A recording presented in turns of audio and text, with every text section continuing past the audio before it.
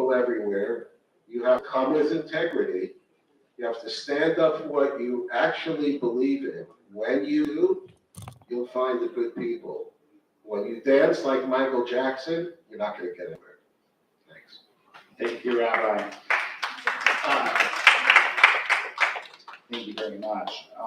We're going to start with Farhana. What are the most urgent challenges faith communities face in addressing anti-Semitism within their own ranks? With my work with AMMWEC, we have already started what we have seen happening on the ground is just lack of communication and lacking of reaching out to the other side. Between Jewish and Muslim community, there is a vast, I would say, not difference, like they are not aligning or they are not having that open dialogue and conversation. As AMMWEC and AMMWEC, we are hosting in our faith events, in my faith iftar, in our other events where we can collaborate with the Jewish community because you're always afraid of what you don't know. And half of the Muslims does not know Jewish values or what that they are all about. So getting to know each other would be the first step of opening that door for conversation and understanding and gaining empathy towards each other. Thank you. Rabbi Cooper, same question to you. What are the most urgent challenges faith communities face in addressing anti-Semitism within their own ranks? I think it's a lack of education. And there's also another layer. It's no one's fault. But because the Quran speaks so much about our faith leaders, from Abraham, Isaac, Joseph, Musa, Moses, etc., many religious Muslims think they know a lot about Judaism. The truth is, they don't know very much at all because we're two faiths. We have two worldviews. So you have to get past that. Just to give you one example, we all know about 9/11, but perhaps we forgot that in Indonesia, around the same time, there were a number of massive suicide bombings that left significant number of people dead, Australian tourists, and others. And we planned and carried out a 9-faith, I guess we call it a multi-faith conference for 500 people, half of them Hindu, the other half Muslim. And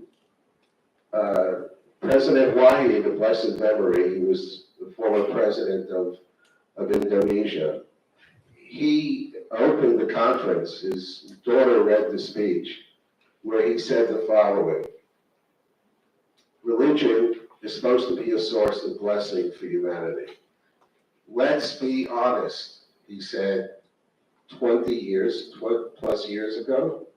Religion today is a curse for too many people around the world. What that means is that the faith leaders have a special obligation to break that stereotype. And here, I would say the uniqueness of the people on this panel, including myself, we have US passports. And that means that for us, it's easier, not easy, but easier to try to break the stereotypes by taking the extra step and visiting the different countries and societies for whom Jews are just a theoretical. They're not real. We have an obligation to change things. And if you don't think there isn't a hunger for it, since the Abraham Accords were signed, some 700,000 Israelis and other Jews have visited the United Arab Emirates. There is a thirst, a yearning to know the other, especially now, the younger generations, with social media. But what we need to do is we need to step forward and break the stereotype. I heard this 3 different times, but on the day before the conference in Bali, It was about 4 o'clock in the afternoon, and I asked the organizers, look, I need to take a 5-minute break. Oh, really? What for? I said, well, the sun looks like it's gonna, go down in about an hour or so. We have a lot of work to do. So I have to say my afternoon prayers. They were incredulous. The nicest people. They said, what? Jews pray? That says it all. So if I keep bringing it back to our own, it's really mutual. We have to step out of our comfort zones. We have to invest in trust in each other. And also, as people who are believers, we know that, as our rabbis have taught, our job is to be part of the process, sometimes start the process, and in terms of where it's going to land up, you can leave it to the good Lord. If we start, we'll see good results at the end. Thank you, Rabbi Cooper. Leah, what about you? What do you think we need to, what are the urgent challenges within anti-Semitism that we have to look at within our own ranks? First of all, thank you so much. Thank you so much for giving me this opportunity to speak on this topic here. I think that urgent challenge is rising anti-Semitism, because now new is normal. This new seems normal. This is normal. If you are talking on against Jews, against if you talking on anti-Semitism, it's okay. This is normal. Everybody say, okay, it's okay. This is happening. I think this is urgent challenge, and because I'm journalist, being a journalist, for me, social media is now platform where anti-Semitism is rising. And as I told you earlier, people targeted me so many times whenever I speak on anti-Semitism, whenever I speak to reflect, to see what's happening. You have to step up. They targeted me. I'm not the only person. I think I am. They have been. I have been targeted because, as before me, you said that if you have American passport, then it's easier to say. But when your roots from Pakistan and your life you spent in Pakistan, and then you step up and speak, then this is more dangerous for you. But even then, few people, very few, but few people, they are still have courage to say. One more thing I want to say, that there is not only that there is content on social media, on media, on anti-Semitism. There is content, there are images, there are AI videos now. Now people are using AI, artificial intelligence, for this purpose. So there is no, I think, mechanism to stop it. And if you see, the DIL reported 361% rise globally. Not 100%, 361% rise globally. So I think that for me, now this is normal, and this is so dangerous. We have to stop it. And authorities have to make mechanism. They have to see that what's going on. We must speak on anti-extremism, religious extremism, wherever it is, we must speak against that. But nowadays, especially after 7th October attack, then this is normal. That's why I'm saying now this is dangerous. Agreed. It is very scary that it is the new normal. And with that being said, what do you think are some practical strategies, starting with Farhana, have you seen work, whether in sermons, education, or community outreach, to confront this unfortunate new normal of anti-Semitism and build solidarity? To be honest with you, I don't think it's enough. There are some, like, AMMWEC was doing a good job, even we are partner, NIBAT was trying to do best as we could. But we need more allyship. We need more, reaching out to other communities, Jewish and Muslims, to kind of align in the same shared value. With what we have witnessed after October 7th, I would say that we lack on conflict resolution strategy. It doesn't seem like nobody wants to have that conversation. Is it, the understanding the difference or coming to a point that you can collectively agree? That is becoming one of the sectors that we really have to work on, and we are trying our best. It's only few in numbers, as you know, Adam, but that's why AMMWEC is having this Muslim leadership who can have, have this like moderate Muslim thinking process.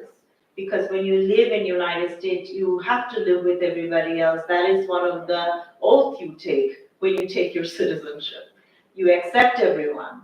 So that is like, message that we have to go on and say more that what we can do collectively as community for all of us. Thank you. Rabbi Cooper, what do you think that we can do to act on to have groups be in solidarity with one another in situations that you have, such as the attacks and everything that's occurred recently?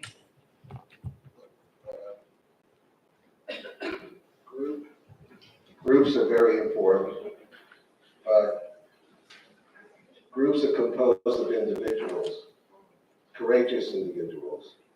Now, when you talk, for example, about a place like Boston, for generations, people growing up, elected officials, media, looked at Harvard with specialty programs that they had for guidance on ethics, on social policy, on governance. The truth is, in my humble opinion, that when someone not of the Jewish faith joins in the fight and speaks out, just what you said just now was so powerful about what the oath that you took to become an American. Those words, that moment is something that maybe more students at Harvard, at Columbia, at UCLA, at University of Chicago, at MIT, at Berkeley, et cetera, et cetera, et cetera.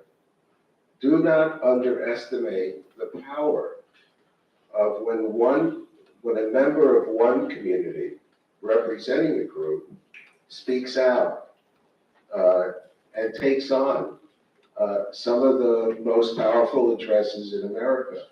We have here a representative of the mayor of New York, and the struggles. I'm a native of New York originally, I still have family there. The struggles that the Jewish community has right now in New York, unprecedented, unthinkable a long time ago. So when you have people of faith who pray to God in their own way, speak out when they don't feel the pain directly, it's much more powerful than if Jews have to stand alone. But there is a caveat, and that is that other communities also have needs, also have crises that they have to deal with. And with all of our own tsaros, it's a Chinese word, we can look it up later, all of the tsaros that Jews have, we also have to continue to be there with and for other communities. There are poor people who have to be fed. There are sick people who need to be driven to doctor's appointments. Small ball, not just the big items. I think that's extremely important. And then we probably won't have time today, but one of the other fault lines besides what's going on now in New York and the new candidate there. One of the huge fault lines is the United Nations. The United Nations, important agencies that it has like UNICEF and UNESCO and once upon a time UNRWA. And even a few days ago, when the Secretary General of the United Nations, what was his statement about what happened to the Druze community in Syria? It was being, over 300 people were murdered. His statement was Israel should stop bombing in Syria. So we talk about, at least I can talk about myself, what you grow up with is you look to the UN growing up as an important, as the ultimate human rights address for the planet. You know, you looked at elected officials or candidates who are going to bring more inclusivity, are going to break barriers, whether they're color or religion, etc. And right now, no one trusts anyone in government. What that all means to me is it's going to come right back down to every home, every parent, every faith leader, every speech that's given, every sermon. You know, you're right about AI. It is going to get worse and worse, but they have a long way to go before they could do more damage than BBC or Al Jazeera when it comes to not just the Jews, but especially where you have a real crisis within journalism. So if I have hope, I take away hope when I meet people who are sitting on either side of me. Less so, I'm less worried about the alphabet soup that's out there.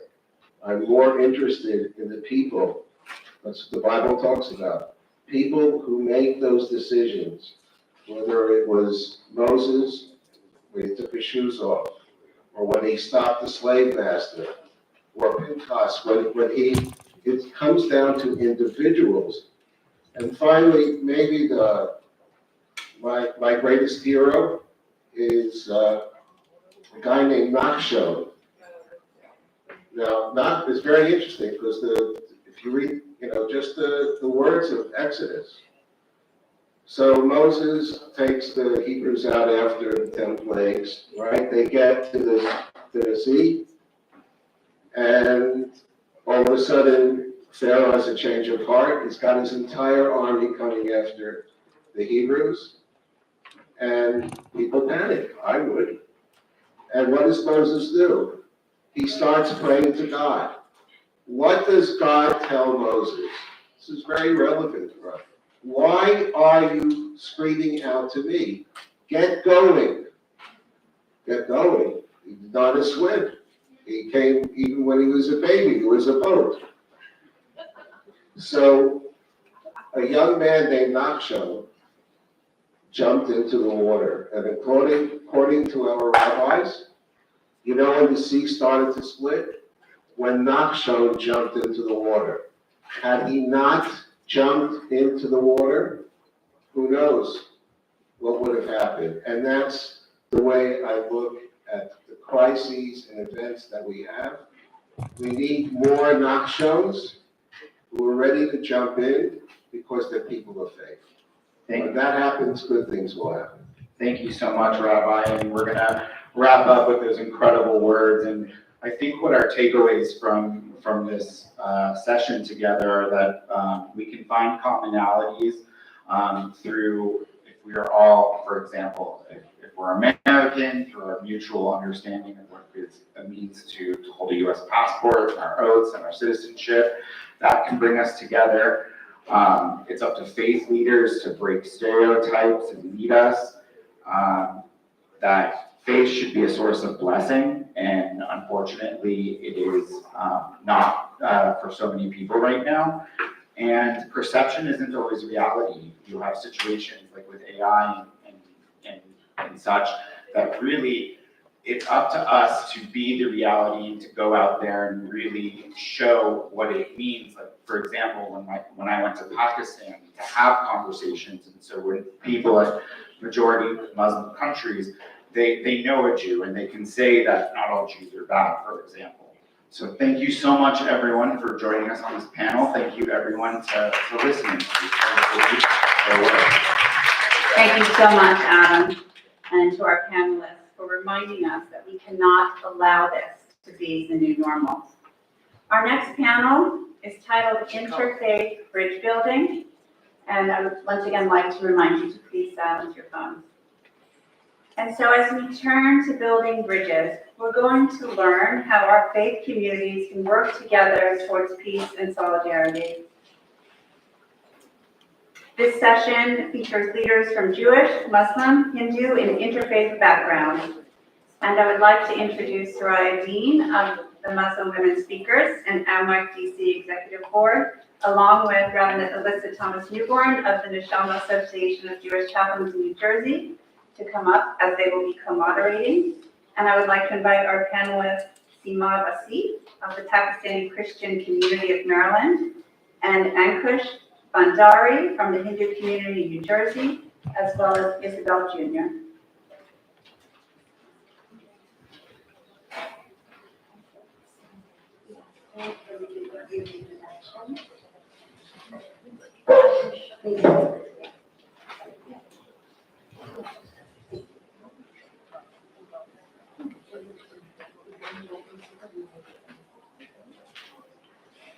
So, this is a very important topic.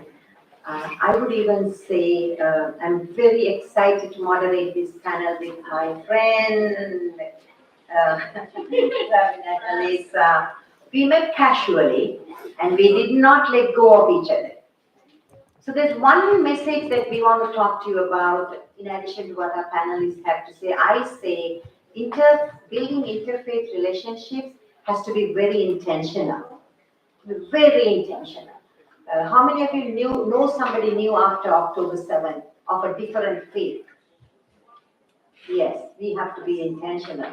You know, it's not a cloak we wear and we leave it. It's the means by which we will arrive at the goal of interfaith bridge building.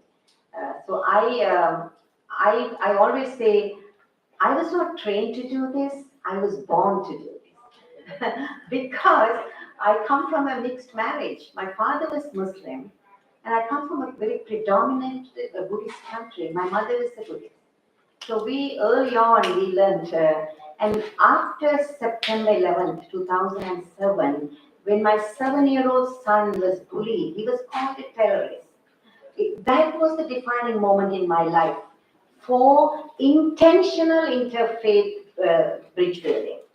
I reached out to my interfaith partners. I Googled interfaith organizations. I didn't know any. A plethora of them showed up. Then I went to those meetings, and there I met my Jewish friend, Marsha Nowak. That was, you know, sometimes every setback is a setup for a comeback.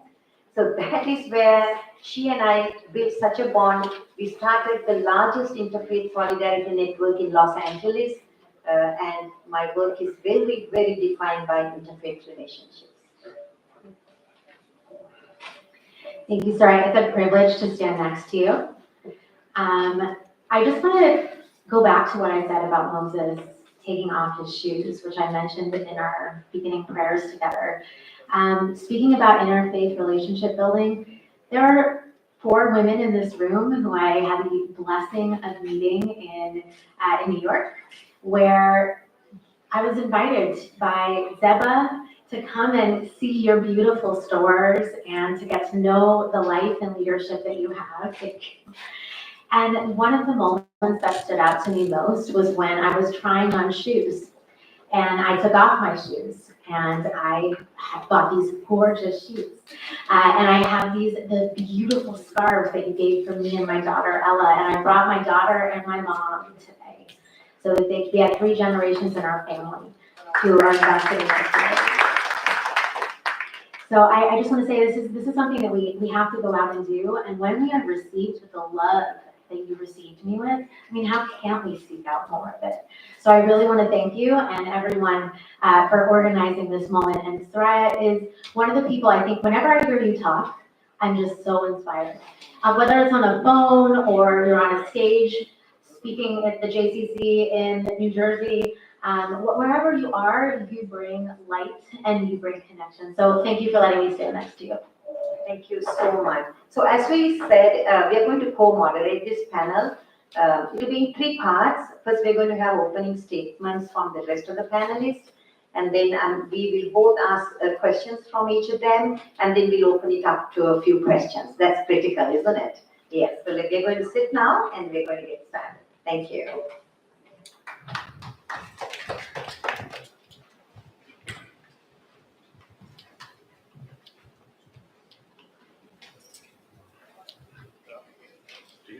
Should I go first? Okay, to my right is my friend Isabel Jr., a staunch Christian. I called her last Sunday. She said she was in church. She didn't answer my call. So, you know, she's a very committed Christian. And we lived, I met her casually in my apartment. She lived on the 12th floor and I was living on the 2nd floor. And we had these meals together because I don't know, I'm just born curious, I think. And then what she told me inspired me, and she was married to a Muslim, and she's from Mozambique, and Mozambique has been a relatively great country with very good interfaith harmony, but recently there have been some terrorist activities by an organization called ISIS Mozambique, who has murdered several Christians. But we want to hear from her, because what I might say to you, what I will say to you is very secondary reasoning. So, Isabel, introduce yourself and tell us something about you.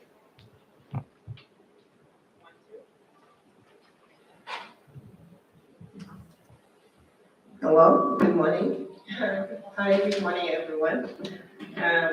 So humble and privileged to be here among great speakers and everyone doing an amazing work. It's very commendable, and I'm very proud to be here. Thank you for having me, and starting by saying my name is Isabel Jr., and I'm a proud mother of 2 preteens and an adopted child that's 18. And as Soraya, a great friend, mentioned, I am married to a Muslim man, and I've been practicing interfaith my entire life, and I represent the spirit of my country, where different cultures and values and beliefs blend easily with respect and harmony. And we are raising a family with 2 young teens, preteens, as they say, and faith as well. And I'm also a physical instructor, and I believe in connecting the physical activity to spirituality. And I believe in the good of the humanity, that we all want, at the core of our values, we all want the same thing. And we are only humans.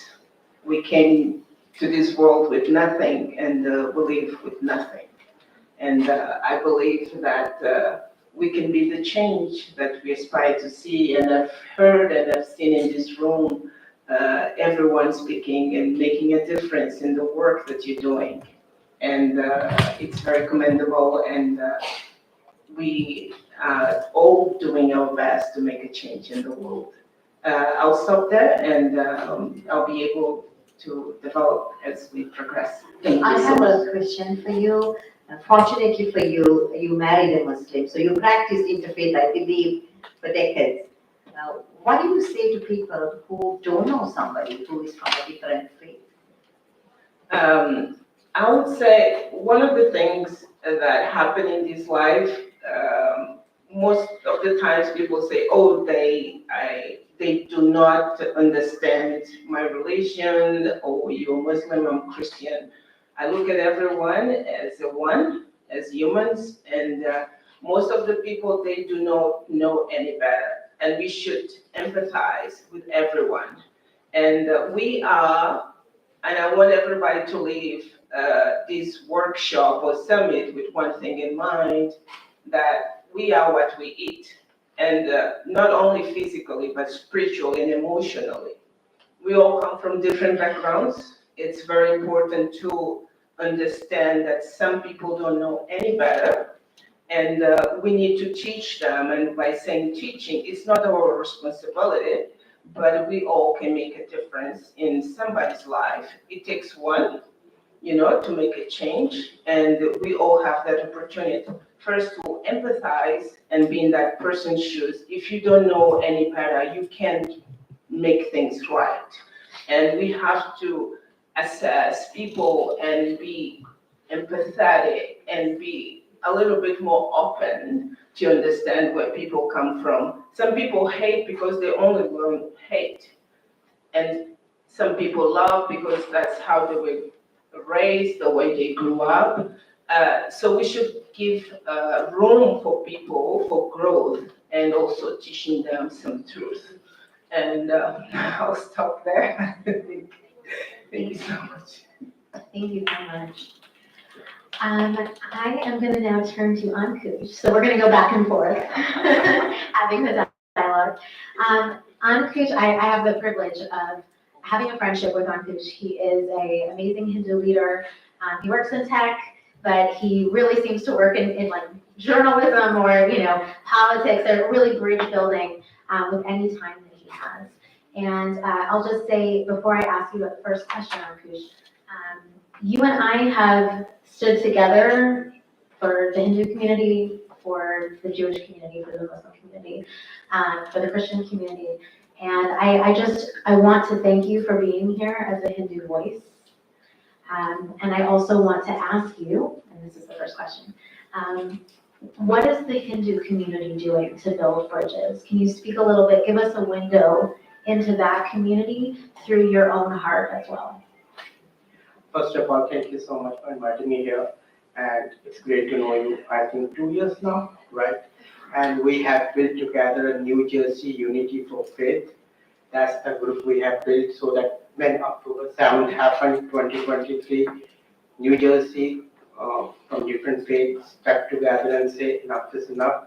Let's show the world that we are one, not divided. Now coming back to the question, what the Hindu community do, I want to go back almost 130 years back when Swami Vivekananda in 1893 came here in Chicago in the religious freedom, and he said, good morning and namaste to my brothers and sisters of America. So it's not now that we are starting, the Hindus are doing the interfaith. Hindu, actually it's called Sanatan Dharma, but Hindu was the word given by Britishers and the Western people. And we are doing that from ages, almost 100,000 years back.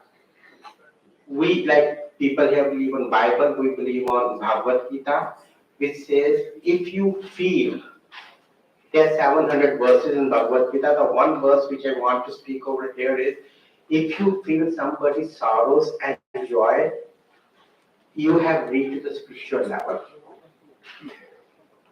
So that's what we are taught since I was growing up. And we believe Vasudev Kutumbakam, which means the whole world is a family, the whole universe is a family. Vasudev is universe, Kutumbakam is family. So when pandemic happened, we step out. I myself have gone to almost 7 hospitals and many police stations to serve food and masks over there. The woman in we bought the clothes from India, imported from India, we stitched the mask at home and we delivered them. We have, I think, delivered more than 1 million masks all over North America. So that's the little pretext I want to give you, that exactly what we, as a Hindu, what we do, It's not that we are doing now, that's what we are told, that we have to help each other because everybody is made up of blood and flesh, right? Nobody has differences. So you don't have to nurture the body, you have to nurture your soul. Body can change, the soul doesn't change. If you nurture your soul, you nurture the humanity, you nurture your neighbors, and you nurture yourself, the most important thing. Thank you. I love so much that both of you spoke about how we nurture ourselves physically, spiritually, emotionally, psychologically. And I just want to name, you said you learned that everyone's joy and sorrows are something that from a young age you learn to be your own. Right. And I again sort of want to publicly acknowledge that you celebrated my son's birth and birth. You saw my daughter this morning and you said hi and knew her birthday party was yesterday. You don't just say these things, you really live them. Thank you. This question, I want to ask Abhinav first. We were talking the other day and you told me about a challenging situation where you are a chaplain and you have many interfaith people in that community. And when you had told your Muslim colleagues to condemn October 7th, one person happened to be a Muslim who told you specifically they can't, they won't. And the conversation spiraled down where they said you have to acknowledge Hamas, something like that. Please explain. But the question I want to ask you is that despite all these struggles and despite all these pushbacks, how do you bounce back to stay in touch with people like us who are Muslim? Does that impair your joy to, do you feel the challenge? Oh yeah, I definitely feel the challenge, but you guys are the hope, you're the light. So yes, I'm very grateful to be a Jewish chaplain. I work in hospital chaplaincy, especially in palliative care and behavioral health chaplaincy. I also have a congregation that I co-lead in New Jersey in the Orthodox Jewish community. And I'll just say that as a chaplain, it's a privilege when we get to walk into a space and be with someone in their most vulnerable moments. And sometimes we see the worst of people, unfortunately. Oftentimes we see the best of people. But in the field, in terms of interfaith work that you were getting at, I've definitely encountered the challenge of knowing people personally who really believe that Hamas are freedom fighters and what they did on October 7th was the right thing. And knowing people who have said, they want to stand with me or they want to speak out, but they're afraid for their loved one's safety because their loved ones live in countries where there will be consequences if it's known that they are connected to the Jewish community in a positive way. Or encountering people who will, very clearly explain to me that Zionist it's not a beautiful word that's a part of my identity and a belief in there being one Jewish state in the world, but rather that Zionism is a bad word. Zionism it's a slur. And I think honestly, the challenges are so real. I have felt such pain. And it is because of people like each of you that I have hope and that I have faith. And I've been thirsting for it, which is part of why we spent so much time together. But it's excruciating. The challenge is excruciating. Thank you. I had to ask Ankush. Ankush, you speak about engaging government officials, right, in interfaith. Could you tell me what proactive measures can both government officials and community leaders implement to cultivate interfaith solidarity? Yes, I think now that time has come and time is essence here that everyone should come from their silos and speak up. Where is a government official or any community leader, any person, You don't have to be a leader, you can be a leader by yourself, you can lead other, right? So the first thing I think is education. I think one of the previous panelists spoke on education, right? So that's very important. What I have seen in America is I don't want to say something wrong here, but I want to say the textbooks here are not up to the mark. Little knowledge is a dangerous thing. That I have seen in Hinduism, that's why Hindu phobia is on the rise. I have seen in Judaism, that's why I think anti-Semitism is on the rise. I can give you a very simple example here. Swastika is our religious symbol. We spoke earlier, right? And that we are worshipping from ages, like thousands and thousands of years ago. When humanity was not here, if you read Vedas, it's written over there. And most of my Jewish friends in Israel had read it, and some here too, no, not all. So they are preaching or they are passing the bills like the government officials, senators in different states, New York, New Jersey, Maryland, California, and the number goes on. That swastika is a hate symbol. So you give me an example, if there is a Hindu child and a Jewish child, it's like a earth, right? How you mold them, they will get that to that, right? So if they say this swastika is a hate symbol, how does the Hindu child feel in the school? We have to build generation, not to separate them.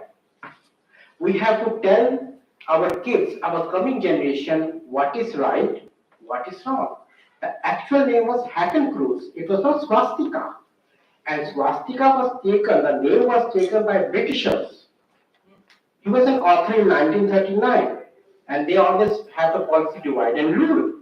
So they don't want to divide. India is the only country except Israel where Jews are living from 2000 years.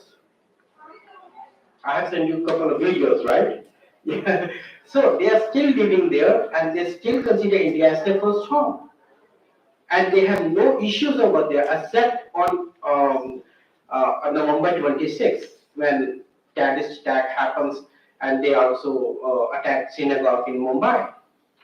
There is no other attack happened. In India, we have 350 million Muslims, which is equal the population of Pakistan and Bangladesh. So the government officials should have to step up and see how we can make our education system better. And the second point which I want to mention here is that we should call spade a spade, irrespective. If some Hindu is a fanatic, we should call he is a wrong. If some Jewish is a fanatic, we should call he is a wrong. If some Muslim is a fanatic, we should call him he is a wrong. Because one person can, it's very easy to destroy something. It takes ages to build. So it's very important that we should work hand in hand together, sit down. Like for example, now the case of Hamas and Israel, right? It's going from 2 years almost, right? October, we are already in the mid of, more than mid of this year. And where is taking now, Syria bombing now, this, that, it will not end. It will, and who is being impacted? The common man. Their businesses are being closed. The children are not going to the schools. So we have to come up and say to the government official, nothing can be achieved by bombs.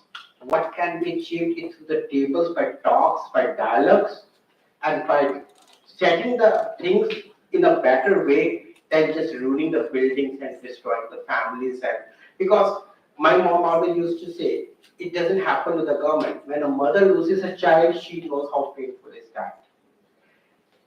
What you get from the wars? Nothing. Dead bodies.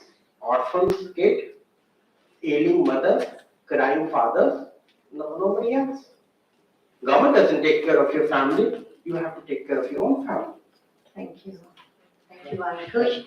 To make a point to what he said the government should and leaders should. But we know we live in a world where leaders act when the votes are at stake, right? So to bring the point home, technology is a useful servant, but a dangerous master. So the point is that we have to all get out of our comfort zone and observe these politicians. who are not performing, call them out, engage them, and show up. That is very important. I'll ask one question from Lee. You want to ask a question? Yeah, I just wanted to circle back to you and ask, how you engage with bringing people together as a whole. How do you think it's possible for us it's a beautiful thing with individuals, but is it possible for us to come together as a whole, and what's your own vision? Yes. I think perfect. Good question. And I think the purpose of us being here today is to bring everyone together with a common purpose to make your life better. And we all think the same things: love, compassion, and connections in life. And how do we get there? It may seem hard or difficult, and people may say, but how do we find a solution to bring people together from different religions, beliefs, traditions?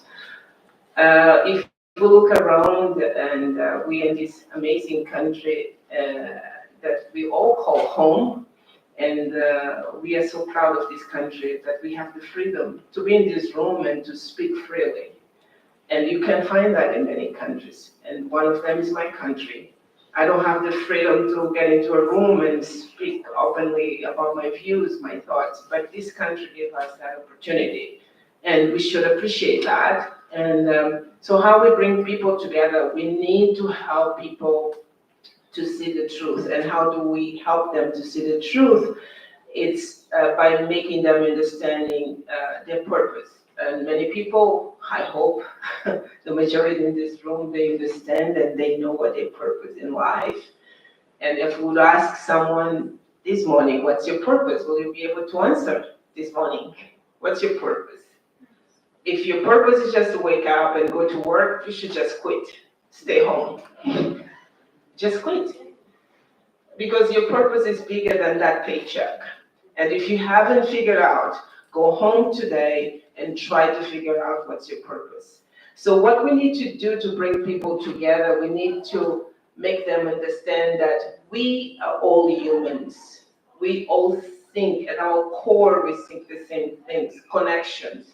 We need to have empathy with people, try to understand where they come from. Because many people, sometimes people say, oh, they lost it. They never lost because they never had. So we need to understand where the people come from. Try to teach them the basics. Some people, they don't know any better. So it's important to bring people to the room as we are here together today. We are learning from each other. And some people need to learn to love. Thank you. I just want to go on that very briefly and add a quick comment, just a practical piece that Ankush and I have worked on. In our community, in the wider New Jersey area, we've built some relationships across states. And it started with sort of building trust individually, but we're starting something called culinary connections, where just as you were saying, get to know each other at the state at which we begin to feel sustenance and connection. And for us to come together and in a way that is without barriers, but yet is still meaningful, make food together and have that food be enjoyed together and follow all of our dietary needs. So it's, kosher, halal, vegetarian, everything. But come together and do this work and enjoy life together, and then have that food also go to address food insecurity and do something good in the world together. So we're very excited and grateful that that's going to be coming soon in our New Jersey area. And I do want to name that, what you just said is really like the core of all of it for us, that are we really getting to know each other? And sometimes I think when we do interfaith work, like, a Thanksgiving interfaith, sometimes that can feel empty or hollow, not because we're not trying, but because we're not saying so many things, or we are watering something down, or God forbid, it just sort of, in order to be innocuous, we're not saying anything. That's not what we're trying to do. We're really trying to meet each other where we are and have those deep connections. And I think it's the only way it's possible. Thank you. I spoke about leaders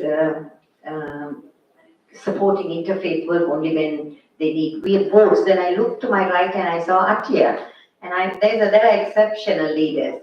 If I have known one such is Mayor Eric Adams, whose essence is interfaith and bridge building.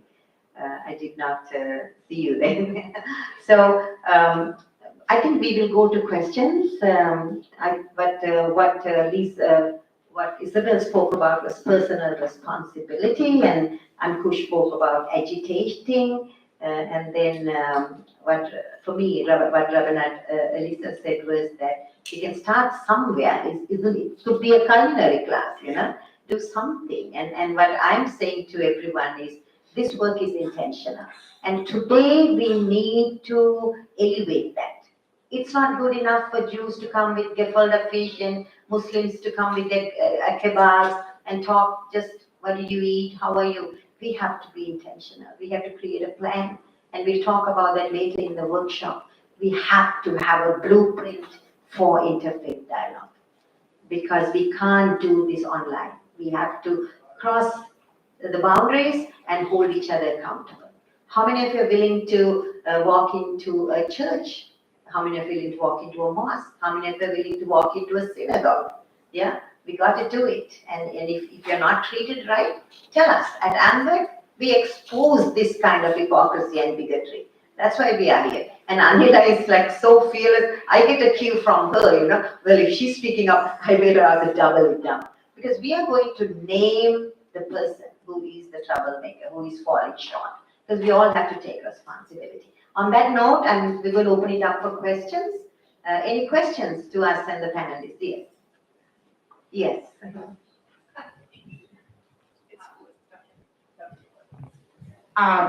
Isabel, I just wanted to say that your persona is so kind. And I think if we start, no matter who we are or where we are, with the foundation of coming with kindness and love, that, the rest of the steps might be easier. I just wanted to thank you because you're so lovely. Yeah. Not us. We're all lovely. Okay. We're all lovely. Sorry.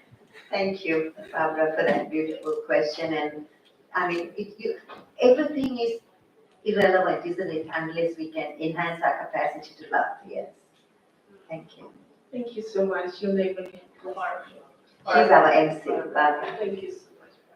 She has a question. Oh, yes, please. Daphne from the Jewish Orthodox Feminist Alliance, one of the many, many sponsors, and is a wonderful person. Thank you. Thank you for, first of all, thank you for inviting me, and thank you for this amazing gathering. It's an honor and a privilege to be here. My question is, we know that all of the challenges of social media and AI, we know that there was misinformation deliberately disseminated on October 7th already from countries that are not friendly to America or to Israel or to Jewish people. What is your response when you say to somebody, it's my lived experience, I travel to Israel all the time, it's my lived experience that I've seen with my own eyes that, as you said, you went to the group that went to the kibbutzim, and people respond and say, but I saw on TikTok that, fill in the blank. What is, at some point, we just want to throw up our hands and say, okay, maybe we've lost this, but clearly there's still a lot of work to do. How do we win people back from social media? If anybody has a thoughtful answer. I know this is a huge challenge we have.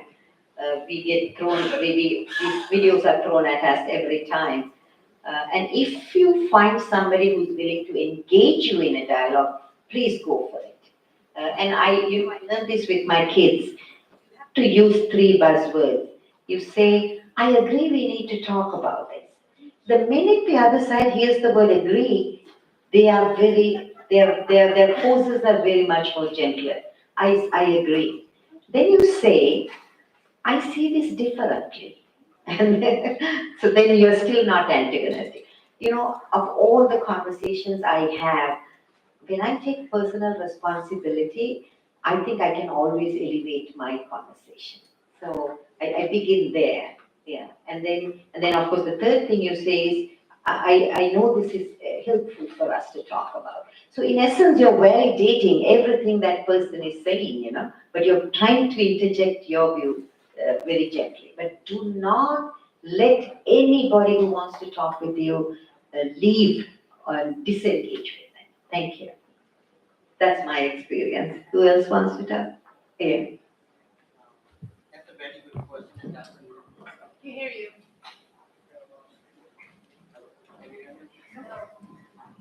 Okay, can you hear me now? So, that's a very good question, because that's the need of the hour today. And the problem is that, as I mentioned earlier, that the government has to step up. We have to make the laws, not only at the federal level, but at the state, county, and even at the town level. I can say, like you said in TikTok, but let's say, these are the people who make some of the reels just to get the blogs, just to get their followers. And when you must have heard that saying, when the truth is wearing the shoes, the lies have traveled half the world. And that's what's going on these days. I can give you an example. Somebody in 2023 October laid a book of Quran at the feet of Lord Hanuman in Bangladesh, and Bangladesh was completely on fire. Lots of Hindus died, lots of temples were demolished, and it was just a miscreant. And they said that they did it. Nobody did it. It was just a miscreant by one guy. Okay, so government has to step up and make the laws, and citizens have to follow those laws. Like we say, stop, don't go. These are the three words. I say stop, don't go. But you understand, stop, don't go. So three words, different meaning. So that's why I'm saying, whoever is fanatic, we have to call them.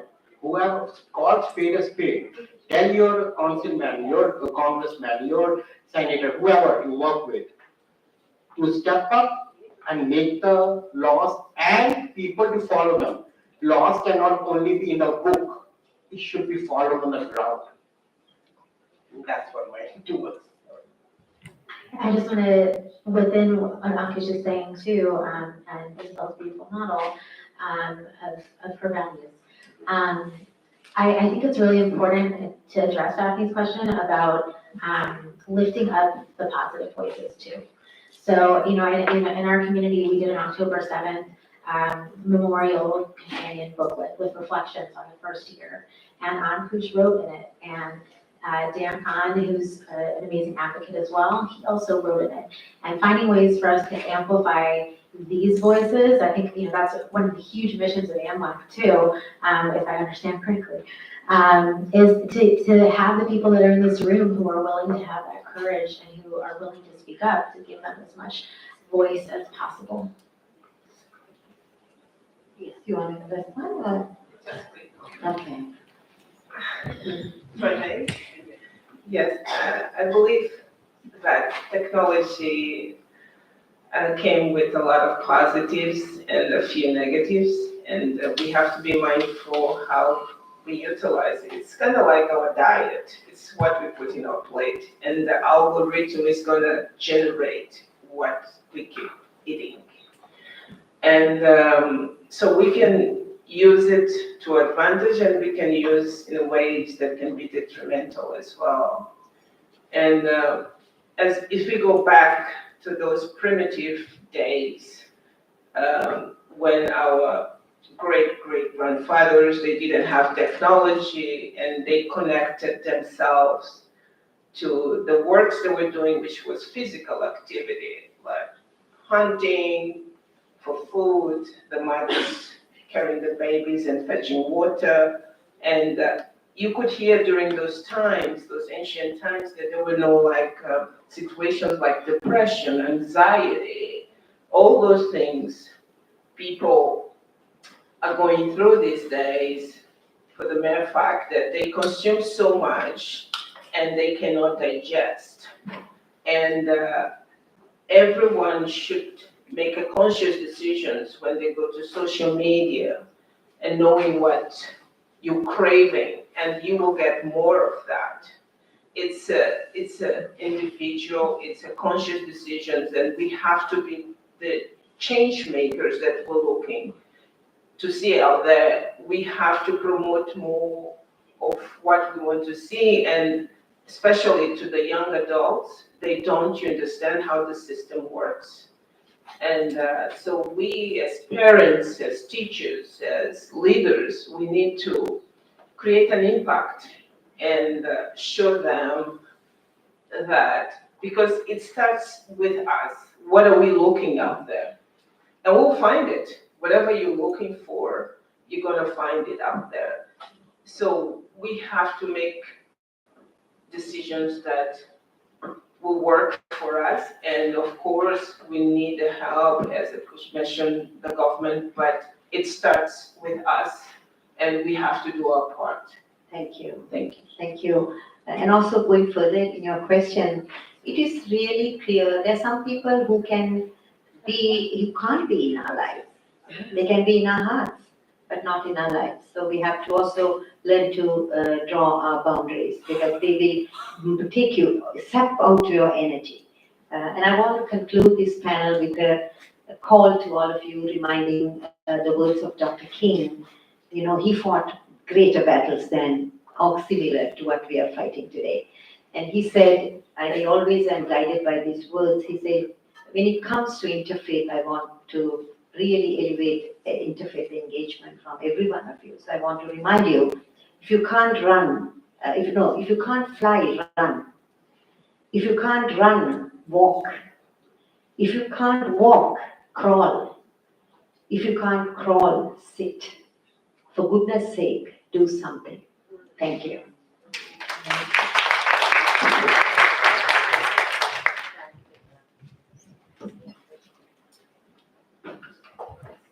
Thank you, Soraya and Rabbi Lisa, and to our panelists. Truly, truly engaging.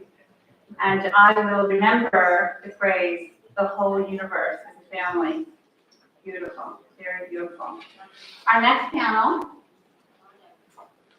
as we head into lunch, 2 more short panels before lunch, is Standing Up to Bigotry, Engaging Local Leaders, something that Akush was telling us about. And our local leaders are on the front lines of fighting hate. And so this session will help us to build strong alliances in our cities and neighborhoods. Please join Lisa Katz of Combat Anti-Semitism, who will moderate this panel. And our panelists include Atiya Shanaz, the dynamic Muslim leader of New York City, and Sheikh Musa Jame, a longtime civic leader in the Bronx. Please come on up.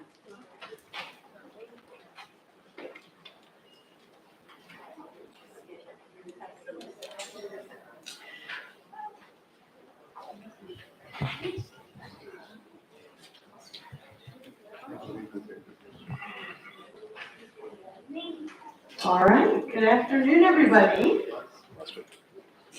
Still mine. Okay, well, I think this panel is going to build a little bit upon the last panel. I think I'm going to have us all introduce ourselves, but I'm Lisa Katz. I'm the Chief Government Affairs Officer with the Combat Anti-Semitism Movement. I was a local elected official for 10 years, most recently serving as mayor in my town in New York. And now I have the privilege of working with elected leaders across the world, especially mayors, to combat anti-Semitism. And I fully believe that mayors, and it's not because I was one, but have the ability more than any other elected official to effectuate change, because they are on the ground in our neighborhoods where we're seeing hate and division foster. So it's something that's very important to me, and I'm privileged to do that every day. And we are privileged here to have 2 other amazing Muslim leaders from New York with us today, so New York represent. I'd like to hear from both of you to talk about a little about who you are, what you do, and then we'll go through some questions. But I know, we're privileged to have these two leaders here with us today who are making us a significant difference. Yeah. Good afternoon or good morning still. Good morning, everyone, and Assalamu alaikum. Before I introduce myself, my name is Atiya Shana, and I'm the Muslim Women League in Mayor's office and also the long-time women empowerment advocate. And basically, by professionally, I'm the chemist, organic chemist. I done my master's in organic chemistry and also done the PhD thesis in isolation from the University of Arizona. So I'm like the very lucky person, like I have the field and the subject together. When I speak in the community and go somewhere, I always use this my quote, like as an organic chemist, I used to use the bonding in between the electron, proton and neutron. When I came in America, so I was working with a different culture, with a faith, so I use this thing, okay, come with the bonding, not the destroying the thing, come with the bonding with the love, peace, and prosperity, so that we can build a good community and good environment for us and for our children also. So this is my education. I'm a very humble, loyal, and a strong person for my women and entire world. I have very nice, my colleague and community fellow and very good speaker, Sheikh Musa. Thank you so much, and good morning again. Thank you, Lisa. And while all of you have been praising Anil, us men, we get scared because the level of build-up will uproot our privileges. I can see it, so, we're afraid. But anyway, I am extremely honored to be here. I'm excited, to see, this development unfolding, which is very, very timely and very relevant and very much needed. If we go to our religious textbooks, women, no matter how much they contribute, they were missing. The Constitution of the United States, which is the most powerful written governing document, women are missing.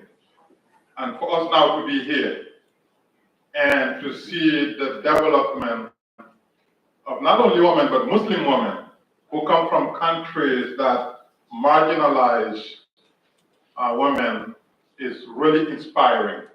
And I think this is something that we need to invest in, and we need to promote, and we need to make sure that it is expanded globally. So my name is Sheikh Musa Drame. I came from the smallest country in Africa, the Gambia, but I truly am a New Yorker. I am, my love, my investment, my family, my life. I even tell my family when I die, don't take me to Africa, bury me in New York. Not even New Jersey, New York. So I'm a New Yorker. After 9/11, my wife and I ran a bank. We own a bank on Wall Street. We had a great life. Then 9/11 happened. We said, hell with money, hell with Wall Street, hell with life. Let's go out there and fix the world. We really left Wall Street, went to the Bronx, bought a building, and started the first, K-12 fully accredited Muslim school, that opened on 9/11. The same school opened on 9/11. And, from 9/11 until today, my wife and I, spend all our time, even when we are arguing and fighting, usually we are fighting about interfaith. So everything about us now is trying to fix the world. And, we're doing it unlike most people who do what they do behind the scene. We are very intentional, we're very public, and we're very bold in terms of how we move. So I'm excited to be here, and whatever I can do to further this development, you can count me in or sign me in. Thank you. So, thank you. So, every single person in this room has the ability to work with their municipal officials and advocate with their mayors, with their local elected, to try to effectuate positive change. So I wanted to hear from the two of you, what do you think, really effective collaboration, especially between the Jewish and Muslim communities, looks like on a municipal level? And also, how do you think mayors especially and everyone here can advocate with their communities to drive that change? So Atia, do you want to go first? Yeah, thank you, Lisa. It's a very important question. I think that our mayor is very clear about the public safety and promoting the interfaith unity and everything. Recently, he organized a new office for, I think, the anti-Semitism, and he's very strong supporter of Muslim community also. My representation in the city administration shows how supportive the Muslims.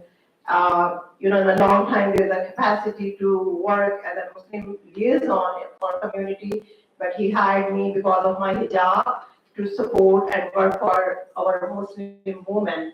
Because according to our values and some boundaries, our women are sometimes shy and afraid to come on front and speak up. And sometimes even they don't report the domestic violence crime even because some value they shy and they're afraid how we can talk to the police officer, how we can go to the family justice center, how we can get the lawyer or something. They don't know the legal issues, the language barrier, something. So that's why I'm the person who is connecting the women community and the city administration to work together.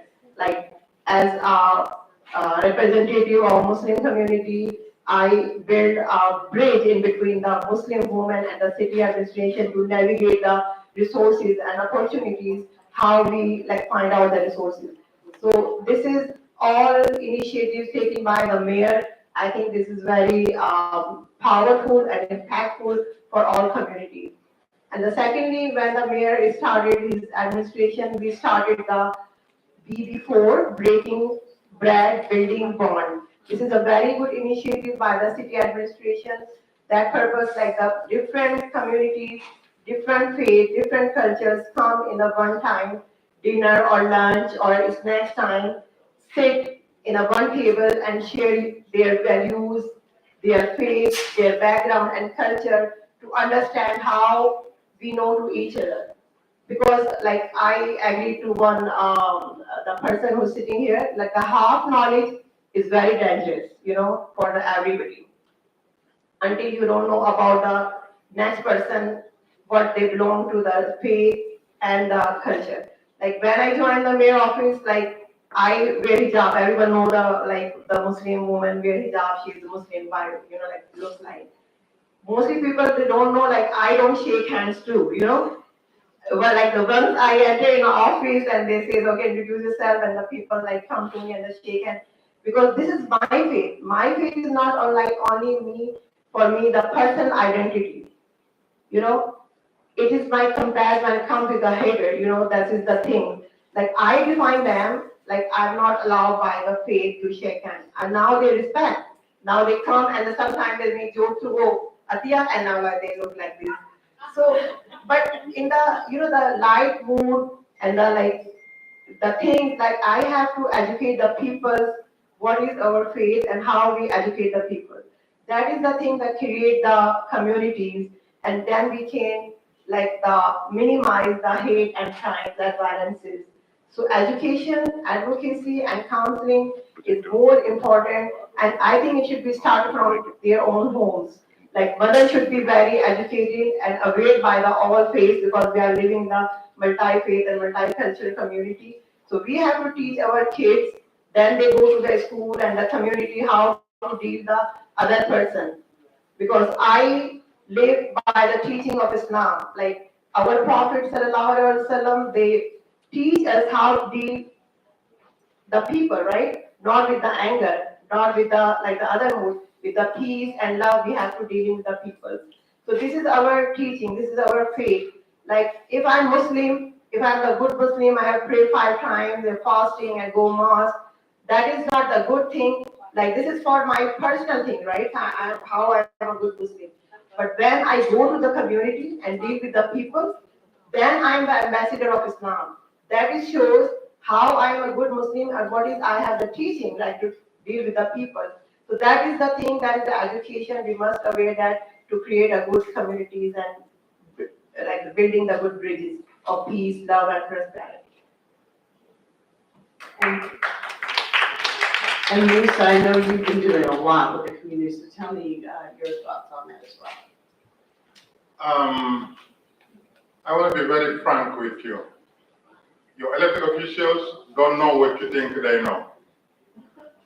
They don't know enough about your culture, your faith, your lived experience, or your total background. They don't know. How do I know? I deal with them. Every elected official in New York State, from whatever level, if I have their contact, and I guarantee you talk to them, they say, oh, do we know that idiot? I guarantee all of them will tell you, I educate them on what we hold generally to think they know, but they don't know. Several of them confide in me that I did not know this. You know, I was born in New York, I was raised in New York, very diverse, but I did not know. So we should always prioritize educating those who are making laws that govern us. They don't know.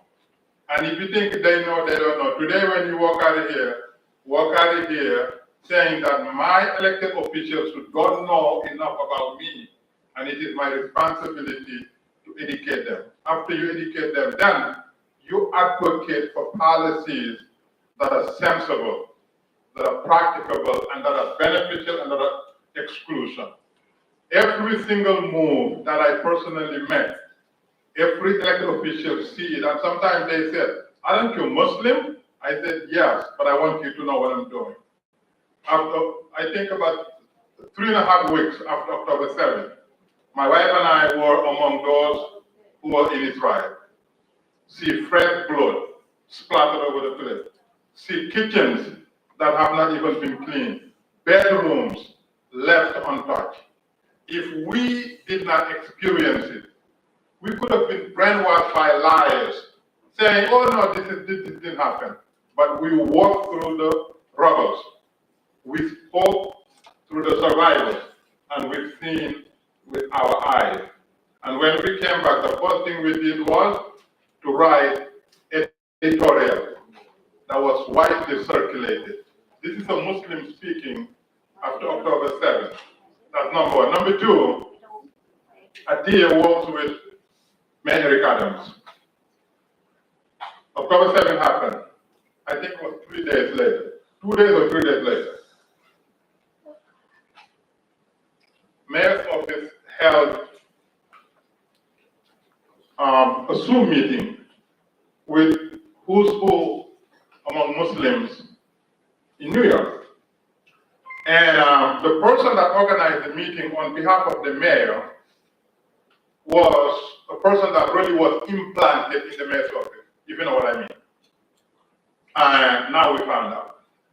And the objective was to mold some type of position so that the mayor will act on it. And what was the platform? Hamas. Very much supporting Hamas. And so after 40 minutes of speaking, among all the Muslim leaders, not a single one said we sympathize with what happened. Not a single one said we're going to send our condolences. Not a single one condemned Hamas. And not a single one felt anything different other than trying to mold a language that the mayor will publicly use. I said that's not going to happen. Now they knew me. So I said that's not going to happen. If we fail to differentiate terrorism and legitimate Palestinian cause, we are destroying the chances of Palestine. we have to now take the tone in making sure that Hamas will forever be deemed as a terrorist organization that should never ever receive any sympathy. That must come from us. Let's write a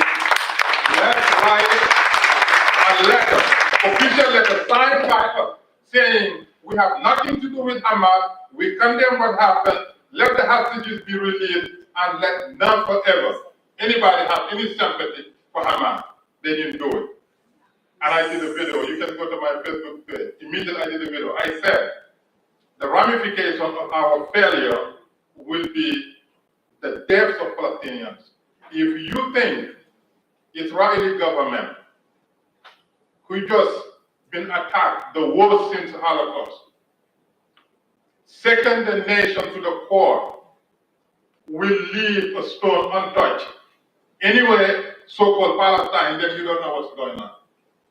And that is exactly what happened. If Muslims said this is wrong from day one and work with the victims, Muslims would have a better chance advocating for different outcomes. But Muslims generalize Hamas as the legitimate representation of Palestinian cause, which is the opposite. So we have to educate our decision makers. And once we educate them, we work with them. That's what I do, and I've been doing it. And I guarantee you, talk to anybody, if you come from New York, I don't care how small of a town, they receive my educational material all the time. They know me, and because I want to be an element of positive agent. And I'm very public about my positions, and I can tell you one thing. It has been the greatest feeling knowing that one person can move the entire state, and I am moving the state. Even the governor is following my social media. That's how scary they are on what I would say and how I would say it. So I think that's really important. And, one of the things we do at CAM, and I get to do, is we have a mayor's summit against anti-Semitism and hate every year. And when I first attended, I was one of 50, I was still a mayor, and I was one of 50 people to attend, and as soon as I did, I was there an hour and said, I am not running for election anymore, I'm coming to work for you. And they luckily said yes. And then last year we had about 250 mayors. This year we're gonna have over 350. And I will say that the education, and they're not Jewish, I would say predominantly the mayors are not Jewish, sort of to come and to hear and to educate, and we've been lucky to have AMMWEC come, and Nilla comes to so many of our events and speaks, and really that education is so very important, and I've taken mayors to Israel, and we've gone to the Nova site, and we've gone to Kibbutz Be'eri, and we've seen, and they've also seen, the Bedouins and the Druze and everyone else who lives in Israel in peace, and the Arabs and the Muslims who all live together, and I think it's such an important education for them. So, speaking of that, I do talk to mayors every day, and one thing I heard from a few is that they said, we have a problem because if I stand up and say, we condemn Hamas, we stand with our Jewish residents, our brothers and sisters in support of Zionism, in support of Israel, then all of my Muslim residents will say, you're Islamophobic. And, I say, but these are not mutually exclusive. You can say hate has no home here, period, and we're not going to tolerate anti-Semitism, we're not going to tolerate Islamophobia, we're not going to tolerate, hatred toward our LGBT community or AAPI community. So what do you see as, a challenge in a way that elected officials and then people in this room also, because I hear it with residents all the time, they say even, on Facebook, I stand up for, the Jewish people against a terror organization, and now I'm being deemed, Islamophobic and hating Muslims, which is not true. And so how do you see, not just elected officials, but also, everyone in this room can really counteract that narrative?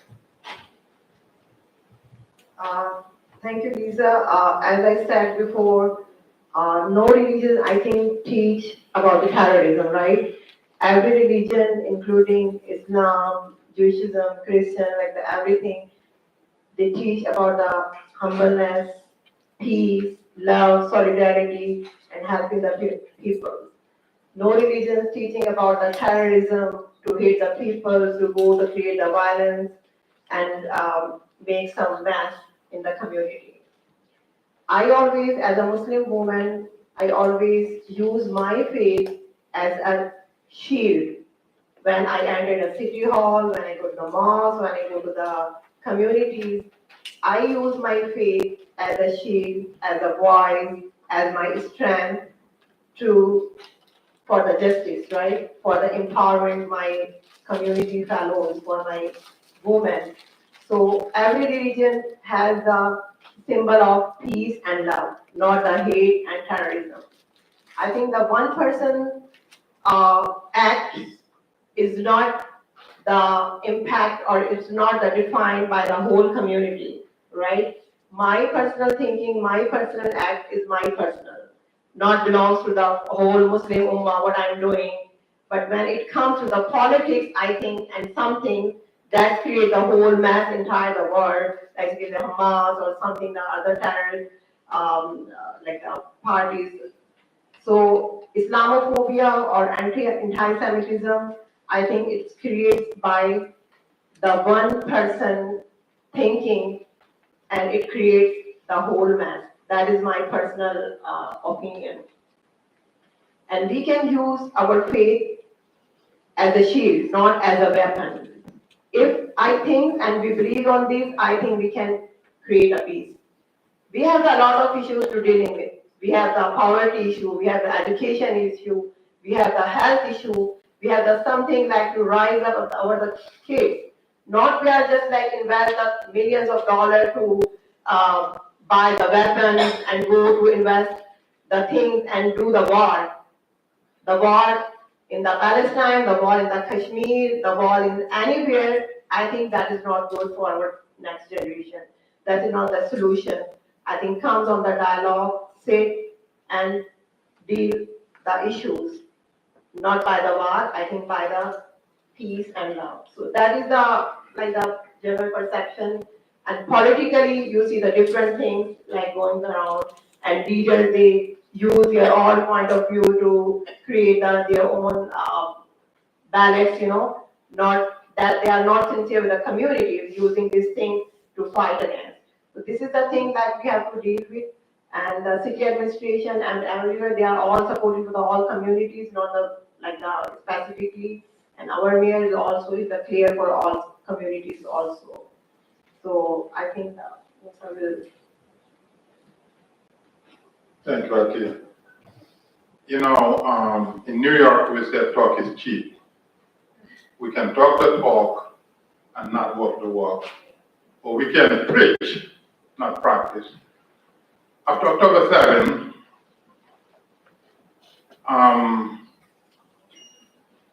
God saw who we were. We were hiding behind interfaith gathering and talking nonsense. I know my Jewish friend, my Christian friend, what is October 7, talk, stop. Interacting, stop. Friendship, stop. All the things you were talking was just talk. It was never ever enter our hearts.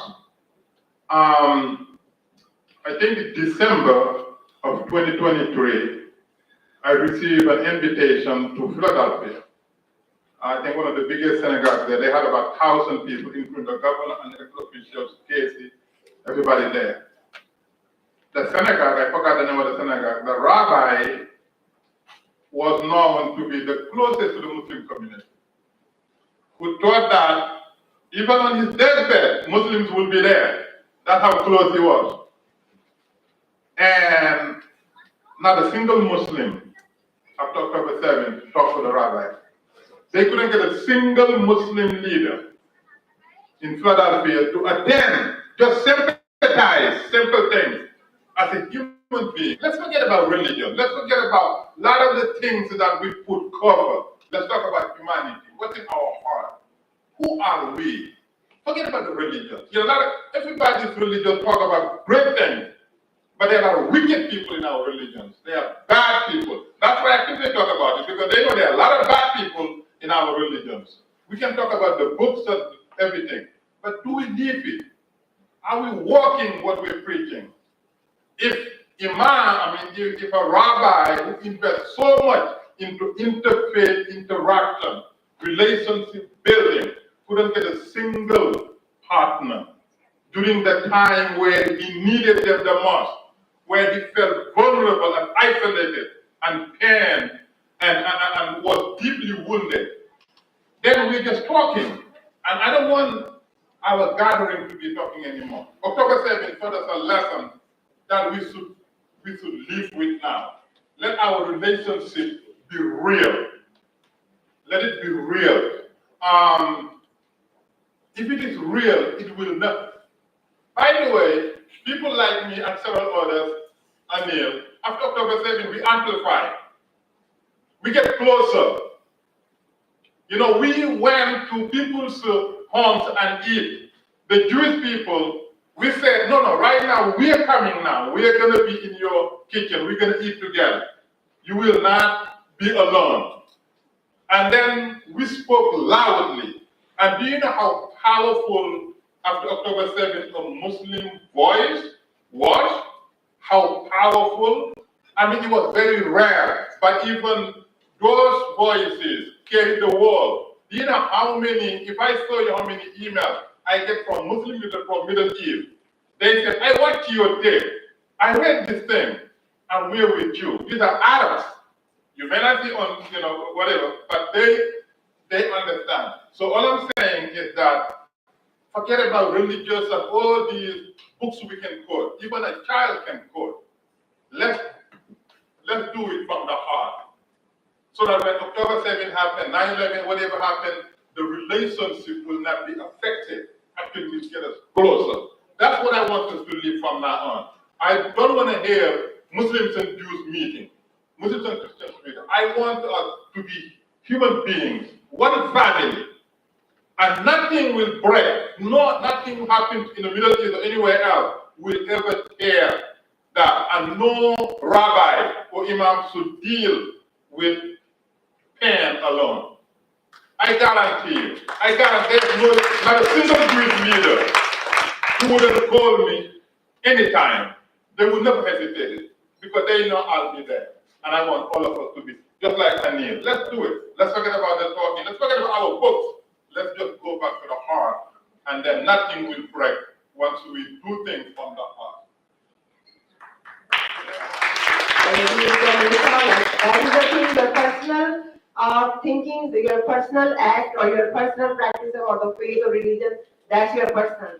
But when you come in a community and deal with the people, that shows how you are a good Muslim or good Jewish. So that interaction, I think, the matter, not your impact by your own self, what you are practicing in the mosque or in the synagogue and the church, that is your own. But when you come in a community and how you are impactful and you are powerful and helpful for your community and your fellows, that shows which belongs to you. You belong with like a religion. I want to shout out to my women's task force. They are here every week. They are working since the pandemic. In the corona time when the people are studying at the home, and even though nobody comes to outside, nobody wants to shake hands, for the corona, they're scared. The women came out to have the community, regardless of faith, culture, and other things. They are still working, no matter rain, like the snow, how much is the heat, but they are working 2 or 3 hours to serve the community. I want to shout out the President, Shaheen Khokhar, and entire world, Parveen Kausar, Shanaz, and everyone, Vahida, Samina. So, and the other Bengali women are here, the voice of women empowerment. So, this is the true example of Muslim women, regardless of religion, how they are the useful and impactful for the other communities. And I'm sure the same as my Jewish sisters and brothers.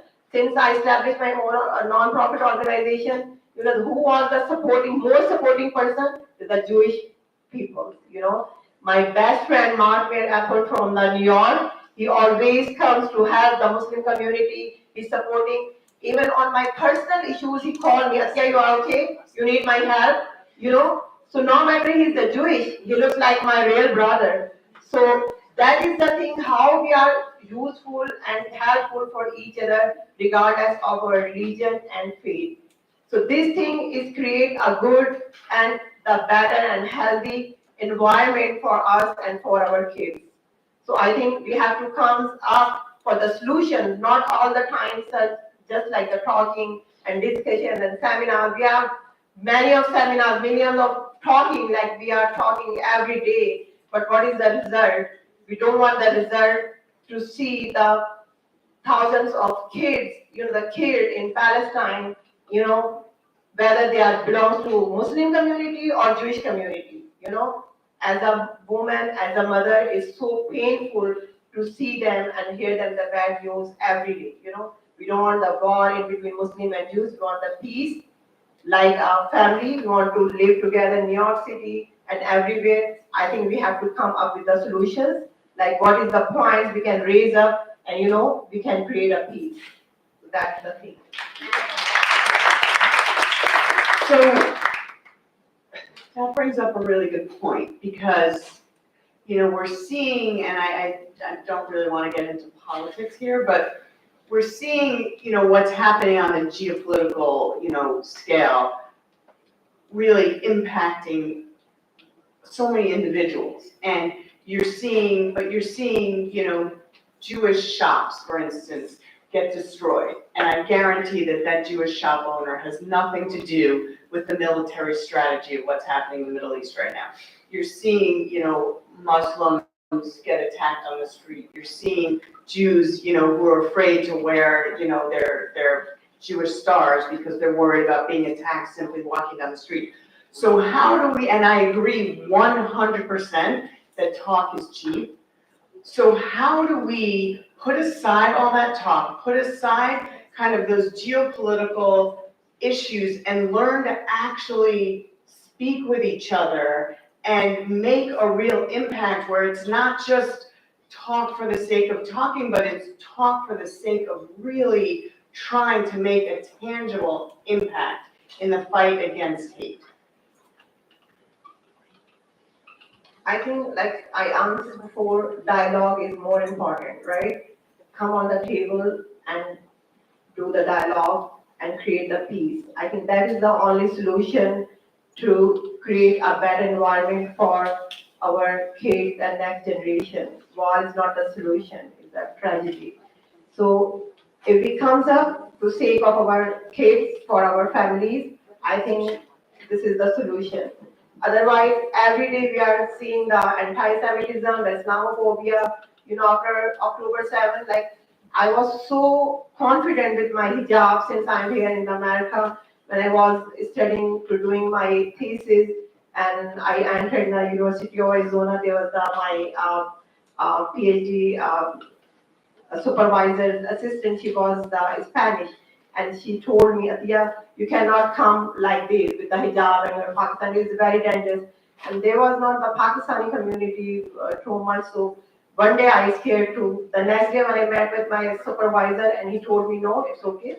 You can come with your hijab and whatever you dress up, you can come and do your work. And since that day, still I'm using my hijab and I'm very confident and I go everywhere with my Pakistani dress, with my American dress, with my hijab.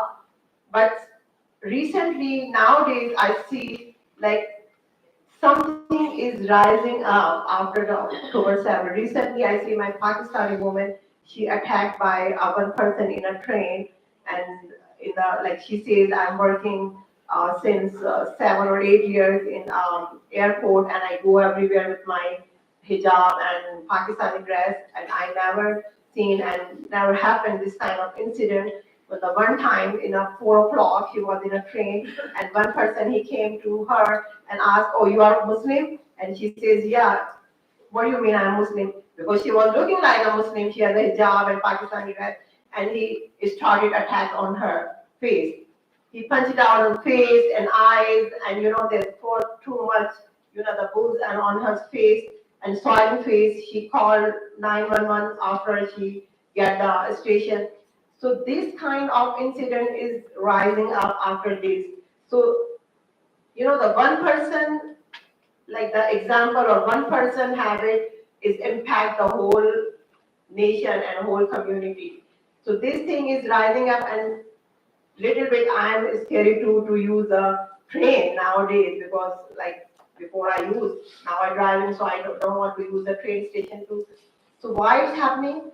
Because of, I think, the lack of the counseling, lack of the advocacy, and lack of the education, and the fake social media posting and something against the Muslims, against the Jewish.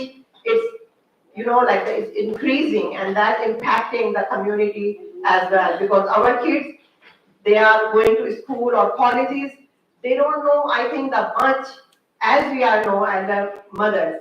So as in earlier I said, like we have to educate our kids to how to tolerate and how be patient with the other person when you are talking to someone or dealing, especially in the sensitive issues. So I think we have some points I discussed in our office too. Like the first, in our public schools, uniform should be most important. In the early stages, we are in the different, the dressings and cultures, and we look like different. I think we don't want to educate our kids. You have to dress up the Pakistani dress, or you have to dress a skirt or Hindu dress or something, or Christian dress. I think we look like a same in the schools. So this is, I think, the foundation we have to build in our kids' brain, how we are the one family in a school, and then they rising up, then they can define and like differentiate it with the faith or something. Because we have to define by our values, not defined by the stereotypes. So this is the basic points.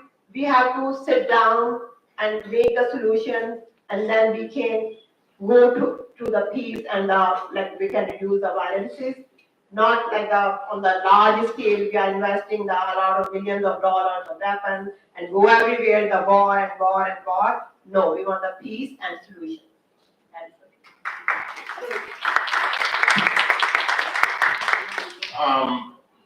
I'm speaking to my fellow Muslims. A couple of weeks ago, there was a mayoral debate televised in New York City with several candidates on stage. And when a question was asked, where would you go upon being elected? All the candidates said the Holy Land, except for the Muslim candidate. Now, this is the first time a major political party in New York State and City has a Muslim candidate leading it with a very potential of becoming a mayor. We're going to work a lot not to happen, but he has a very good chance for him to become a mayor. Now, the reason why I'm saying this is how profoundly entrenched the hatred of Israel is to the Muslim world. It is one issue that has been so effectively marketed and instilled in the brains of Muslims of all levels, all socioeconomic status, all educational attainment. All Muslims are so paralyzed by Israel. I'm talking about paralyzed by Israel. Now let's get the facts. And I want you to, if you listen to me, you heard it 1,000 times. We have 193 sovereign nations that are members of the United Nations. These are sovereign nations. People are proud to say, I'm a Pakistani, I'm an Indian, I'm Chinese, and they're proud, and they can spend hours telling you how proud they are with their nationality. 193 of that. Among those 193, 57 of them belong to the Organization of Islamic Cooperation, which is a Muslim organization, the second largest intergovernmental organization in the world. consisting of Muslim nations, or at least nations with significant Muslim interests. 43 nations out of the 57 are Muslim majority nations. Among them, 22 nations are Arab League members. Arabic language, Arabic culture, Arabic heritage, Arabic pride, they're independent, and most of them are economically thriving. And they're very, very proud. And by the way, none of the Arab League members tolerate Hamas. They ban Hamas. None of them tolerate Hamas. They ban Hamas. They ban Islamic Muslim Brotherhood. Now we are going to be paralyzed, almost 2 billion Muslims worldwide, in a state of paralysis because of a tiny nation of Israel, which our own Holy Quran says belong to the people of Moses. Chapter 5, verses 20-21. Not the Bible, not the Torah, our own holy book says, chapter 5, verse 20-21, belong to the people of Moses. Now we are wrong in fighting Israel or going against Israel because doing so is against our own Quran. And we're also wrong in common sense. With all the things we have in the world, if we are paralyzed because of the time, then we are wrong with common sense and wisdom. So I want you to walk out of here knowing that with all this anti-Semitism, Islamophobia, whatever, we have to address Muslims toward Israel. The feelings, the wrong feelings Muslims have toward Israel. And last but not least, only an idiot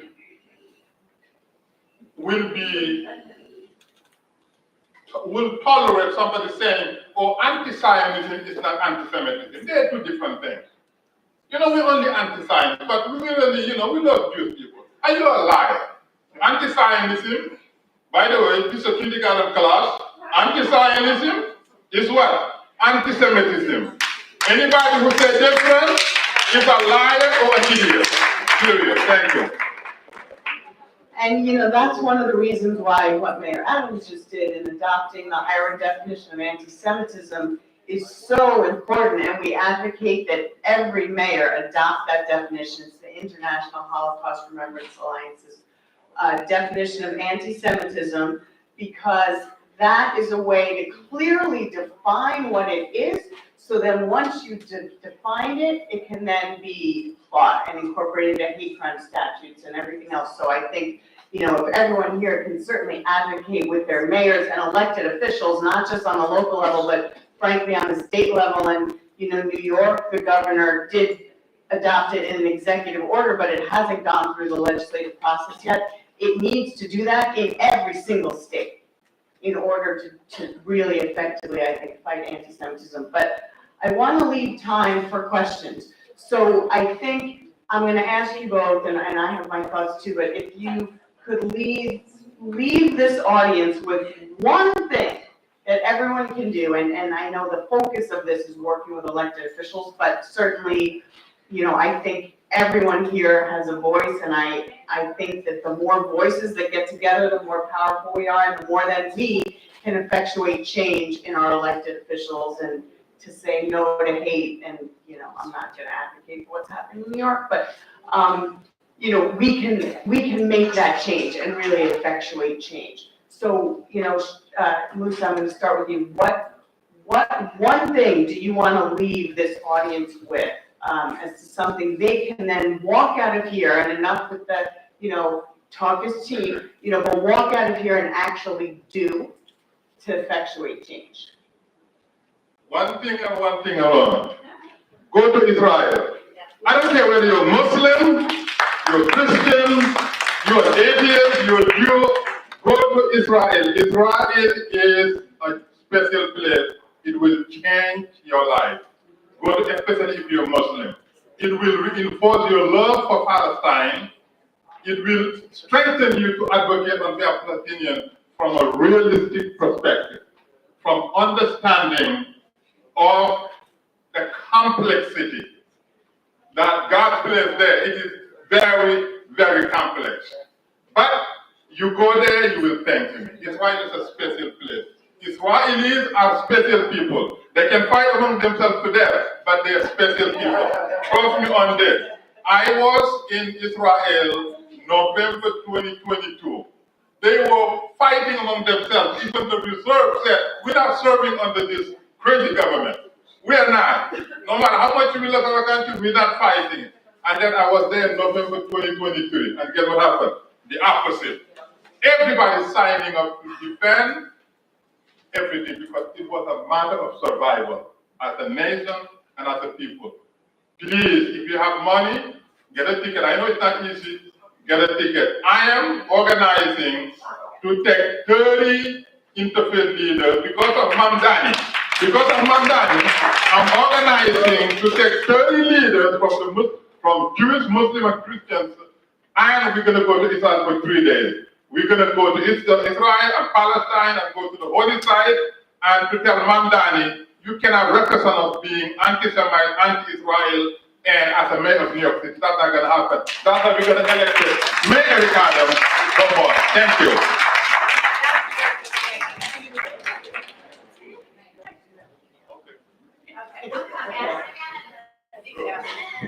Yeah, thank you so much, Musa. He offering the 30 tickets he has.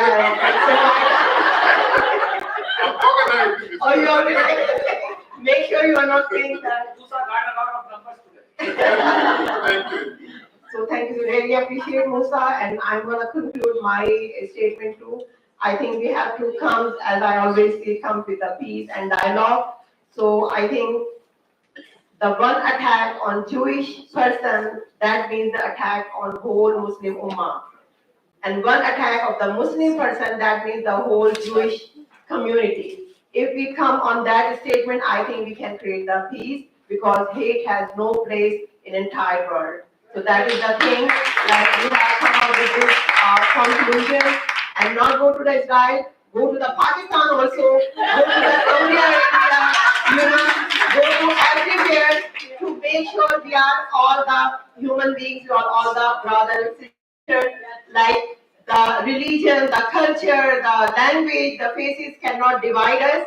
We are on a single family because we are all the human beings. I think that is the thing we can create a peace and prosperity everywhere.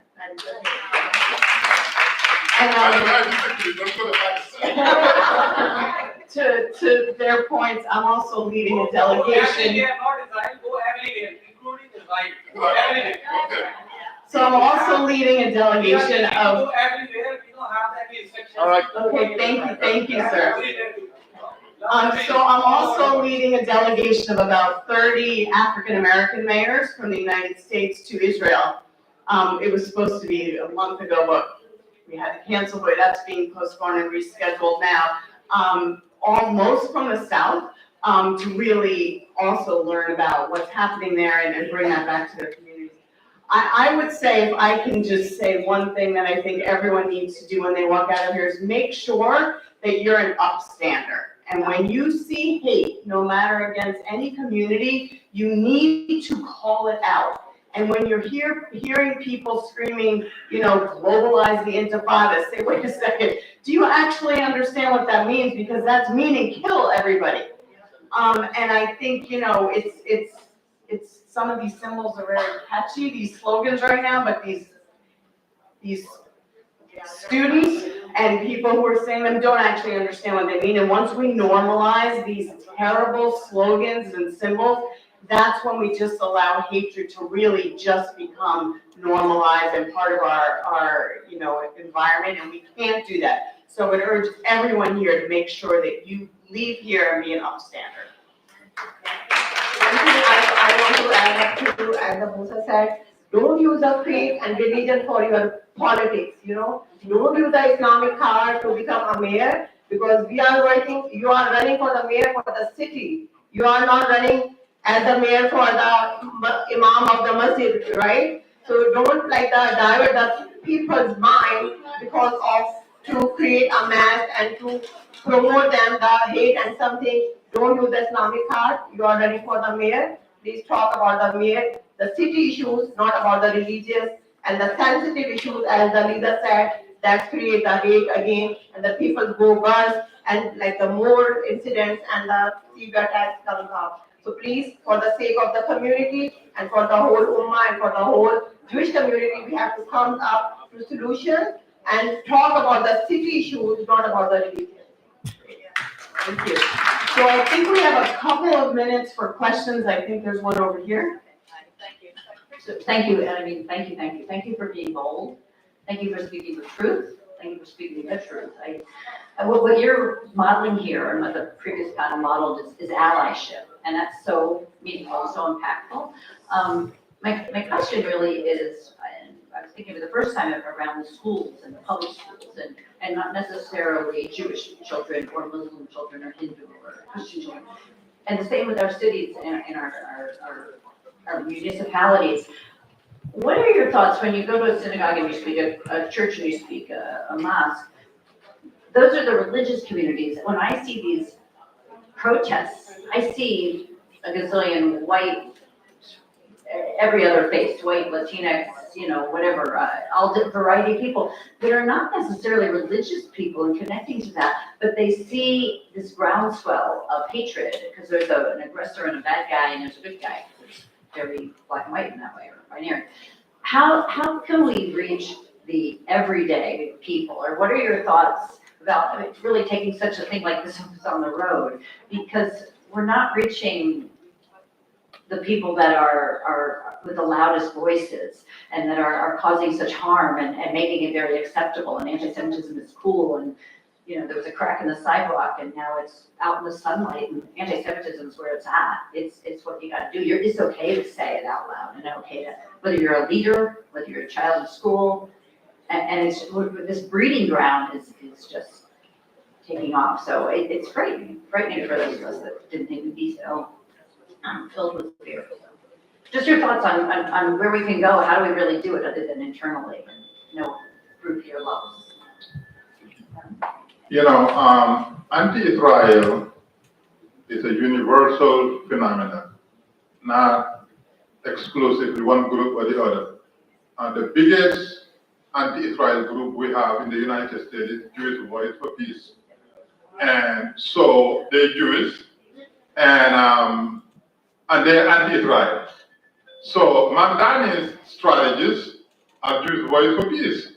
A lot of the volunteers, a lot of the power come from them. What we must do, which I'm doing with our boss, is we developed a curriculum. After 9/11, my school joined 3 other schools, 2 Muslim schools, 2 Jewish schools. We, at the Holocaust Memorial Museum, they developed a program called Interfaith Living Museum. Interfaith Living Museum. Please Google it and read about it. It is one of the best programs where 5th graders from 4 schools follow a year-long activities.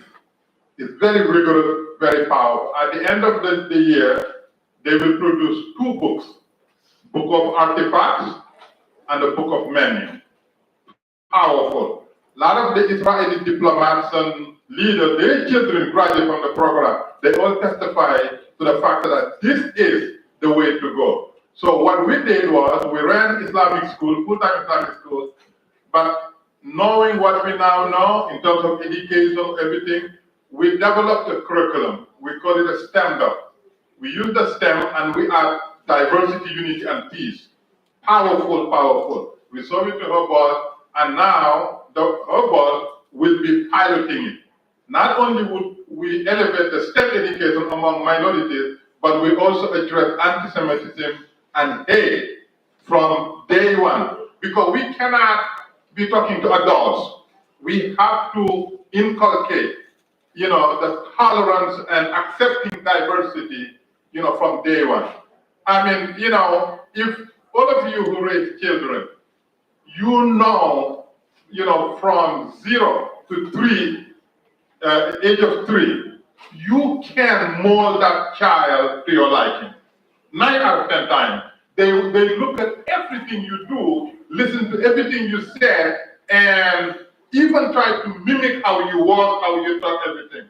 And if we are to solve anti-Semitism, we forget about the adults. They are lost cause. Let's get to the babies who are drinking their mom's milk and teach them the value of humanity and the love of embracing diversity and the benefit of living in a multi-different society. And that is what we're trying to do now, and we will invest all our resources to making sure that we don't waste a lot of time with adults, but we'll waste every time we have, making sure that our educational system will not produce, bigots anymore. And we can do it.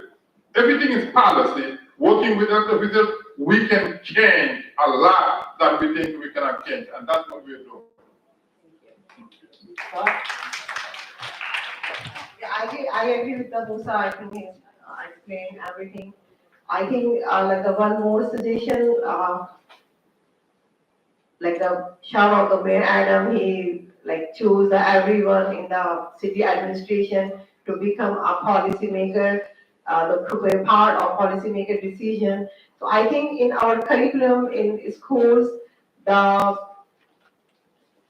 subject should be included as a faith. Like our kids, the teach by like what is Islam, what is Jewishism, what is the Christianism, with the Hinduism. I think that should be the part of our curriculum also in our school. We have to educate our kids to understand the religion and their values. If we like not only because my daughters are Muslim, they should know about all the what is the Islam. They should know about what is the Jewishism also. What is their values, how we respect that religion. So that is the thing I think we have to educate our kids. Then we can build a good environment for our kids. I think that is the solution of everything. Dialogue is the only solution. Not all the time the screaming and the politics. I think we have to live in the peaceful environment. So we have to educate our kids how to tolerate, how to understand, how to deal with the other people. And I'll just add that, not just on a local level, but on the state level, like Pam is working with state elected officials across many, many states to enact K through 20 legislation that would not only mandate education of, the Holocaust, Jewish American Heritage Month, things like that, but would also advocate that state funding be taken away from any schools or universities that allow hate speech to, be taught. So, and there's a lot more to that, but I think that's important. I think teaching critical thinking at a young age, which we seem to have gotten away from, is very, very important. And then I think on the university level, one of the great things about our country is we do have freedom of speech, right? So you could stand up, I might not like it, but you could stand outside and say, I hate Jews, and it's your right to say that. So we do want to teach that you shouldn't hate Jews, and that's where the education component comes in. But I think with these universities, the problem is once it's getting toward intimidation and harassment and hate speech and inciting violence, that's not protected speech. And these universities need to start enforcing that and expel a couple of these very privileged kids at Columbia University, and they can no longer get their jobs at Goldman Sachs, and I think that's going to really stop some of this as well. Thank you so much to our panelists. I'm sorry we're out of time here with one more.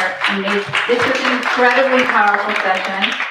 I'm so inspired and moved by all of you, and although I'm not a clergy, I hope to reserve a spot on your trip.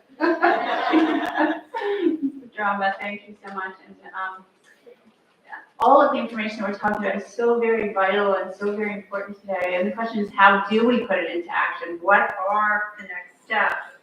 And so I'm welcoming back to the podium this morning Soraya Dean, who is going to be talking with us about community organizing and a step-by-step guide about how we go about being more powerful in our own communities and using our places.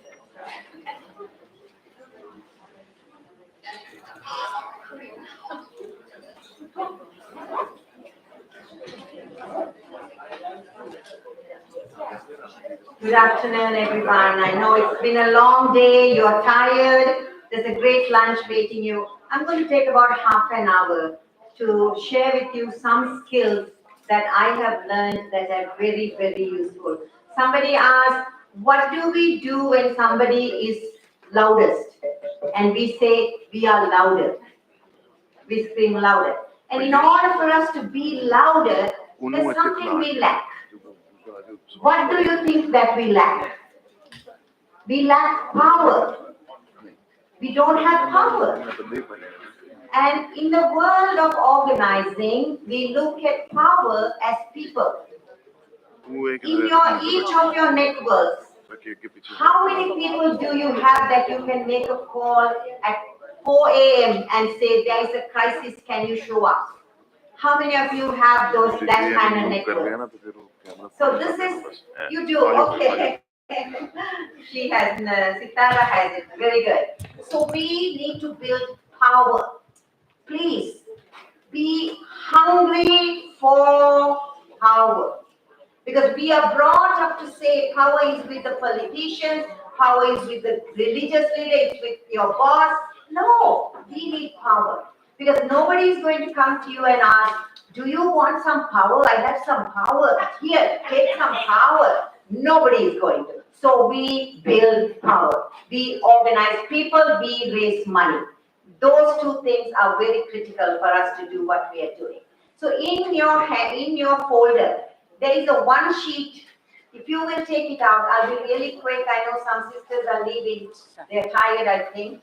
But if you take that out, I'll go through some very important nuggets that I am continuing to learn as I read for my public leadership credentials at Harvard. We are amazed at movements that Dr. King built, like the Montgomery bus boycott. What did he do? What resources did he have? How was he successful? We have to reflect on that. But before I go there, I want to tell you a little story. March 19, 2006, I ran the Los Angeles Marathon. How many of you have run a marathon? Oh, fantastic. How many of you are hoping to?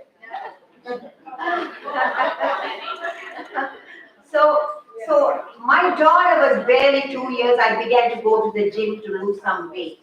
And right next to me working out was a man by the name of James.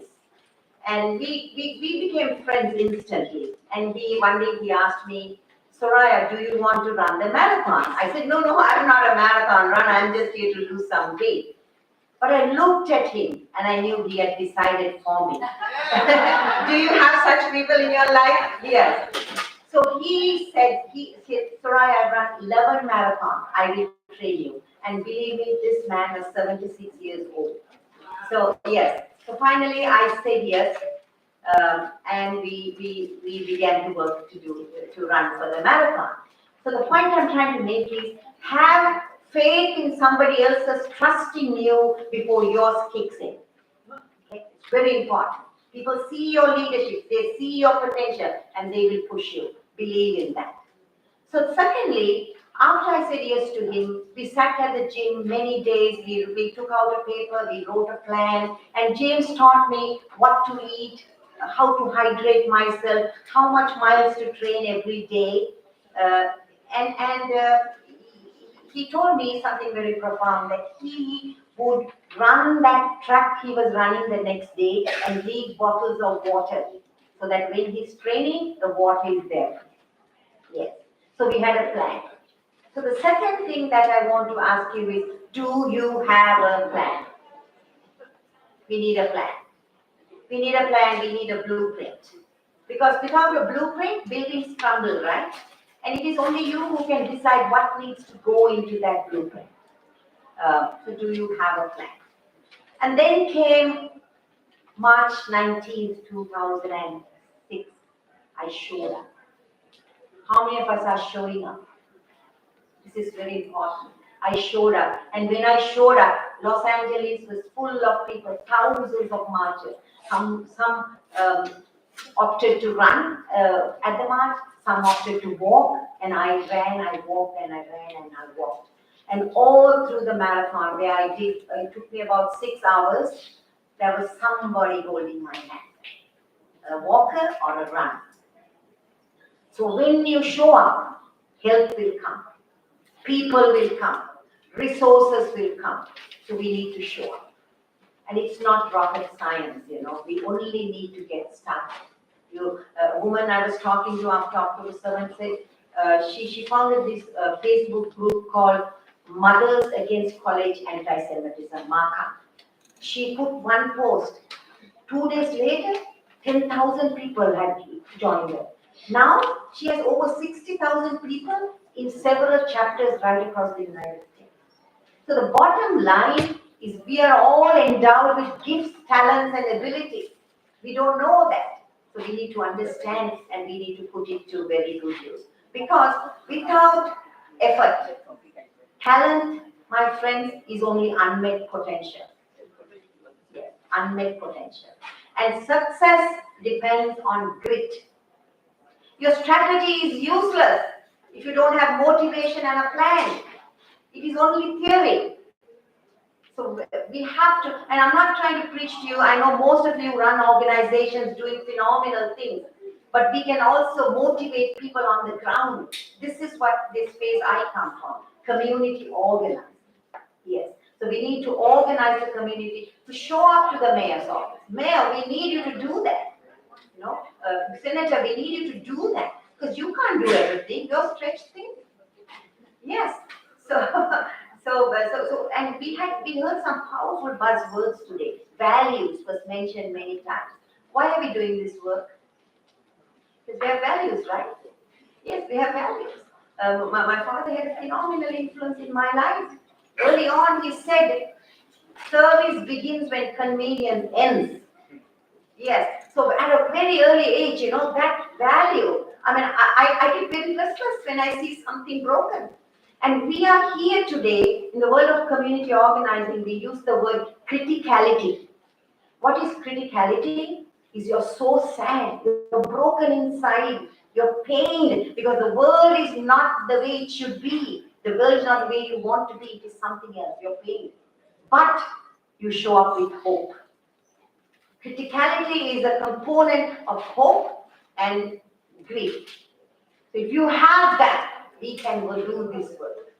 So I want to take a minute and ask you, each of you, what are some challenges you think, not some of you volunteer, what are some challenges that you think are out there that we need to address? Ankush, can you write? Yes. Here, on that. Gather up, yes. Can we have some volunteers? What are some challenges you think are urgent, relevant, and that need to be won? I need about 6 people to contribute. Yes, yes. Okay, so what are you saying? That's a statement. What is the challenge we are seeing?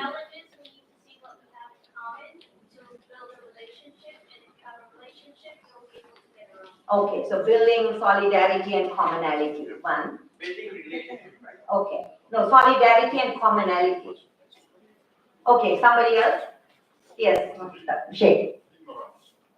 Oh, we have the issue of ignorance. Okay, 2. Yes. When I was listening to Revive, and I understood and learned one important thing is this, that there's a need for working together, being Muslims with Jewish communities. So I think there are so many people who does not harbor any hate towards Jews. Being Muslim and being Pakistani, I'm saying, and I know not thousands but hundreds of them. It is just that how to put them together or bring them on the, what do you call it? Together, yes. So we should have a proper and strong community which is united. Building unity? Yes, this is what it is. And tapping people who are somewhere in the world where they believe in coexistence. Thank you. Anybody else? Yes. Yes. Oh, there's many. Peace and respect all over the world. Okay. building peace and respect. Yes. There's one here and that's here. Come on. I think that we are pushing against a huge concrete wall of social media that is just pumping misinformation and disinformation into this world, and how we can stand up to that or change the conversation scares me that we can't. So how would we phrase that? How, Social media, monitor and evaluate, compare. Okay, one more. Be okay to make other people uncomfortable. Oh. You need me to? Yes, yes, what is the challenge we are facing? The challenge that I face when I hear jokes or comments that are against Muslims or against Jews or against anything, you don't want to say something because you don't want to make the other person uncomfortable. Like saying, that's not a good statement, that's wrong. Okay. That's not nice. Be bold. Be bold, be willing to make other people uncomfortable. I know the power of silence when you shut up after you say something like that. Thank you, thank you. So yeah, for one of time, we cannot go any more. So if you look at this one sheet that's in your flyer, in your folder, there's a little one sheet, everybody should have this. So we're going to understand first who is a leader. Now, leadership is critical. It's not for everybody. A leader is one who accepts responsibility for enabling others to achieve shared purpose under conditions of uncertainty. There has to be a lot of uncertainty. That's when the leaders emerge. So today when we go, we have to learn this mantra. Please say this after me. We are the leaders we have been waiting for. We are the leaders we've been waiting for. Isn't it? We are the leaders. Who is going to write your book, sing your song, or do your dance? It has to be you. Yes, it has to be you. You have to take that personal responsibility. So what I call you to do is, now there are 6 issues that is burning that our people thought in this room.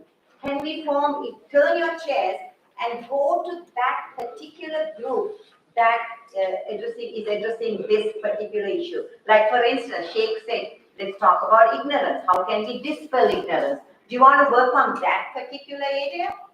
Who else said things? Can you identify your name and stand up, please? Who said the first one? Building solidarity.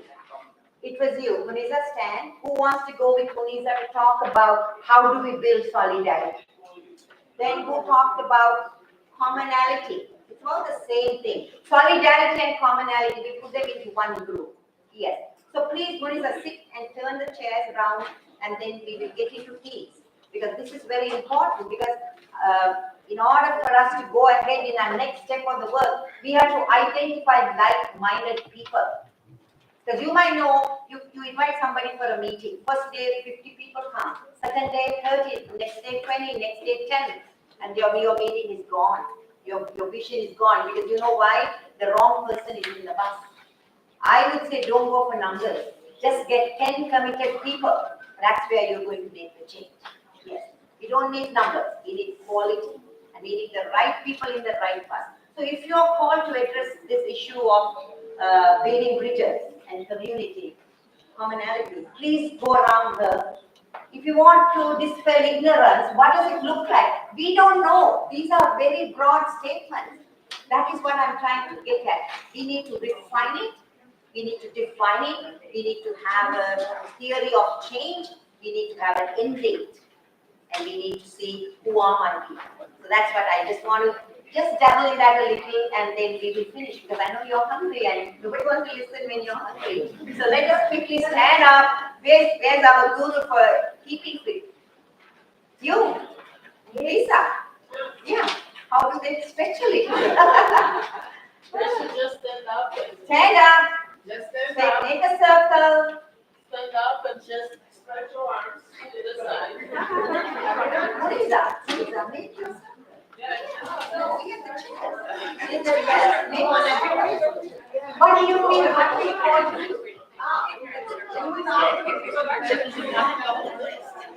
Yes. No, which thing is calling to you? To work in which category? Yeah, yeah. Yeah, what is the track you want to work with? Go inspect the meat and go. Respect your order. Please. Just on your chest, just this, and then down. Like this. Push down, down. Push down.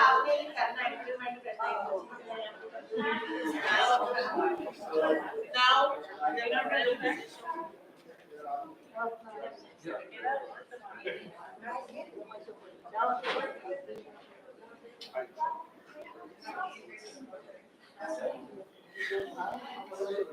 I think you guys are good. Good. Please form circles. We want the 1, 2, 3, 4, 5, 6 circles. Keep the circle, keep the circle. Put chairs down.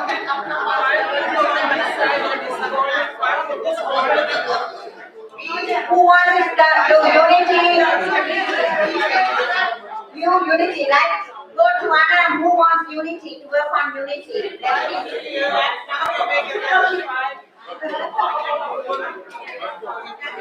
Okay.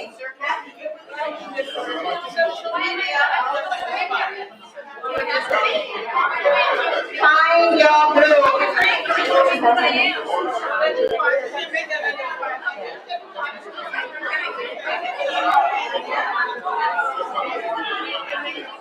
You can sit or stand. Better to sit. Okay, please make the circle. We have work to do. We have to do.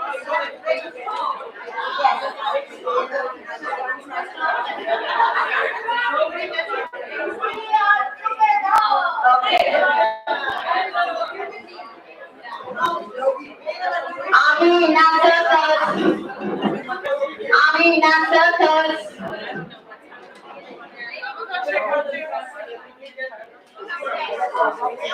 You want to sit? Yes. Can you come down with that social media? Okay, that is social media. Okay.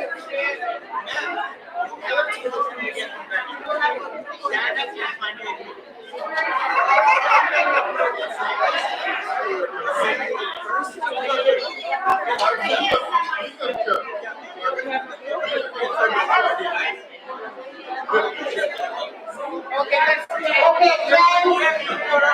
All quiet. All quiet. I have to give you directions. Yes. So now let's take the example of what Sheikh Musa said. He talked about dispelling ignorance. That is a very broad statement, right? The ignorance in many fields. In the field of organizing, we want to narrow it, we want to refine it, we want to define it. Can we have participation? We want to define it. When you say social media, we want to define it. What do you want to do? So essentially what we are saying is, be very clear in what you can do, what will bring you a victory. You have to be very clear in two things. What you can tackle, what are your resources. So when you say, sit down. If somebody needs, they can go to the table and sit over the table. If you're not, and take out this paper, you have in that bag, there's a pen, there's a notepad, there's everything. Anand, where's your group? Sit with them, mobilize them, your group, you're in charge, you're the leader. If they say they're coming to you, you have to get hold of them.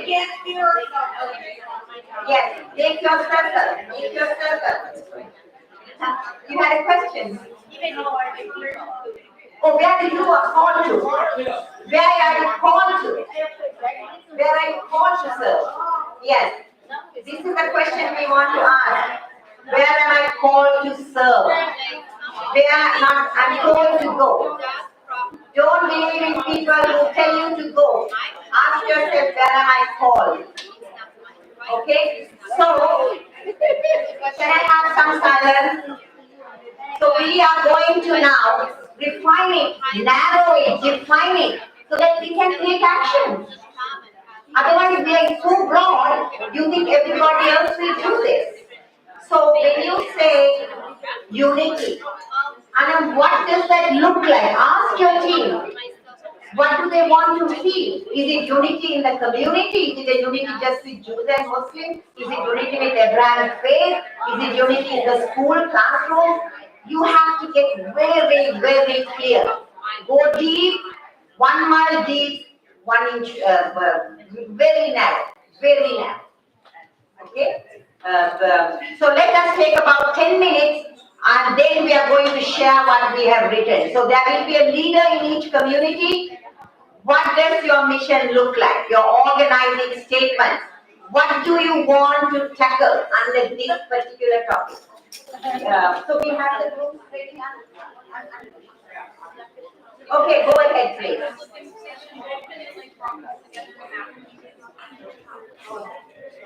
Okay, okay.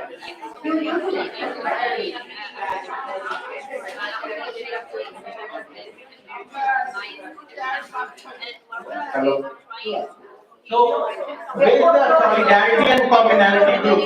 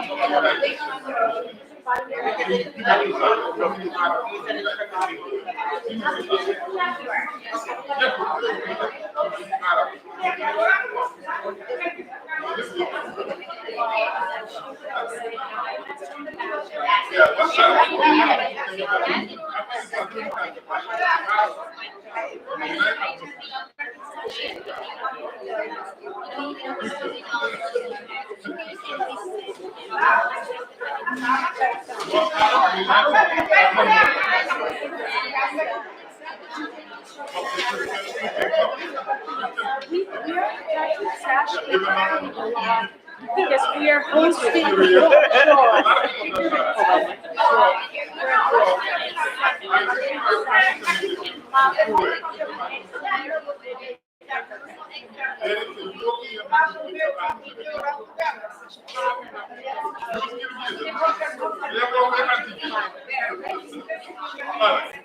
So that's the floor line.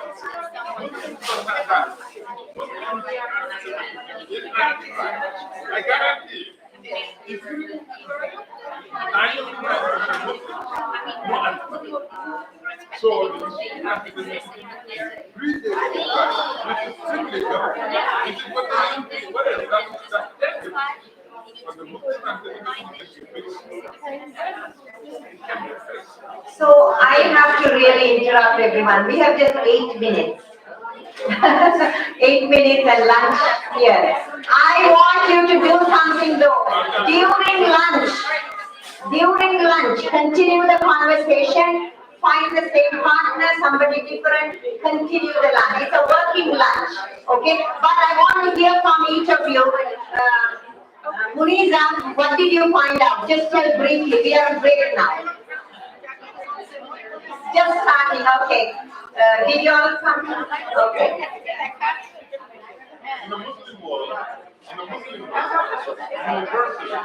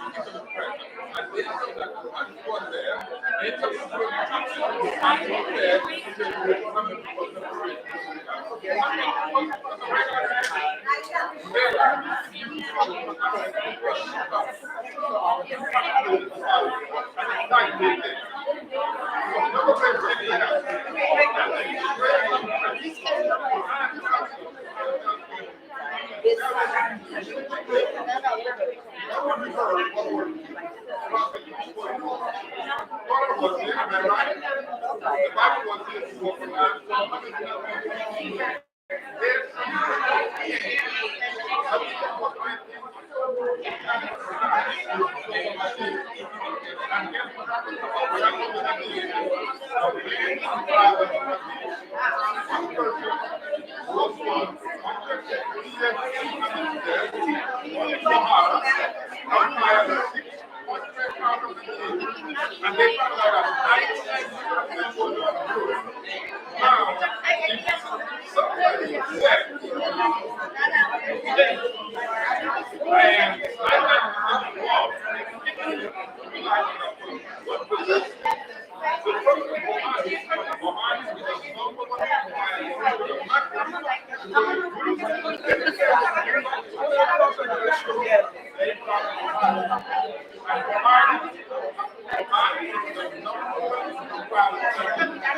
I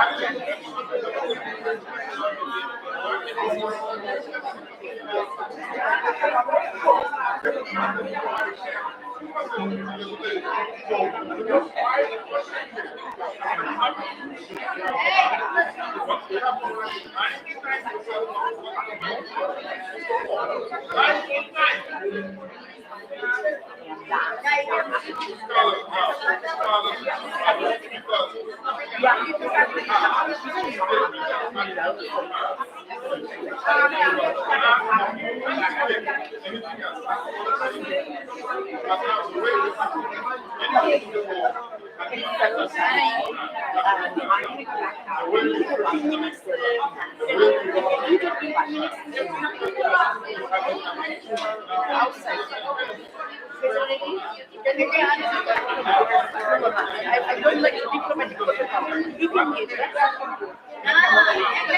So taking like 2 minutes because she'll come back. I'll vote. Okay, I have to go.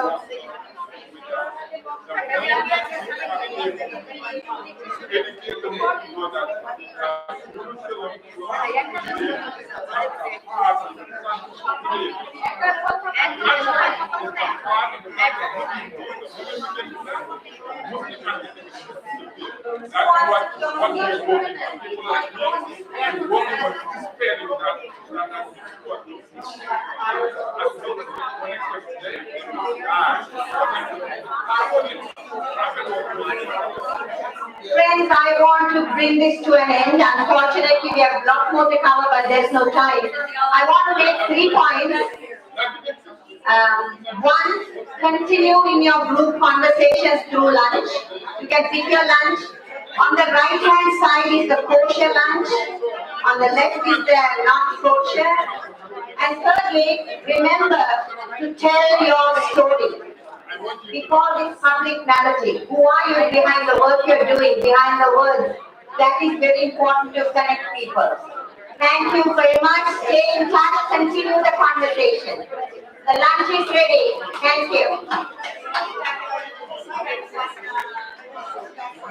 See you in the room at 1:40, please. 2 very important panels. One on healthcare, one on education.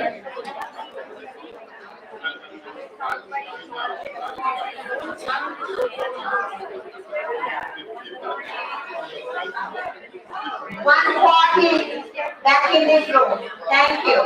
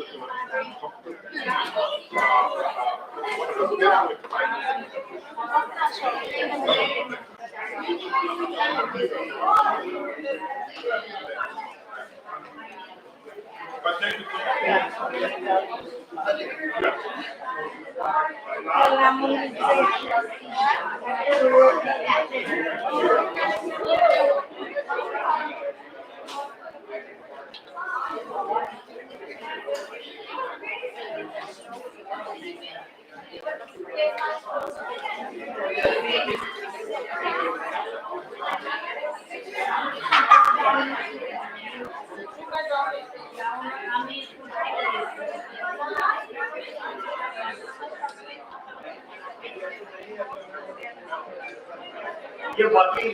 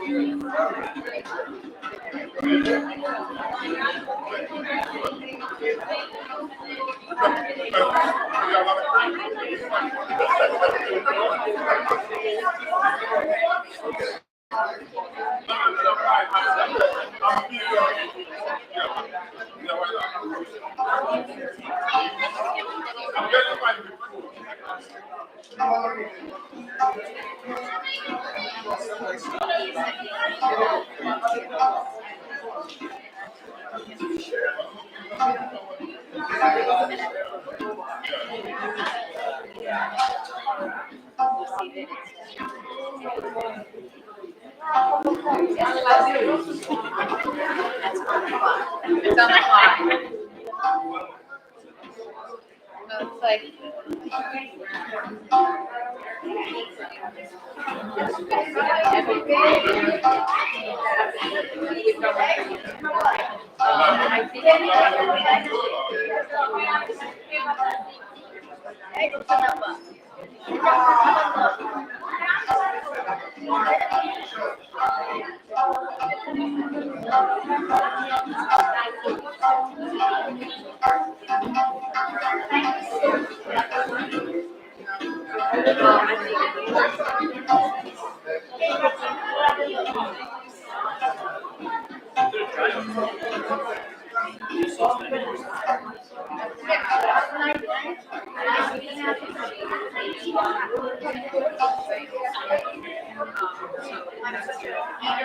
We also thought you were as well.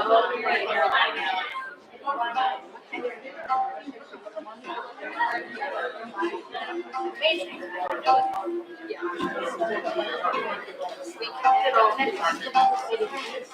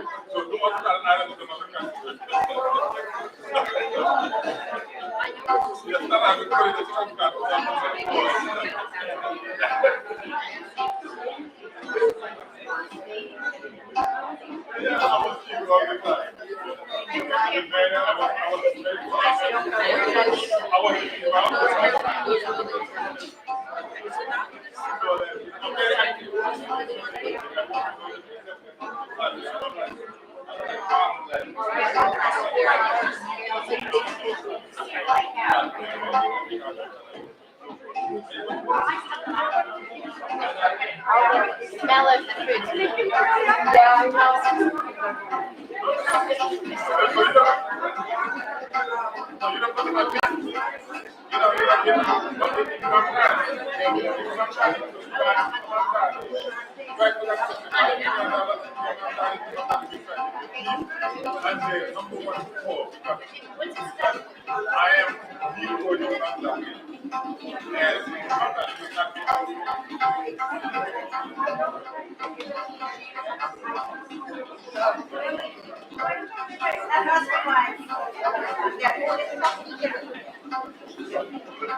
Are you enjoying our program?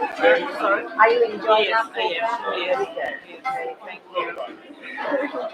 Ok, já ia mesmo. Nessa aí? Vou sentar ali. Aonde? Com aquelas. Na mesa? Naquele grupo, Ah, para discutir? Ah, tá bom. Para escutar um pouco. Ah, tá bom.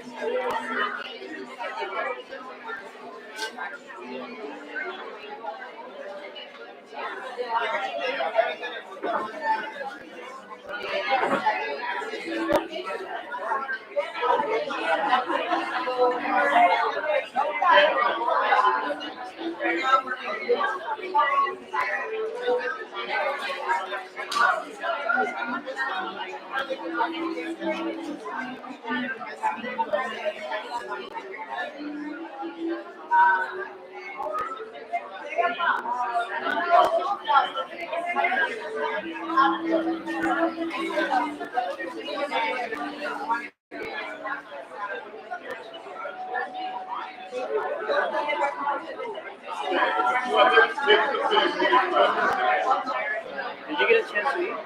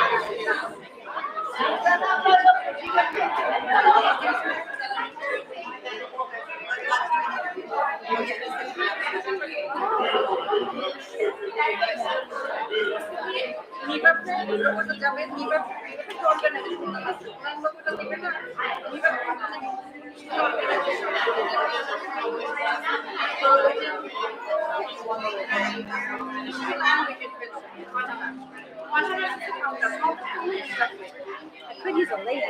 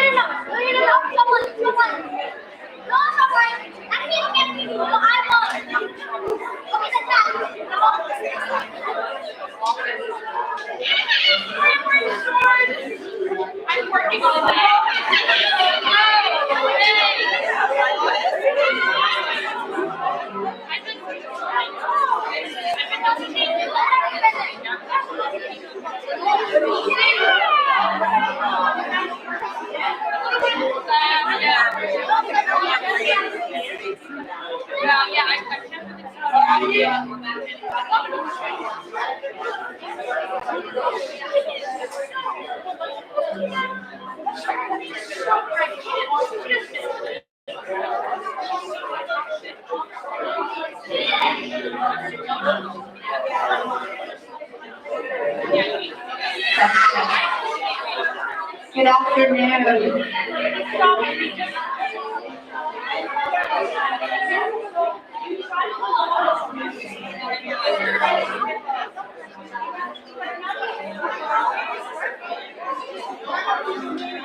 Good afternoon. Our program will be beginning shortly.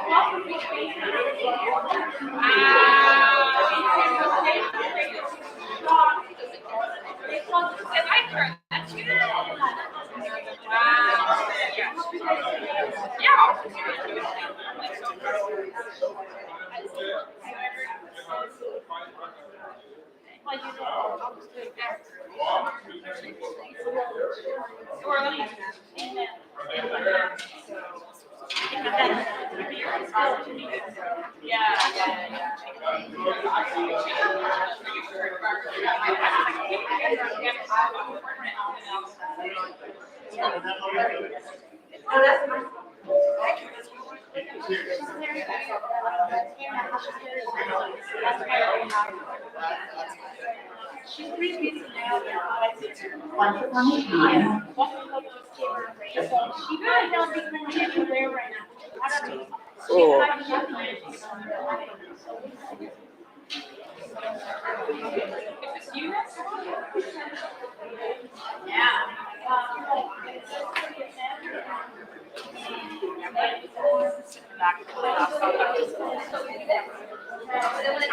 Have you been to Central Florida?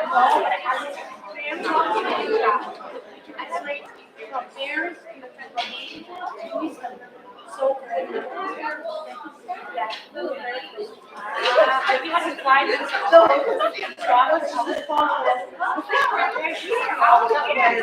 president of the National Council of Jewish Women.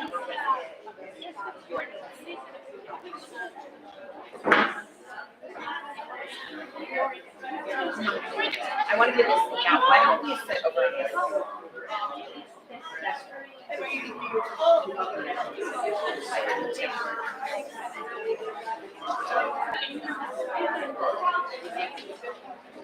Okay. Oh my God. All right, I'm gonna do it in one way. I will. Look at our next YouTube video.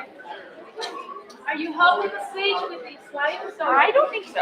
I think someone else is on top. I can't. So you need me to help.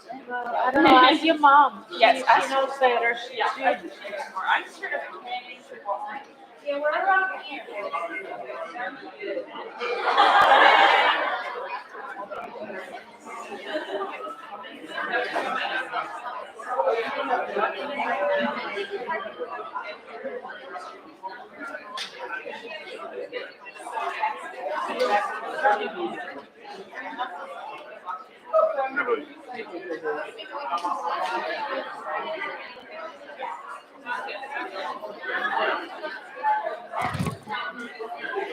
Can we all sit down and we'll stop right now with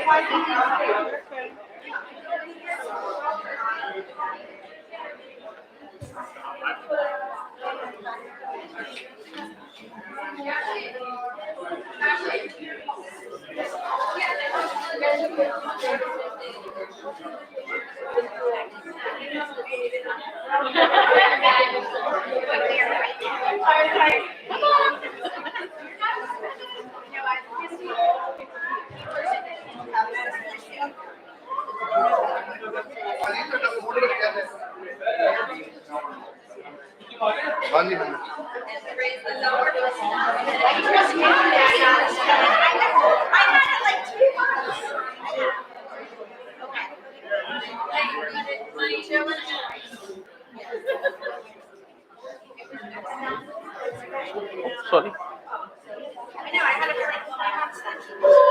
Good afternoon, ladies and gentlemen. Please take your seats as our afternoon panel is about to begin.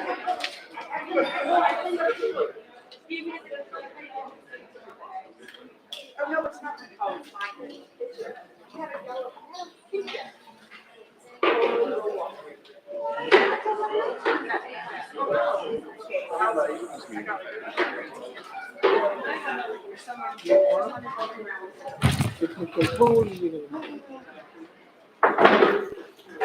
Good afternoon and welcome back from lunch. I hope everybody enjoyed.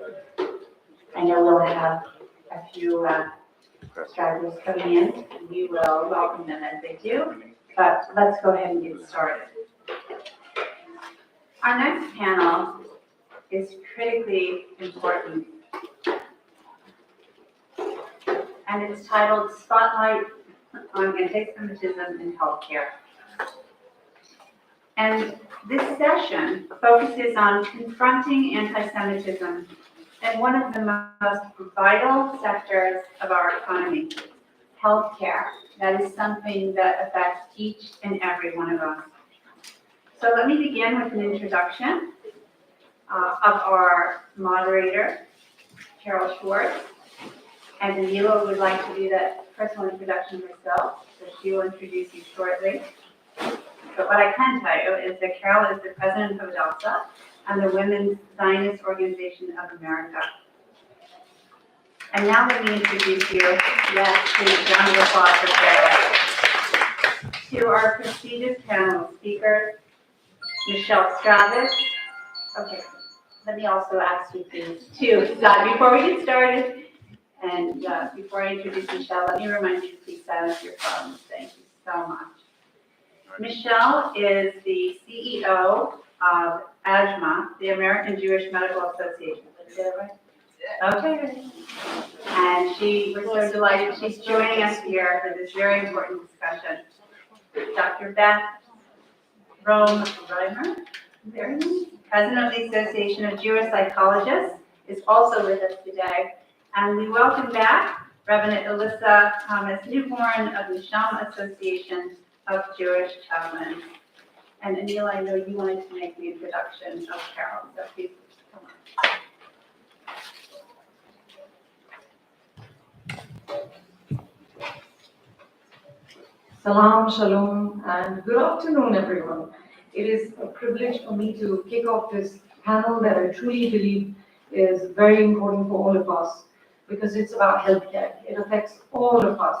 And I want to talk a little bit about Hadassah. When we took the first group of Muslims to Israel, and of course we got blasted for it, but everybody in that group went to meet people from the Hadassah hospitals. This was in 2019, and they were Muslims. And my entire group of Muslims were saying, there are Muslims in Israel, and they're working in healthcare, and they're nurses and doctors, and we were told there's 60% Arabs working for the Hadassah hospital, and majority of them are Muslims. So I ask you to think about this. When we are looking at each other and we have taken an oath, a Hippocratic oath, to take care of each other, should we look at our color, creed, or should we look at the human that is there waiting for you to save his or her life? Because I know that my religion tells me that you save one life, you've saved humanity. And I know where that comes from. The Judeo-Christian values, the Judeo-Christian traditions. And the things that I'm hearing in the past couple of days, past couple of months, it's so tragic for me to hear from a Jewish organization in New York. Anila, do you know anyone who can talk about hate in healthcare? A Muslim doctor who will come out and speak? And do you know the saddest thing for me was when I couldn't find one. And the ones I could find, even my atheist doctor friend, he said, I'm scared of them. They'll come after me. Well, we need to go after these people in healthcare who are hating, because hating is against what we all stand for. And it is an honor and a privilege for me to have Hadassah as my partners. We've been together for a while, and we're going to stand together to fight this, to expose this in healthcare and everywhere else. Caroline Schwartz, I'm honored to have her speak. She's come from, I know, traveling all over the world, but I wanted to say this because this is what Muslims observe. This is what we can do as humanity, and this is like the perfect Muslim-Jewish partnership. So I leave the panel to you. Thank you. Anila, thank you so much. And I'm so proud to be here today and to call you my friend. So I thank you so much for that warm introduction.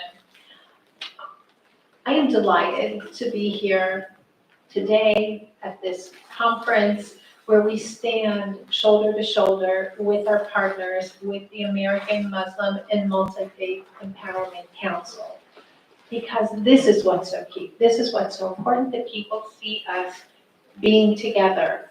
We share, we reaffirm that commitment to fight growing hate.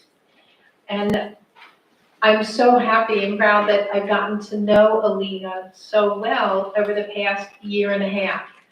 We have had the privilege of coming together and having joint programming numerous times where we stand together against hate.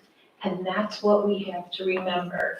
And when she had this wonderful idea of bringing together an interfaith coalition of multiple organizations and having everyone meet here today, sharing information, sharing knowledge, we take this back and we impact our organizations, we impact our communities.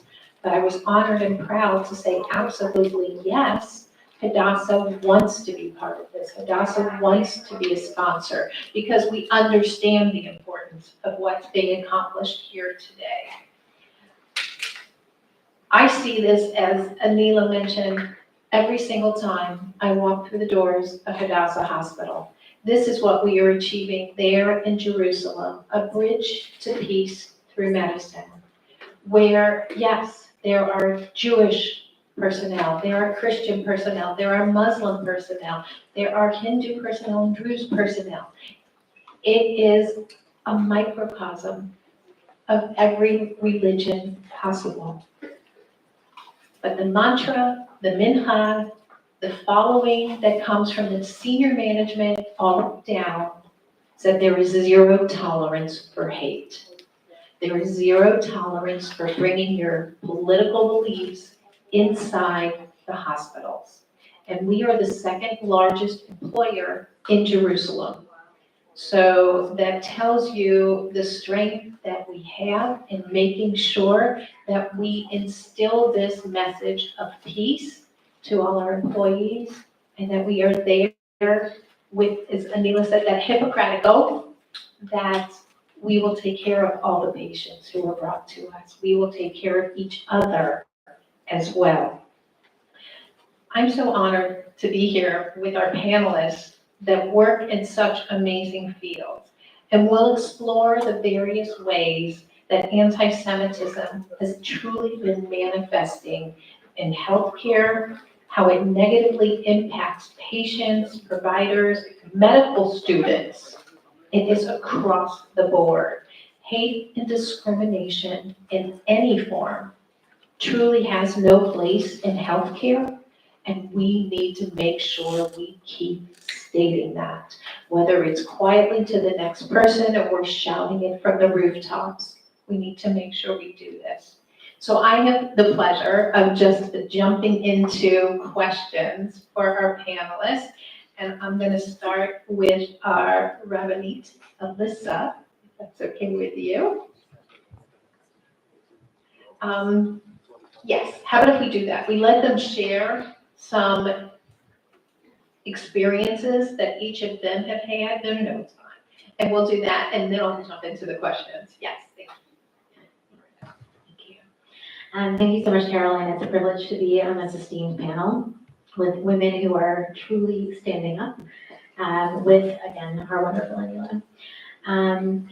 Some of you have already heard me speak a little bit. I am the president of the Shama Association of Jewish Chaplains. Yes, which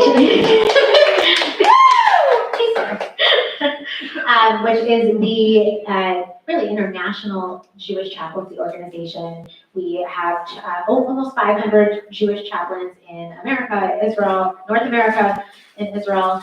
And our chaplains serve in a variety of different settings. So hospitals are one of them. We also serve in long-term care units, in communities, in hospices. Chaplains are in federation. The Jewish chaplains are really everywhere in our community. And we're often there for some of the hardest times in people's lives. In the hospital setting, the role of the Jewish chaplain since October 7th has changed. And I personally also work at a local New York hospital that shall not be named right now. And where I work, this has become a conversation we're having, and among NAJC, National Association of Jewish Chaplains, we have been working for the last almost 2 years to support our membership as they support Jewish staff in the medical setting. So what I mean by the job changing, so of course I'm there for patients, families, and staff as a Jewish chaplain. I'm there as a multi-faith chaplain for anyone whenever I'm on call.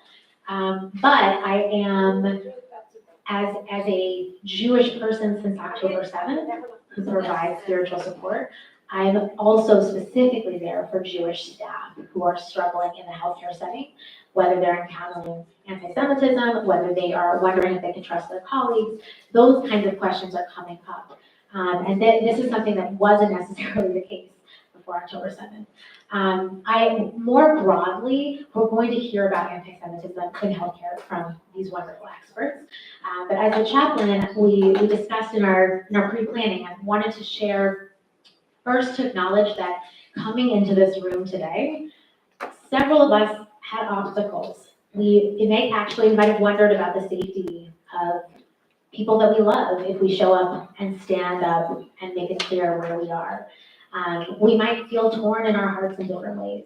And so the fact that you are here is deeply appreciated already, that you're listening to us discuss anti-Semitism in healthcare is extremely crucial, and for all of us, I think, gives us hope to be here in this moment. And in connection with that, I just want to share, we had the privilege of hearing from Imam Musa, who is an amazing leader. And I've had the privilege of sitting on panels with Imam Musa for this moment, right? Like for Jewish people standing up for Israel since October 7th, but also advocating against the Uyghur genocide. And I actually sat with Anila and Imam Musa together. And I think it's important to say this because we don't just show up in one direction. We show up in every direction, and we need to be there for each other. And that's part of what this coalition is. So I want to acknowledge that the interfaith work is what gives us hope and is central. The last thing that I'll say before I pass it off is that as a Jewish chaplain, I know among the National Association of Jewish Chaplains, many of us found ourselves supporting Jewish staff across the country with how residents are feeling afraid to speak out or share things or report anti-Semitism that's happening. And so they turn to the Jewish chaplain and ask if the Jewish chaplain can make the report to HR. The Jewish chaplain is the safe address for delivering these messages. But what is it like also as a Jewish chaplain to be carrying that, where we're providing care for the very thing that we ourselves are suffering with, which I think many of us understand. The interfaith work that I've done with different patients, I have had the privilege to work with people who are welcoming of me, and I've also been the chaplain that walked into the room and someone said, they saw my name was Alyssa Thomas Newborn. Thomas Newborn isn't the most Jewish last name, and said, oh, thank God you're here. Everyone who's come into this room, dramatic.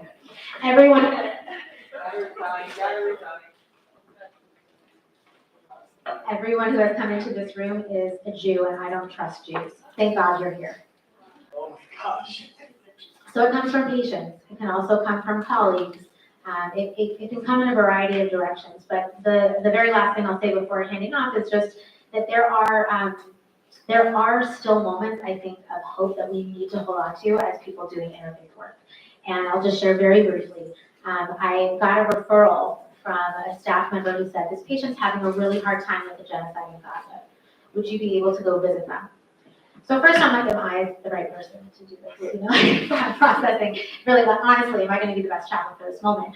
And went back and forth, and eventually I went in, I took off my Jewish identifying things, just to be a neutral presence. And I immediately saw that the patient had tattoos of Hebrew and Arabic on his hands. And I, as the Jewish chaplain, commented on that. No one else had. And I said, this is so interesting. And he commented back, this each of these things, what they mean, one, that in Arabic it's faith and love, and in Hebrew it's God's name. And what I want to imagine, he also actually had Hebrew for Jesus on his hand as well. He said, what I want to imagine every time I pray, when I put my hands together, I want to imagine that unity, all of us together as a people. So I was like, yeah, this was the right referral for me. But those moments of hope we have to hold on to and we have to live up. So with that, I'll now pass it back to our wonderful Carolyn. Yes. So I'm gonna stand up. Number one, because I don't sit still that easily, and also because we got placed after lunch, and I don't want anybody falling asleep while I talk about this. I want to thank Rabbi Elisa for giving us that moment of hope, because this is a sobering topic that I'm going to cover. I'm the CEO of the American Jewish Medical Association. The AJMA is a new organization. It was founded after October 7th, in the wake of October 8th and the aftermath, where Jewish medical professionals and students were reeling from the volcanic eruption that they experienced in anti-Semitism in the healthcare space.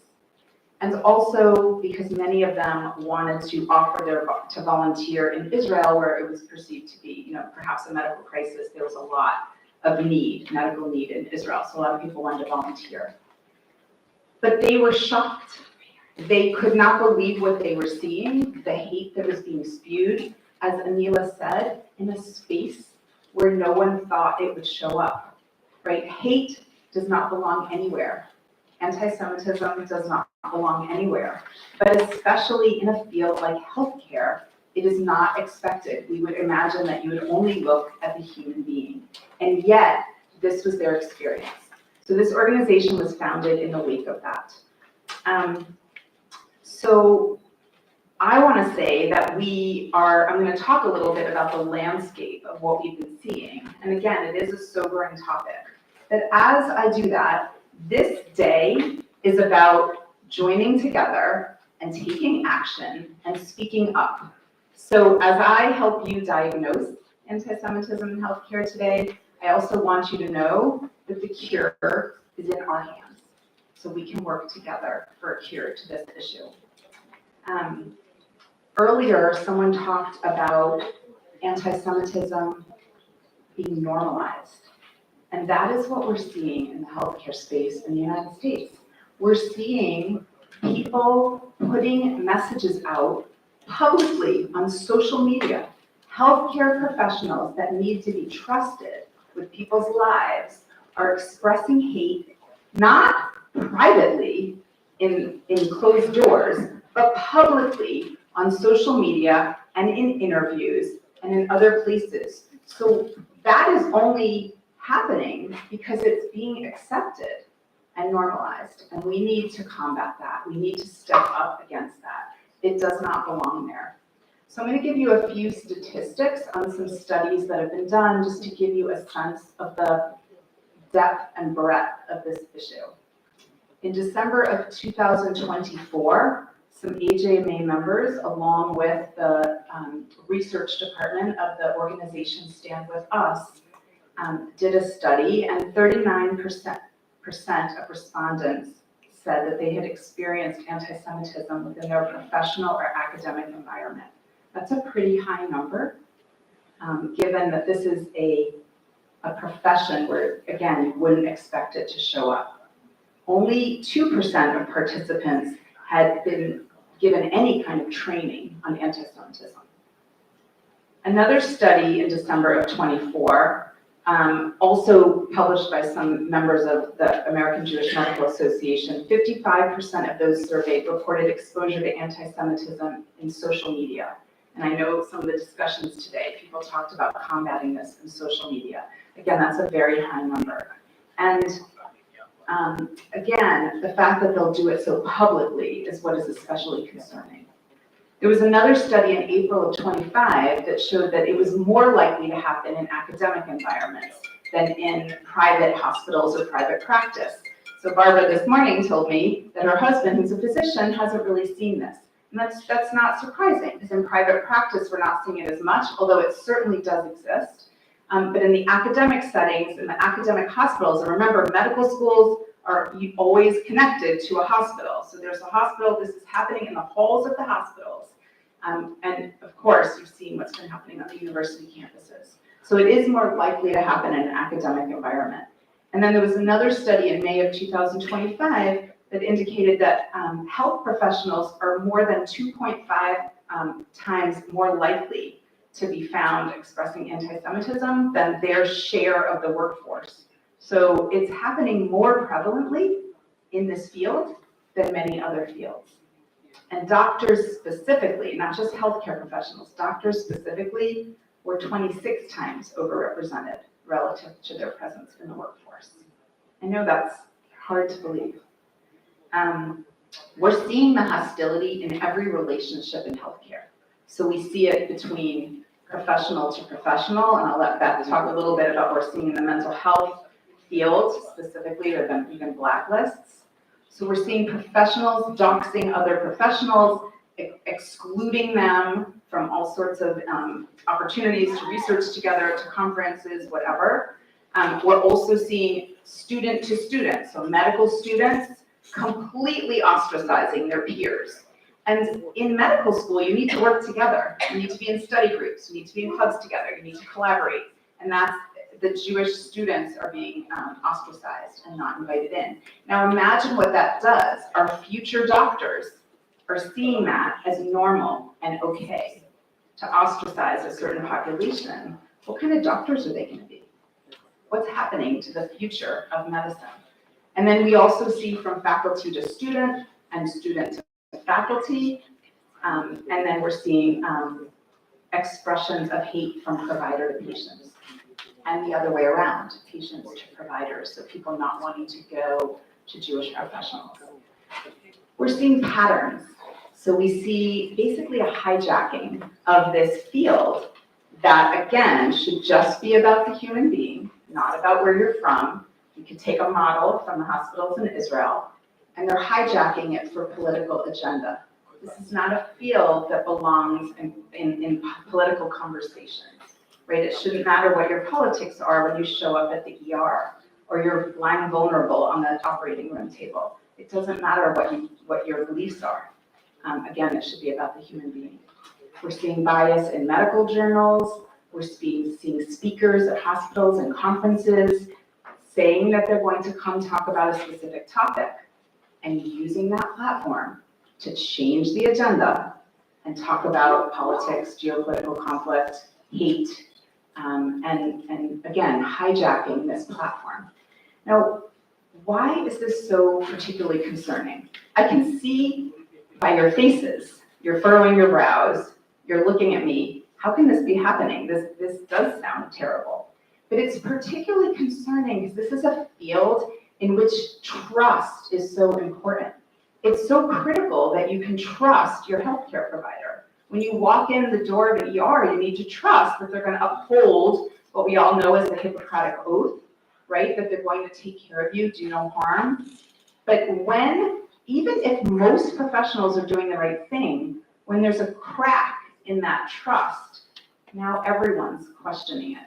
So are people tucking in their Jewish star when they go to the ER or the doctor's office?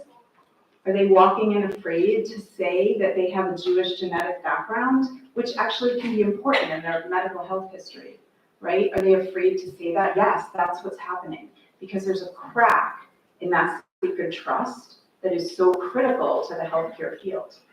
We also know that historically, the healthcare field is a field in which it's respected, the people are well educated, they're respected by society, and history has shown that when the healthcare profession follows a certain ideology, society follows. So we have to question if hate is welcome in this field, what is going to happen to our society? So it really is, again, I'm sorry, it's a sobering topic, but it is of concern, particularly in this space. And of course, patients are vulnerable, right? Their safety is important. So you need to know that everyone's going to get taken care of. This isn't just about anti-Semitism. This is about allowing hate to enter a space where it doesn't belong. So our motto at AJMA is no hate in healthcare. It seems like it should be a given, but now we have to all stand up from the rooftops and say it, because it's not necessarily a given anymore. I just want to underline what was said earlier about Israeli hospitals, where you have people of all faiths treating people of all faiths. They had rules on October 8th, 2023, what you can and can't talk about in the hospital. You can Google it. There was an article in the Wall Street Journal called "You Can't Fight in Here, It's the OR," right? Think about an OR. Everyone needs to work together for the patient's safety. Same with an emergency room. Everyone needs to work together. You can't be doxing the colleague that you're going to work with side by side to take care of a patient. You need to be working together effectively. It doesn't matter what your background is. So this is an area that is of particular concern. So AJMA, again, was formed to be a community, an empowered community of healthcare professionals that are recognizing this issue, fighting back against it, and also a safe place for Jewish professionals and medical students to work together and to support each other. And I'm happy to tell you more about it as we go on. Thank you. Now that we've worked on thank you so much, and thank you to Rabbanit for this. So I'm going to try standing up from here. I also like to walk around quite a bit, but at least I'll get to see everybody in the room. So, good afternoon. It's a great pleasure to be here with this erudite panel. Thank you, Caroline. Thank you, AMMWEC. Thank you, Anila. So good to see you again. I'm the president and the co-founder of the Association of Jewish Psychologists, and we began our organization in March of 2023. So prior to October 7th, but we felt and we saw the surge of anti-Semitism, and having grown up in the 50s, it's in our DNA to be vigilant and to know that while the Holocaust was the worst thing to ever happen to humanity in all of human history, that it could happen again, and we need to be aware of who we are and what we can do about that. As a young girl, sitting at my grandmother's feet, I heard about those slithery snakes and the raucous pigs, the welcoming neighing of the horses, and the cool summer nights that my grandmother spent in the barn, sleeping in the hay with the animals. There were also the emergency visits to the doctor miles away by horse and carriage, and the frightening shouts of the men on horseback, threatening to burn the farms that provided a sharecropper's home and work for my grandmother's family and other Jewish families fortunate to have felt a stability in Ukraine in the late 1800s and early 1900s. Soon enough, my great-grandfather in 1907 left his home and his family in Russia to build a new life for them in America.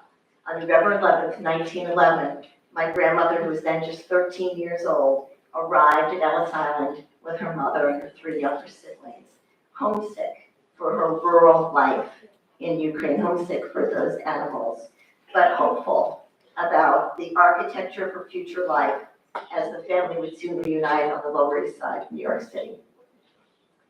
For my grandmother and my grandfather, and my mother and my father, and my large extended family, I learned about the Jewish ideals of a loving commitment to family and to social justice in our larger society. Rabbi Hillel's maxim in the first century BC, and probably many of you know that, if you are not for yourself, who are you? But if you're not for others, what are you? And if not now, when? I speak today for all of our brothers and sisters in both Muslim and Jewish communities at a time when we both struggle against prejudice, discrimination, recriminations, and fears of psychological and physical harm, because the rise of dark forces, as we have seen both nationally and globally, threaten our existence just because we are Muslims and Jews. I co-founded the association with Dr. Lenore Walker to create a community of Jewish psychologists and allies that honors the historical and geographical roots of the Jewish people, our customs, our traditions, our religion, our languages, our literature, dance, art, music, and our liturgy. We're also a community that is combating anti-Semitism and hate against all peoples, using the power of our research and our organizational legislative advocacy, as we say in our Passover Haggadah, to be truly free, all peoples must be free.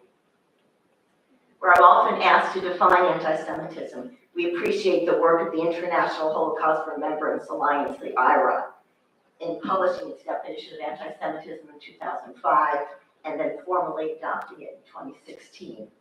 Since that time, 31 countries have also adopted its definition, including Argentina and Colombia, France, Finland, Germany, Greece, the Philippines, Serbia, Sweden, the UK, and the US. And the definition has been endorsed by individual European leaders and European governmental departments. So what does it say? Anti-Semitism is a certain perception of Jews, which may be expressed as hatred toward Jews. Rhetorical and physical manifestations of anti-Semitism are directed toward Jewish or non-Jewish individuals and or their property, toward Jewish community institutions and religious facilities. Anti-Semitism can be expressed in speech or writing, in visual forms, action, and employs sinister stereotypes, negative character traits. We all know what they are.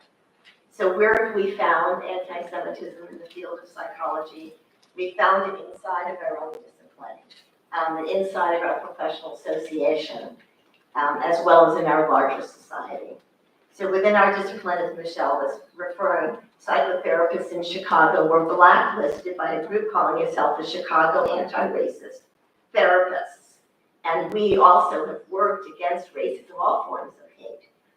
But in their group, they decided that they were going to find therapists whose names were Jewish sounding, and they were going to blacklist them. Some Jewish therapists therefore experienced a decline in clients and faced hostility during their sessions. Other Jewish therapists were shunned from professional spaces, denied referrals, refused opportunities for professional development, and that's unfortunately rampant throughout our association, throughout our discipline, that Jewish professionals are shunned and disinvited from conferences, disinvited from panels. They are now, this anti-racist therapist group is now being investigated by the Illinois Department of Financial Professional Regulation, and they are being investigated for dishonorable and unethical, unprofessional conduct. This was just one reported case. The Jewish therapists around the world, and we are an international organization working with Jewish psychologists and allies in over 20 countries, are experiencing similar kinds of blacklisting. A prominent member of one of our APA divisions, the American Psychological Association, has said on numerous occasions, if you're a Zionist and you subscribe wholeheartedly to the idea of Zionism, she says, is fundamentally one that is based on racial supremacy, that includes the dehumanization of indigenous people. That's one of my colleagues has said that. The expression of anti-Zionism is a perversion, her expression of anti-Zionism is a perversion of what the majority of American Jews, more than 80%, consider the understanding of Zionism. Zionism, as many of us in this room know, all of us in this room know, is neither a racist philosophy nor a white supremacist philosophy. It's a profound belief, particularly given the Holocaust and all the events following that led up to World War II and following World War II. It's a profound belief that Jews need a state of their own, a state that will not turn them away in the face of pogroms or mass extermination, and a state that will further the culture and the interests of the Jewish people. And the one area of the world which Jews are indigenous is the land of Israel. We have archaeological evidence, historical texts, religious scriptures, and genetic studies that provide abundant, multifaceted support for this assertion. When the Association of Jewish Psychologists petitioned the American Psychological Association Council for a voting seat on council as an ethnic psychological association in 2024, we were buffeted by ferocious winds of resistance, both verbal and written.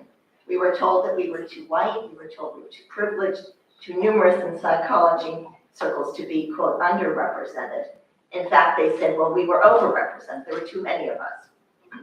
The written critical comments reflected on a studied ignorance of Jewish history in the United States, Jewish ethnicity, our religion, our common languages, our rich culture of literature, music, and dance, as well as the history of the persecution, discrimination, and physical and sexual violence against the Jews of Eastern Europe, on the Iberian Peninsula, and the history of anti-Semitism, and the Jews of the Middle East and Africa.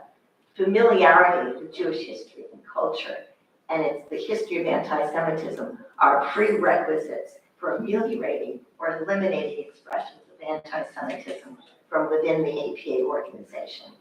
I've run for APA president, and I plan to run again next year.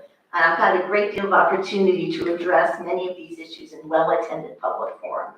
I've additionally had several opportunities to meet with APA presidential trios and the APA CEO and the deputy CEO. Each of these opportunities has been productive and has moved the needle incrementally so that at least we have open dialogue and that continues.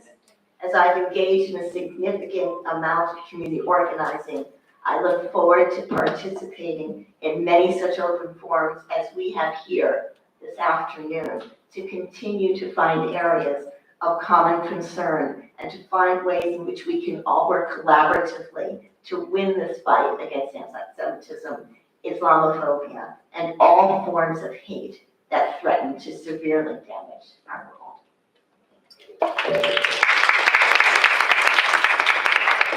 Thank you, Beth. Okay, Reverend Alyssa, we'll start with you. As she shared, she is a chaplain in a hospital in the New York area. You work in a setting where patients and practitioners turn to you, as you shared, with issues of faith and issues of healing every day. And can you share about how faith informs your work in the hospital, where you see patients in distress daily? Maybe include something about if you see growing anti-Semitism and anti-Muslim hate in your work, how is it impacting your patients and providers, and how is it impacting how you perform?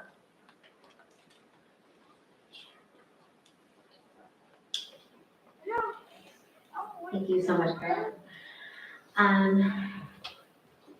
So I want to speak through the lens of Neshama Association of Jewish Chaplains, because the Jewish chaplains are every hospital you're working in or every community chaplaincy position you're in. We are experiencing something different, right? Because every person is unique, every life is unique. So, you know, in some ways there can't be broad strokes that are made in terms of everyone's experience, and at the same time, we have seen as we support each other in our organization that some themes have come up. So not every Jewish chaplain is experiencing this, or maybe it's not as much a huge part of their job as others. But I would say, just to answer Caroline's question,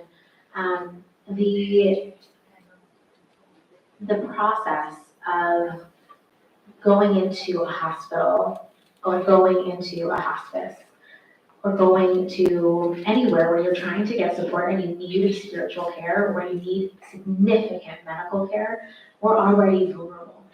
We're already in a position where we are leaning on the people around us to tell us what to do and to have our best interests in mind.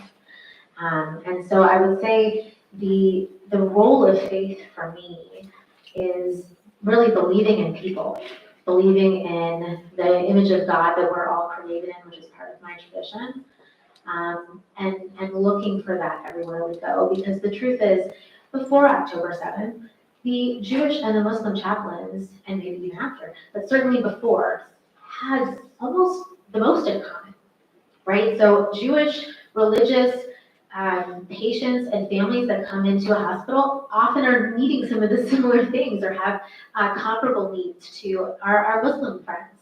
So that might be a head covering. That might be a hospital gown that's more modest.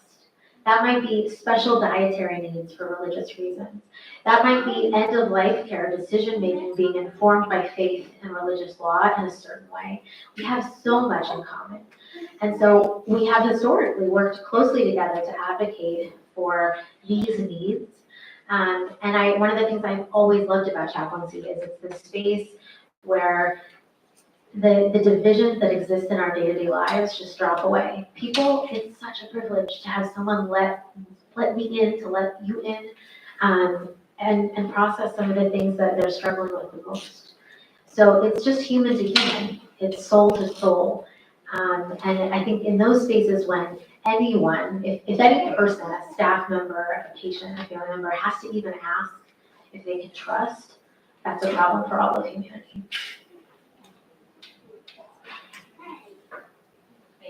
Thank you. And Michelle had shared how she is the CEO of the American Jewish Medical Organization, and it was founded as a direct response to October 7th and the rising incidents and threats of anti-Semitism in healthcare, and that's healthcare across all avenues.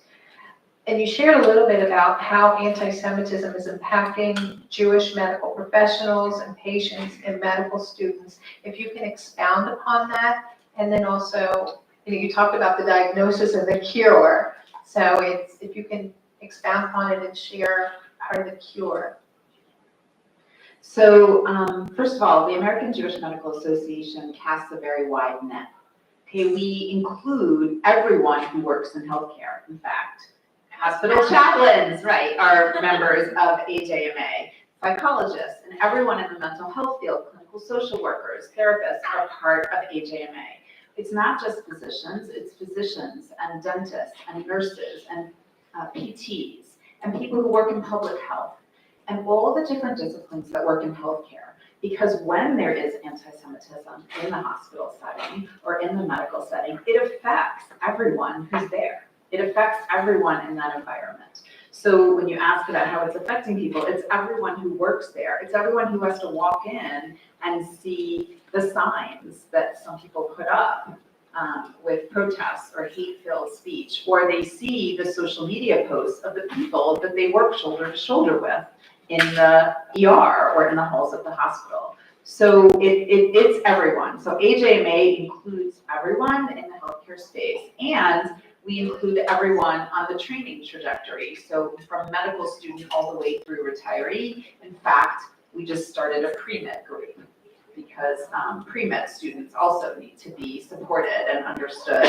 And so we have that as well. And who's getting affected and how are they getting affected?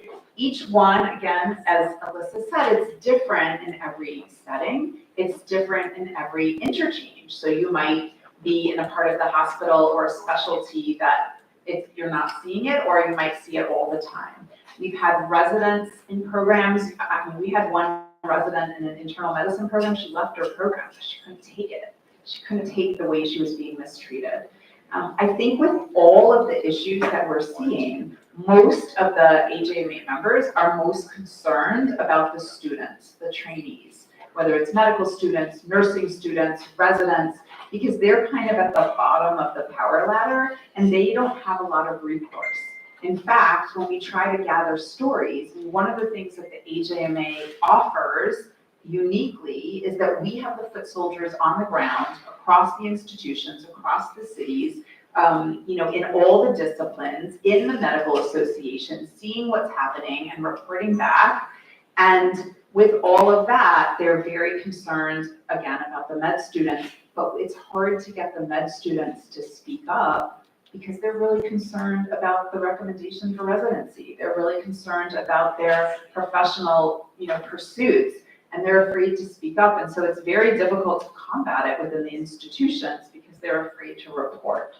And that is incredibly isolating and concerning that when you stop and think about what we've just been saying, someone can post something hateful on social media that is highly unprofessional. I mean, I have a nurse who has said, we were taught, how to be at the bedside of a patient, and everything you do about your persona matters when you go to the bedside of the patient, so you have to watch what you do. And yet, people are, spewing things and putting it out on the public forum, like social media. They're wearing things on their white coats that don't belong. Usually white coats should be a very neutral, safe for everyone.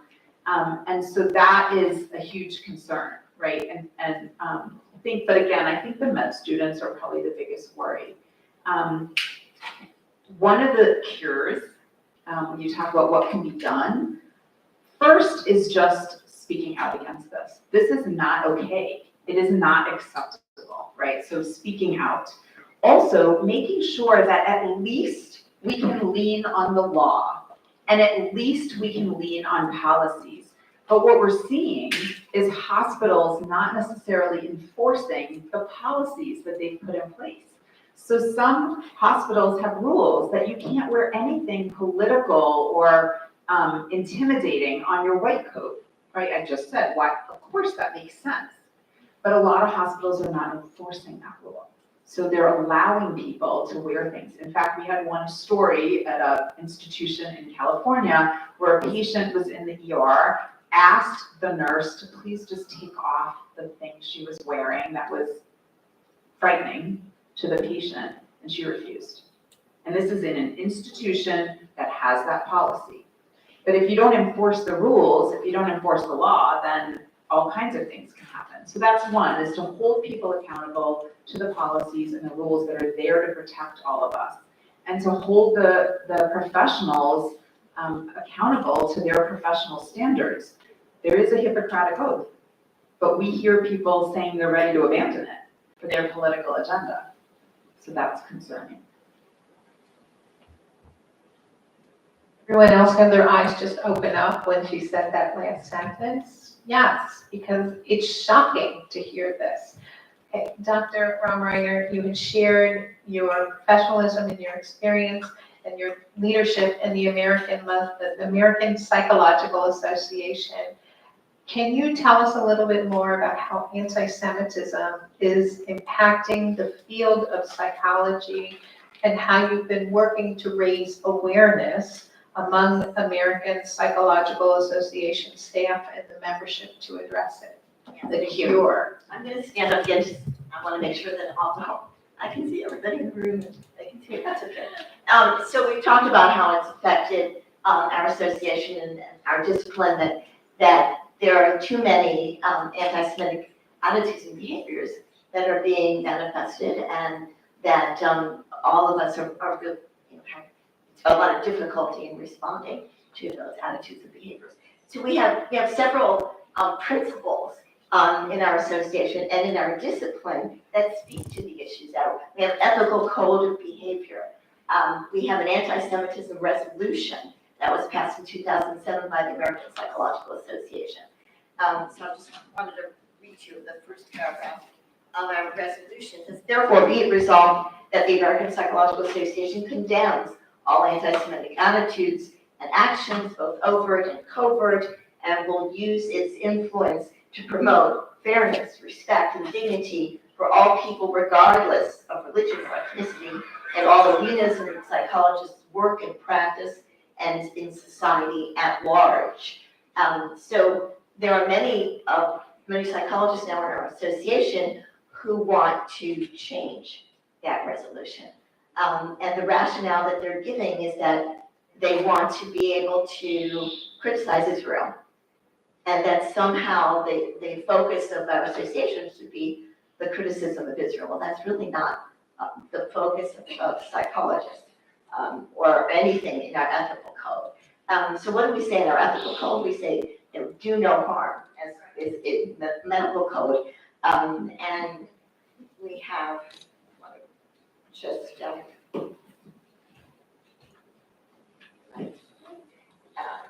get that from our ethical code. So we promote what's called beneficence and non-maleficence. and non-maleficence is the do no harm concept. So we say that in their professional actions, psychologists seek to safeguard the welfare and rights of those with whom they interact professionally. So it's not about, if we all have tremendous empathy for violence against peoples. The Jewish people have undergone that. Islamic peoples undergo that and have undergone that. All peoples in the world have undergone tremendous violence against them.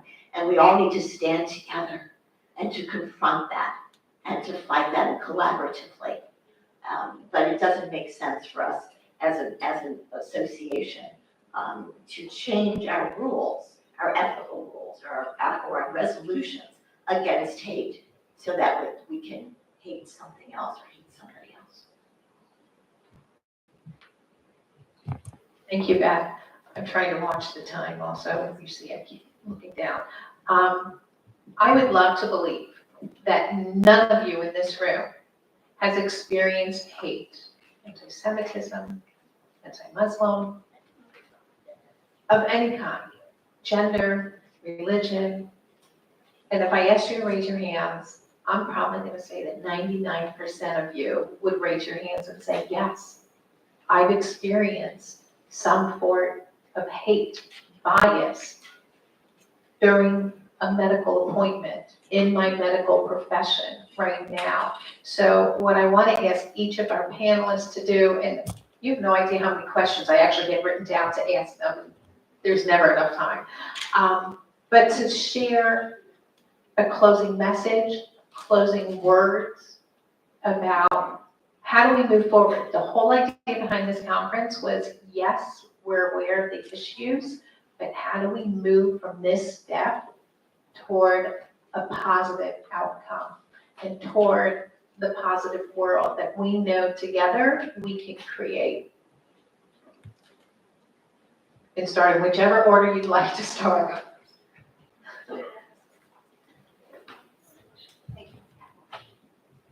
A dialogue. We have to be able to sit and talk with each other and hear each other. There is too much of a shutting down, of a closing down, to hear what any of us has to say. I think we have to be able to talk about our assumptions, we have to talk about our beliefs, and we need to be able to then say, well, I believe I agree with you, or I don't agree with you, but here are some ways in which we can work together. There's so much to do. I really believe that there are so many dark forces operating right now in our world. It's very frightening for all of us. The only way to counter those dark forces is to bring light and to bring dialogue. All right, I'm gonna stand too. It is nice to see everyone's faces. So I do like to always make sure I point out that as much as I talked about statistics and how many people, what percentages of people are seeing, experiencing, or witnessing anti-Semitism or hate in the healthcare space, most people are doing the right thing. Most doctors, most nurses, most therapists, most people are in it to do the right thing, to take care of people. That's why they went into that profession. And I want us to realize that. Most of the time when you go to the doctor, it's safe, right? Most, even though there's the potential, you're worried, most people are doing the right thing. And so I want us to be able to have that assumption of good as a starting point. What worries me is that crack in the trust, right? That you don't know. So now you're going to the physician or the hospital and you're wondering. And that's where the danger seeps in. But again, most people are doing the right thing. In fact, there are organizations, there are medical associations that have been traditionally accused of being anti-Semitic, right, or biased. And when you, again, the dialogue is right, when you go and you talk to them and you work on they didn't realize that this was a hateful word or this symbol is threatening. So sometimes it's about education and asking the right questions and educating people. it's not about lecturing someone, but pointing out why this might feel threatening or why this is has meaning to me, even if it doesn't, you don't recognize that meaning, and why it feels hateful to me. So when we look at these organizations, whether it's a hospital, a medical school, or a medical association, we have to look at it and assume that as an organization, most of the people involved are not hateful, right?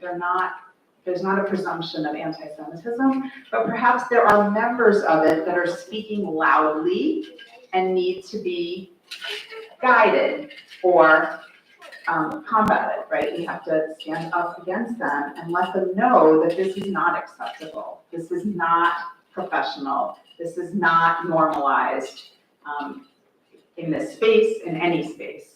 So I like to sort of remind everyone that, again, there is this presumption of good. Most organizations want to do the right thing, and I have found that to be the case when I sit down with the CEO of a particular association and I point out, this is why this is problematic. Oh, now I understand better. Let me guide everyone. Let me work on that, right? So again, education, dialogue, and a presumption of good when possible. Certainly agree with both education and dialogue. I think looking for the divinity in each other. I'm thinking about, there are actually multiple Jewish chaplains in this room right now who are here representing AJC and the rest of the year, so thank you for coming.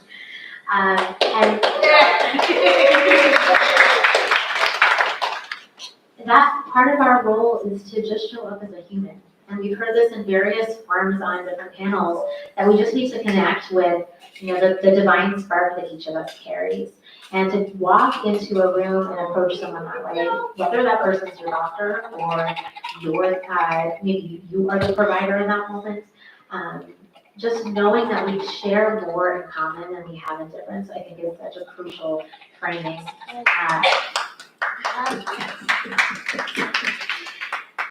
I have the privilege to work with Muslim chaplains who are doing the same work that I'm doing for their community, and are wonderful people who are striving to find a way for us to all provide the best possible care. So I think it's just incredibly important to recognize that piece of divinity in each other, and also to appreciate, yes, there are differences, but where can I find places of similarity? Where can I find moments of connection? The last thing I'll say is that in our Jewish prayer for healing, for holy, we pray to God that we have healing refuat hanefesh, healing of the spirit, and refuat haguf, healing of the body. So my prayer is that as we have these conversations that stand up for each other and with each other, again, not in one direction, but in all the directions, that we have healing of the spirit for all of humanity and healing of the body for all of humanity, such that we know that we can trust each other and go into these spaces with hope and with faith. Thank you each so much, Alyssa, Michelle, and Beth. I think we each have learned so much from each of you and sharing, and for joining us here today. I want to remind everyone what they just said. It's about talking to each other, and more importantly, listening to each other and where we come from, to speak out, to stand up, and to do it together. And when we're enforcing the policies and we want to enforce the laws, we need to bring our friends with us to help us do that. We are much stronger when we stand together than we only stand as one. And it's much more of an impact that people then see that they are not fighting against one, they are fighting against many. And we just need to remember we keep doing that. And we must thank Amila for being the catalyst, for organizing this. And I said to Alyssa right before we started, I said, I am so happy this is the inaugural event. This is the first of many that these events will occur, and they are so important and they are so special. So we thank you for inviting Hadassah to be part of this. We appreciate it. So please, everyone, if you'll give our panelists a round of applause. And thank you. Thank you, panelists, and thank you, Carol Ann, for that very informative discussion. I have to just be honest and tell you, it makes me furious, but we can change that. I'm sorry, that reaction. The one thing I wanted to say about that is, we all have to be our own advocates every day in life, but especially in healthcare. If you cannot advocate for yourself, please make sure that you have an advocate. And if something doesn't feel right, speak up, have your advocate speak up, and be the force that makes that change. Thank you. Okay. On to another infuriating topic. But this one, I'm hoping we can do something about as well. The role of media in countering hate. The media can either amplify hate or empower hope. This session is going to be led by Empower Women Media, and we will explore how media narratives shape our fight against extremism and color our view, potentially, of the truth. Our panelists include Shireen Tabor of Empower Women Media, and she will be moderating. And our additional panelists are Astrid Hajar, co-founder of Abraham Women's Alliance, Dr. Michelle Sanders, co-founder of Female Advocacy Foundation International, Sarah Little, journalist and founder of More to Her Story, and Azita Mizdaga, filmmaker, impact producer of Fraternité Impact Producer. Please join me. Thank you so much.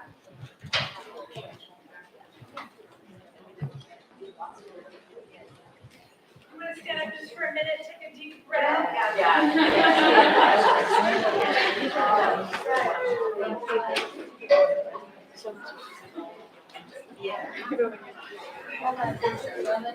Hello, everyone. Can you hear me? Is that in?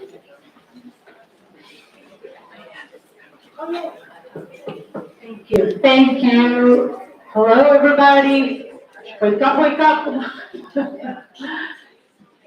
Thank you for that fantastic panel, very informative, sombering at the same time. But guess what? We're here to find a solution. We're coming together to brainstorm ways to be able to address the situation. So, hello everybody. My name is Astrid Hajar. I am the director of international partnerships with Empower Women Media, and also I am the co-founder of the Abraham Women's Alliance. It is quite an honor to be here. Thank you, Anila. Thank you, Soraya. Thank you, all of the board members of this wonderful organization that made this possible. This is a very special gathering during historic times. Can you hear me? These are historic times, and this is a very timely gathering of leaders, interfaith leaders like yourselves. You're all heroes, you're all warriors, and we're honored to be with each one of you today. So why is digital media critical in the interfaith realm? Because it is universal. Storytelling can be very powerful, especially when it's utilized through digital media and when it's used for a good purpose. Digital media brings together people across geographical boundaries. It motivates us to dialogue, to collaborate with each other, to exchange ideas, and to support each other. But most importantly, digital media challenges stereotypes and misconceptions. It is a way for us to understand and accept the difference in the interreligious world. It is my honor today to share the stage or the panel with these wonderful ladies. Shireen and I, after the horrific attacks of October 7, we decided to found an organization called the Abraham Women's Alliance. 1 month exactly after the October 7 attacks, on November 7. And the Abraham Women Alliance is an organization that brings together the women leaders from across the world that support the principles of the Abraham Accords and also the union of all the Abrahamic faiths. Shireen, I'm going to go ahead now and I'm going to introduce some of our panelists. We have, of course, the founder of Empower Women Media, the wonderful Shireen Taber, everybody. Shireen brainstormed and founded Empower Women Media and created a series of training interfaith videos that have trained over 10,000 people across 12 countries in the MENA region, in the Middle East and North Africa. Would you like to say a little bit? Can we go to the next slide? Okay, one more. Okay, there we go. And then one more slide. There we go. Okay. So Empower Women Media, essentially, we are a multi-faith network. I have an Iranian Christian heritage with an Iranian Muslim father and an American Catholic mother. And so I've learned to navigate these kinds of conversations for a lifetime. And I've been able to be published, and the New York Times editor asked me if I could write about what was it like growing up with a Muslim father and a Christian mother. And I explained that the greatest gift my dad gave me was religious freedom, because he allowed me to make that choice and to be curious about what others believed. Not knowing after 9/11 and October 7th, that there would be many opportunities to bring people together. And somehow my parents in this mixed marriage, which is very difficult, I don't recommend it, but somehow they were able to navigate a mixed home with a different culture, different faiths, and what I learned from that, I'm able to bring to the table. And so I love this kind of work. It's hard, but we love it. So what we emphasize is digital media strategies, and so we're hoping to inspire you today to think about how you can use social media, short films, podcasts, anything online to get people talking about these important issues. So I wish we could have had a camera about the conversation we had earlier, because so many of the things they shared were so powerful. Yet people don't have time to come to conferences. They don't have time to even read books anymore. So we do that through shorter formats. You know, think about when you're scrolling on your phone, right? Sometimes it's just a graphic, sometimes it's a photo with several little vignettes you can read, or it can be a short film. TikTok is blowing up. And what we're finding is that it really does affect change. We've done some research with our partners where they showed a short film to the Taliban of little girls doing calligraphy writing. And the Taliban doesn't want their girls to go to school. And yet there was one Taliban chief that saw this beautiful, just little 5-minute film of girls writing calligraphy, and it changed his heart. And he said, okay, in my community, the girls can write. And so what we found was the power of visual story, right? Not just me getting up here in a white paper and, you know, giving talks, but seeing it, visual stories could really affect change.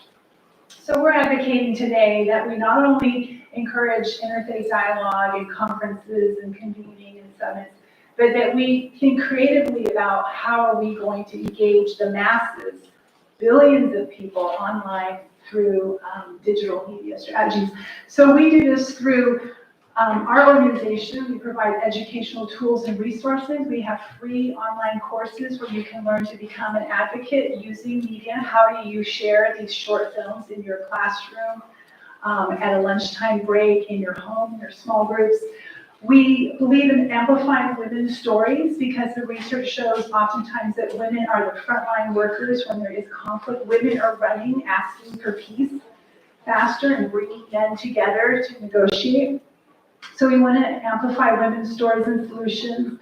We want to equip high-impact leaders to talk about these sensitive subjects that are very taboo. How do you do that, and how do you do that online? We want to mobilize religious freedom champions, and by religious freedom, we mean that everyone can freely live what they believe. You know, so if you're a Christian living in Pakistan or in Egypt, you're a minority, so we need to stand with the minorities.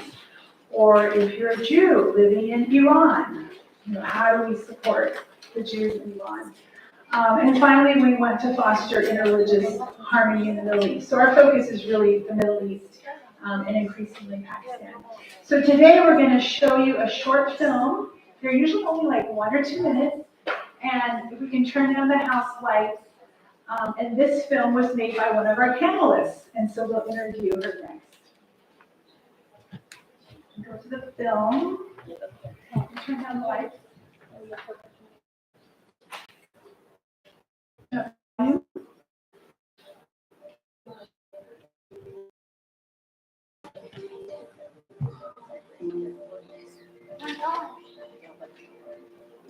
I'm Iranian American. I'm an engineer. I'm a dog walker. I am a barista. I am Christian. I am Muslim. I'm Baha'i. I'm Jewish. I'm not religious at all. I am a Democrat. I'm a Republican.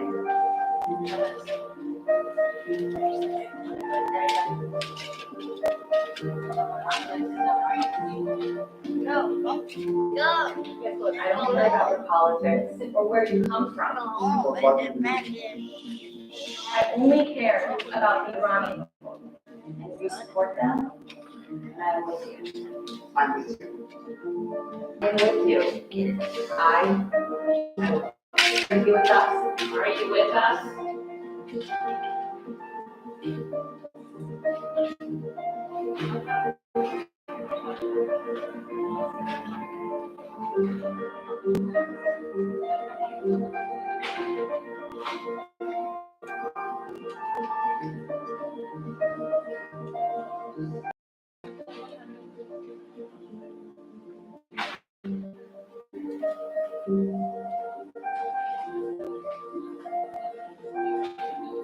So that was an example of a little short film that was we freely collaborated. We had Jewish, Christian, Muslim, Baha'i, Republican. We had baristas and doctors. And our point was to show that our humanity and for the country of Iran, we could all stand together. That was made a few years ago for October 7th. So now we're saying the same kind of thing, that we can stand together. So on the film, and I'll have one stand up so they can see you. She's made several beautiful short films, and she just has a way of capturing people's beauty on camera, like when the Jewish gal put her hand on her heart, just those little images, or him, just taking his glasses and just realizing that we're all people in the day. Can you tell us about that film and how you made it, how you had a little budget? You two pulled it together, so how do you kind of motivate people? Yes, actually, I want to say that I made this film with the help of Israeli friends. So we donated a lot of equipment and time, and we shot together. And it was very powerful because all these people also joined because they wanted to help. They wanted to send a message. We made it after when I see them. And they really they were the group of Iranians from all walks of life, and they wanted to send a message out there, a message of unity.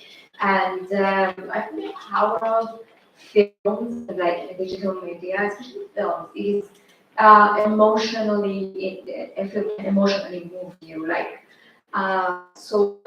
you can take action, and that's the power of it, power of digital media, filmmaking, that emotion that touches you and moves you. We'll come back to you, and now we're going to introduce Sarah. Sarah is a very established podcaster, Forbes 30 Under 30 journalist, has created a news agency. You're only 28, and this is the future. These young women are showing that they know how to communicate, and we need to activate them. And so one of the reasons we invited them was that you could meet them, and perhaps they can help you with your organizations and your projects. So Sarah, tell us about the power of story and why you're motivated to tell stories, and where and how do you tell stories? For having me. It's such an honor to be here with all of you incredible women. I founded a news organization called More to Her Story. And it was after I was living and reporting as a journalist in Jordan in 2023. And I conducted a study of 1,600 women across the country. Found that a third of them were effectively locked at home by their male relatives. They couldn't leave the house. And I pitched that story to multiple outlets, and no one wanted to publish it. It wasn't interesting enough or timely enough or whatever. And that was the catalyst to start a news organization just focused on women and girls. Because it really isn't really, there's like a handful of them. And so that was 2 years ago, and fast forward 2 years, and we're reaching over 2 million readers a month. And people are really hungry for stories about women and girls. It's not surprising, but it is surprising that there's so few news outlets just focused on women. And we, I think social media is the primary way that we get these stories out. Over half of Americans get their news just from social media. So that is the primary way that we are reaching a younger audience. Over 60% of our audience is under 34, over 90% of them are women, young women. So, yeah, there's no more important time to be telling stories about women, honestly. Yeah. Can we cut to the next film? We have another film, and I wanted to share the reaction that we got from it. Can we turn down the lights and turn up the volume?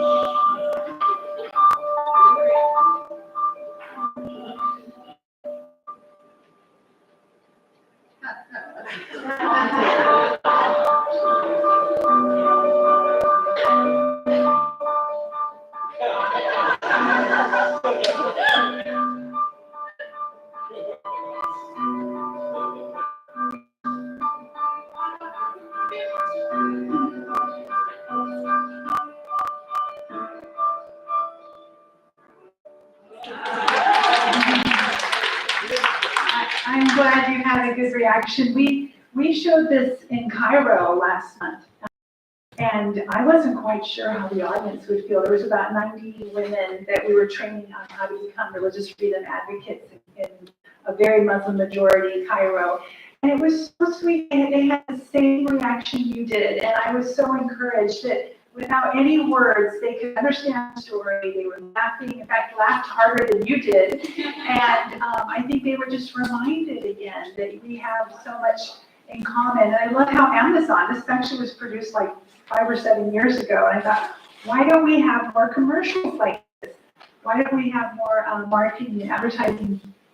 But before I cut to the others, I'm just curious, our storytellers, what did you see in this film, and what are they doing that we could be doing more of? Do you have any comments on storytelling, or what did you see? I think what it did, it touches on similarities, and this is something that actually we were talking earlier.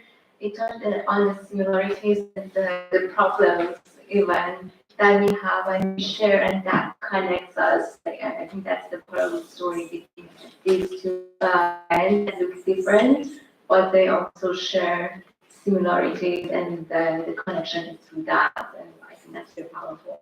We could be doing more of that. Do you have any thoughts? Is that good? Yeah. No, I agree, and we can be doing that in sports too. We work with an Israeli foundation, and they were talking about hosting a women's sporting like congress, because if we can get Arabs and Jews and Iranians, I'm Iranian, so I want to be there, together to do a sports event, and just the rough and tumble of basketball or soccer or running together and then having lunch together, and just remembering that we're all women and we all love sports, and our faith is important, but find those things that bring us together. Astrid, what were your thoughts on Cairo, and what were some observations you made when we were there? Because we used a media-based training, so rather than just having a lot of talking heads, we showed them a series of films and stories to get them thinking. And did we see a shift in their hearts? To me, the trip to Cairo was transformative. Being of Lebanese origin, I'm Christian Maronite, born in South America. To me, seeing all those women there together, watching this films, short films, and the power of storytelling, it was to me, it was poetry just to look at their faces. Everyone, at first they were puzzled because, believe it or not, this is a foreign concept to a lot of women, especially those that live in Muslim majority countries.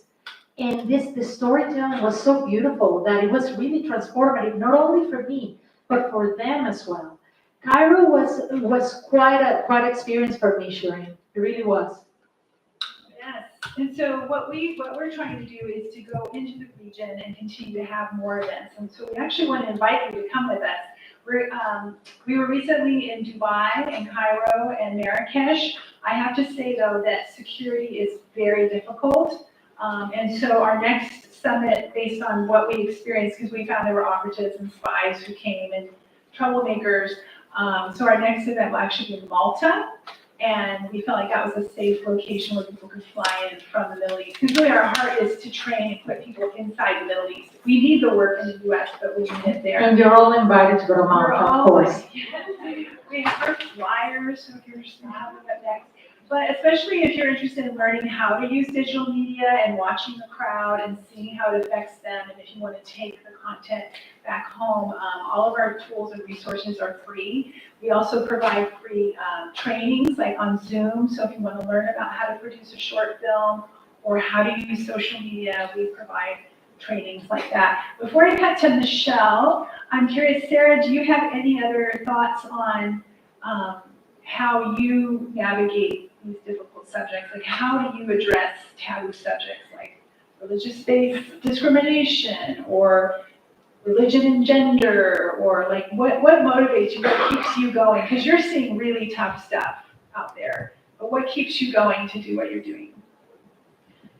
Yeah, before founding More Story, I was reporting in Israel and the West Bank. I was based there for Vice and The Guardian, and so I have, like many of you here, have dear friends and loved ones on both sides of this conflict, and it's been tough. It was really difficult after October 7th, just navigating that reality in a way that shines light on the humanity of everybody and gives space for that, especially women who are inevitably the hardest hit and disproportionately impacted by war and conflict. And obviously, what happened to Israeli women on October 7th was unbelievable.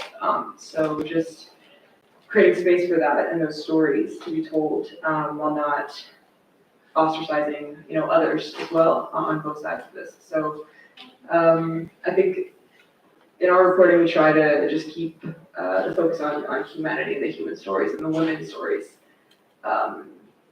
And we even have like a dedicated section on our platform for diaries where women from all over the world can share their unfiltered, realities and stories. And that's been a really crucial part of our reporting and our storytelling.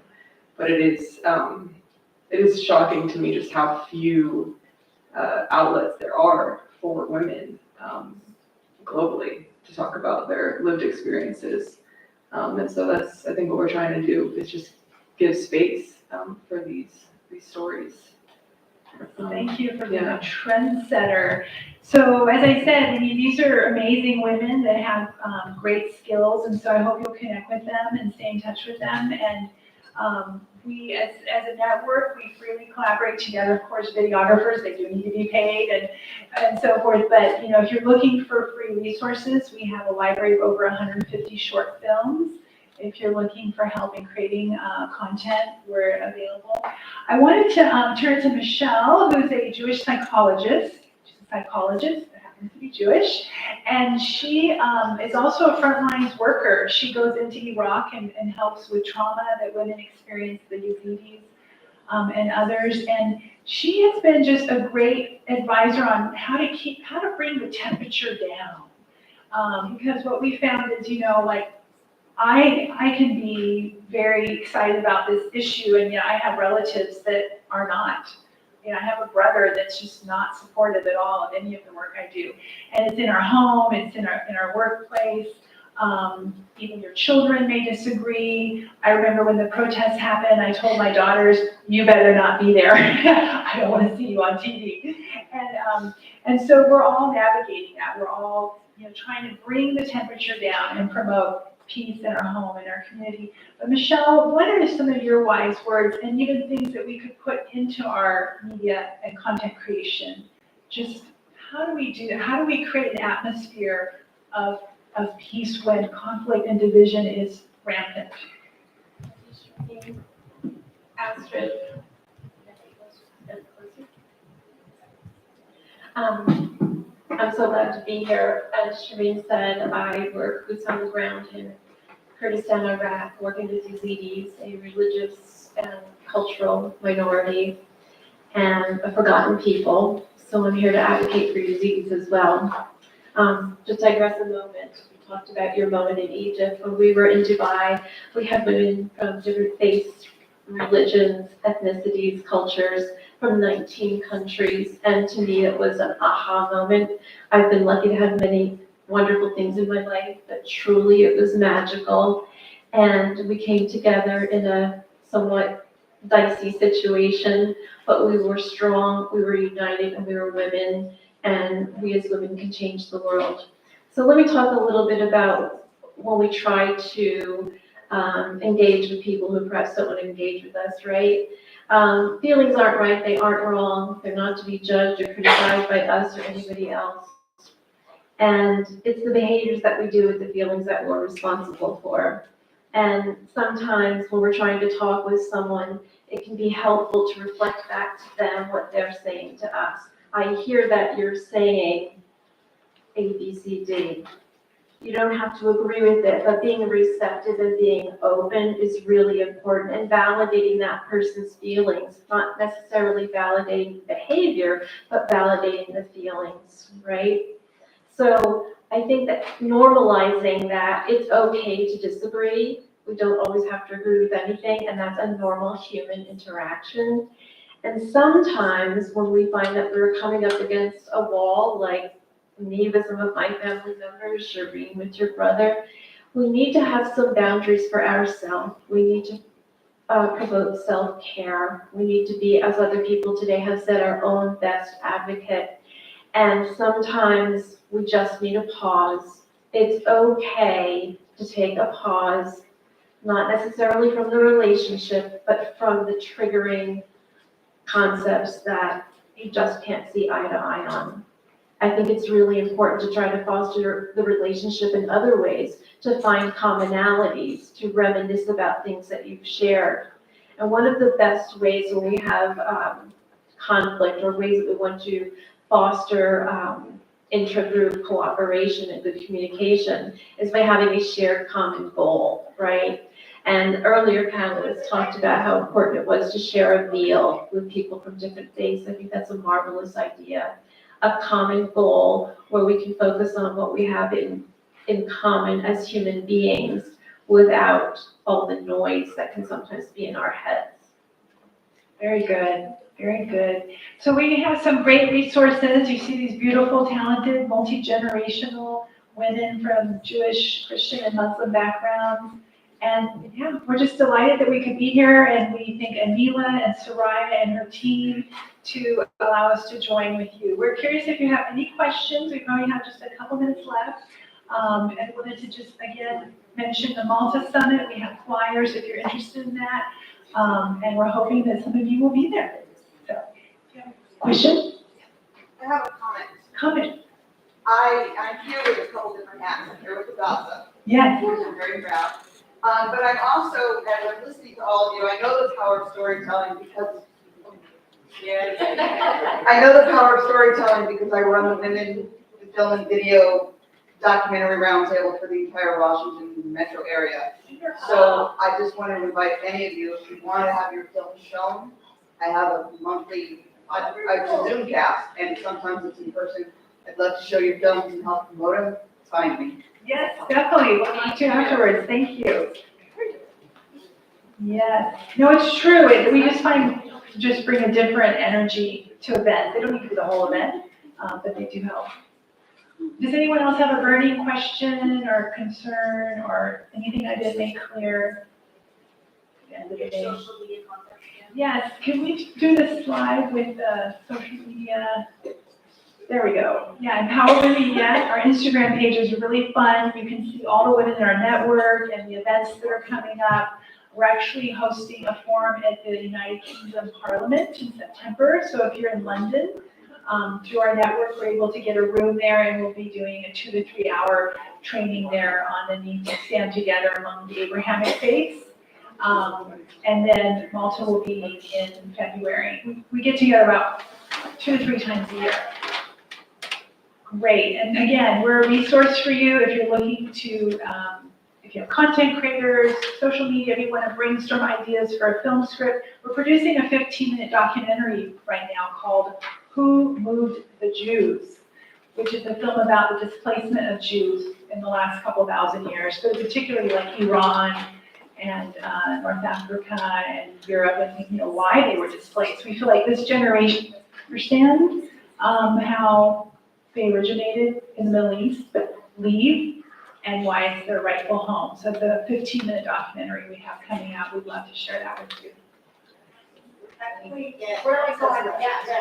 Yes, well, let's stay in touch. We know Hadassah in Los Angeles, where I'm from, so let's stay in touch. That film, yeah, you have the contact information, we have flyers, and when that film is released, that would be a fun one to release together. It's only 15 minutes. Yes. I'm wondering, do you have video to show in school?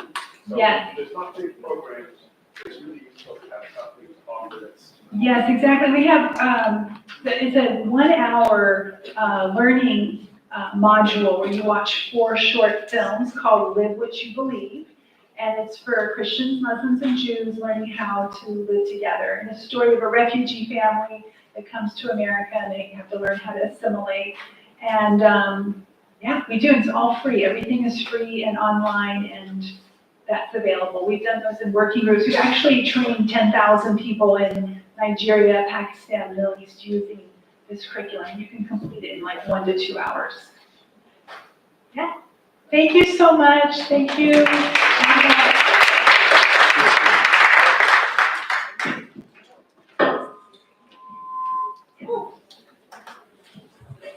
Thank you for those beautiful, beautiful images. We know that pictures so beautifully tell a story. And for all of us who are my age, we definitely appreciate the tutorials. Okay, we're now going to be moving into our last panel of the day.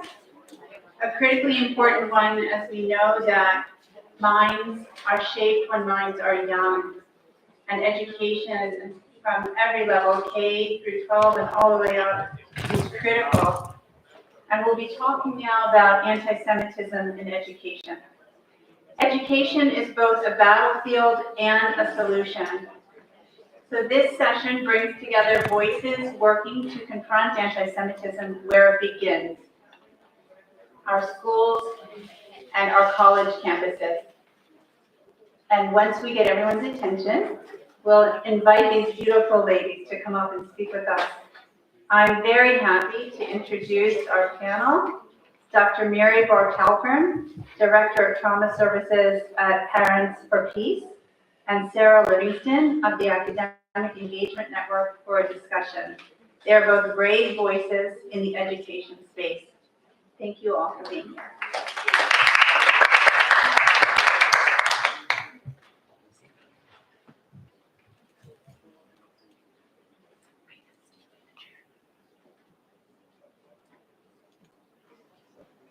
Testing 1, 2, 3. Hello. Okay. All right. Hello again, everyone. For those of you who weren't here earlier, my name is Faisal Mashoud, and I'm a May Fellow for AMMWEC. They had a little bit of change of plans throughout the day and decided to allow me to be their moderator for their panelists. So thank you guys so much for the opportunity. As someone who's currently in school right now, this is a super interesting topic to me, and it is anti-Semitism in education. So to get us started, I'll ask both of you guys to kind of introduce yourself and explain how you got into this work. As you can see on the screen, I'm the Director of Faculty Engagement at the Academic Engagement Network. We are an organization that fights anti-Semitism, the denigration of Israel, and for academic freedom on college campuses all over the country. I have 1,200 faculty members in my network across 330 campuses, one of them sitting next to me. And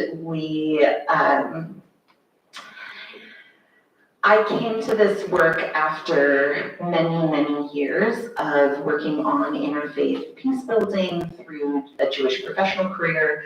I'm a former Hillel director and Jewish studies professor at Ohio University. And I came to the AEN side of things because of anti-Zionism in the Association for Jewish Studies. Which, if that shocks any of you, I'm sorry, I'm happy to talk about it, but it's not shocking to those of us that are Jewish studies professors. We engaged Anila in a panel at Cal State University Northridge with Mary on when did we stop believing women, and a screening of Screams Before Silence in April. And Anila and I have been working together since, and that's why I'm sitting here. She's hard to say no to, right? Hi, everybody. Still last panel, so stay with us, please. We promise it's not going to be boring. So my You're name, really fun. can you tell? Everybody who left is missing out. So my name is Dr. Mary Bar Halperin. I'm a clinical psychologist. I'm a trauma researcher and expert. And every time someone asks me, tell me about yourself, my instinct is before or after October 7th. So before October 7th, my life was dedicated to understanding trauma at different levels of care. My doctorate was actually about terrorism and war. I'm an author of a children's book that was published in Israel and here to help kids who experience terrorism and war. Got into the world of understanding trauma because of my own personal experience growing up in Israel during the Intifada, and my husband who lost his father on 9/11. So it's very deeply vulnerable and connected to my own upbringing, third-generation Holocaust survivor, and all of that. And then October 7th happened, and I felt very betrayed by the mental health field, as you heard from the providers that were here before us. And on the 7th, decided to do something that my husband said was very stupid. And I, in a Facebook group, Israeli group, I wrote my cell phone number and said, I'm a trauma therapist, I'm a psychologist, if you need my help, call me. Yeah. Now you see why he said that. So I got flooded with phone calls. She didn't learn, she still does that. She's supposed to be my savior. So quickly was able to mobilize a team of clinicians, and for over a year we provided support for the Israeli community in Massachusetts, anything from one-on-one to groups, webinars, seminars. Then immigrants came from Israel, so we sat in schools and just tried to help wherever there was a need. Out of that, I decided to quit my job. I was a director of intensive outpatient program in Boston. Decided to quit my job and do full-time advocacy and public speaking and research about the mental health aspect of anti-Semitism in the Jewish community, and we can talk about the research later. But that's why I'm here. Sarah has been my unofficial manager, sending me to campuses all over the U.S. To try to educate people. So one hat is the psychology hat, and the other one is I have two young kids, 9-year-old and a 6-year-old in the public school system. So I've been fighting what's been happening in the education world. Oh, wonderful work you're doing. So now that you've explained your personal story, what moment in your work made you realize that anti-Semitism in education needed to be addressed differently or more urgently than it had before? Okay, so as I mentioned, I have two kids. And for those of you who are not from Massachusetts, the Massachusetts Teacher Association has been awful, to say the least. And once you take the blue pill of the matrix, I don't know if it's the blue or red one, whatever pill you're taking, you can unsee it. So what I didn't mention before is that through all those different events, I joined an organization, a nonprofit that is called Parents for Peace. And Parents for Peace is an organization that's been fighting radicalization for over 10 years in the US and Canada. I'm the only Jewish person there that heard me in the talk and said, you don't have to fight alone, come join us. And I'm the director of trauma services and training. And what I've learned from them, and it starts in K-12, is that every single terrorist organization and extremism group, what they all have in common, the connective tissue among them all is anti-Semitism. And they showed me how it actually started in the K-12. We have the data to show that, to support that. And we've been writing curriculums about it as well to try to fight it in the K-12 world, because what we're seeing on college campuses obviously did not start on college campuses, it started way before. So the MTA, the Massachusetts Teacher Association, has been using a very one-sided biased anti-Semitic material. They don't call it curriculum, they call it a resource where the teachers can decide if they want to use it or not. But if you're a teacher and you don't really have a lot of time to figure out how to talk about the Middle East, then you're going to go to the known teacher association. And that's what they have there. And when I said biased material, I'm talking about a Star of David with a $sign on it. Words like Zionist bullies, pictures of Biden saying murderer, death to Israel, globalized intifada. They're better what we see everywhere. And that's what they're teaching our kids. And it starts in K. Literally, they're teaching kids how to write using the story of Handala and calling for our parents to go and donate money because of the genocide in Gaza. So when my 9-year-old is asking me, why do people hate Jews? I need to have not only an answer for him, I need to tell him that his mom is actually doing something about it. So I realized that this is where it starts. It started at that age, and education is key. Because what's happening right now around the world did not start right there. It was way, way before. And then a question for Sarah. You've been doing this for more than 15 years. At what point did you realize this was the direction your career would take?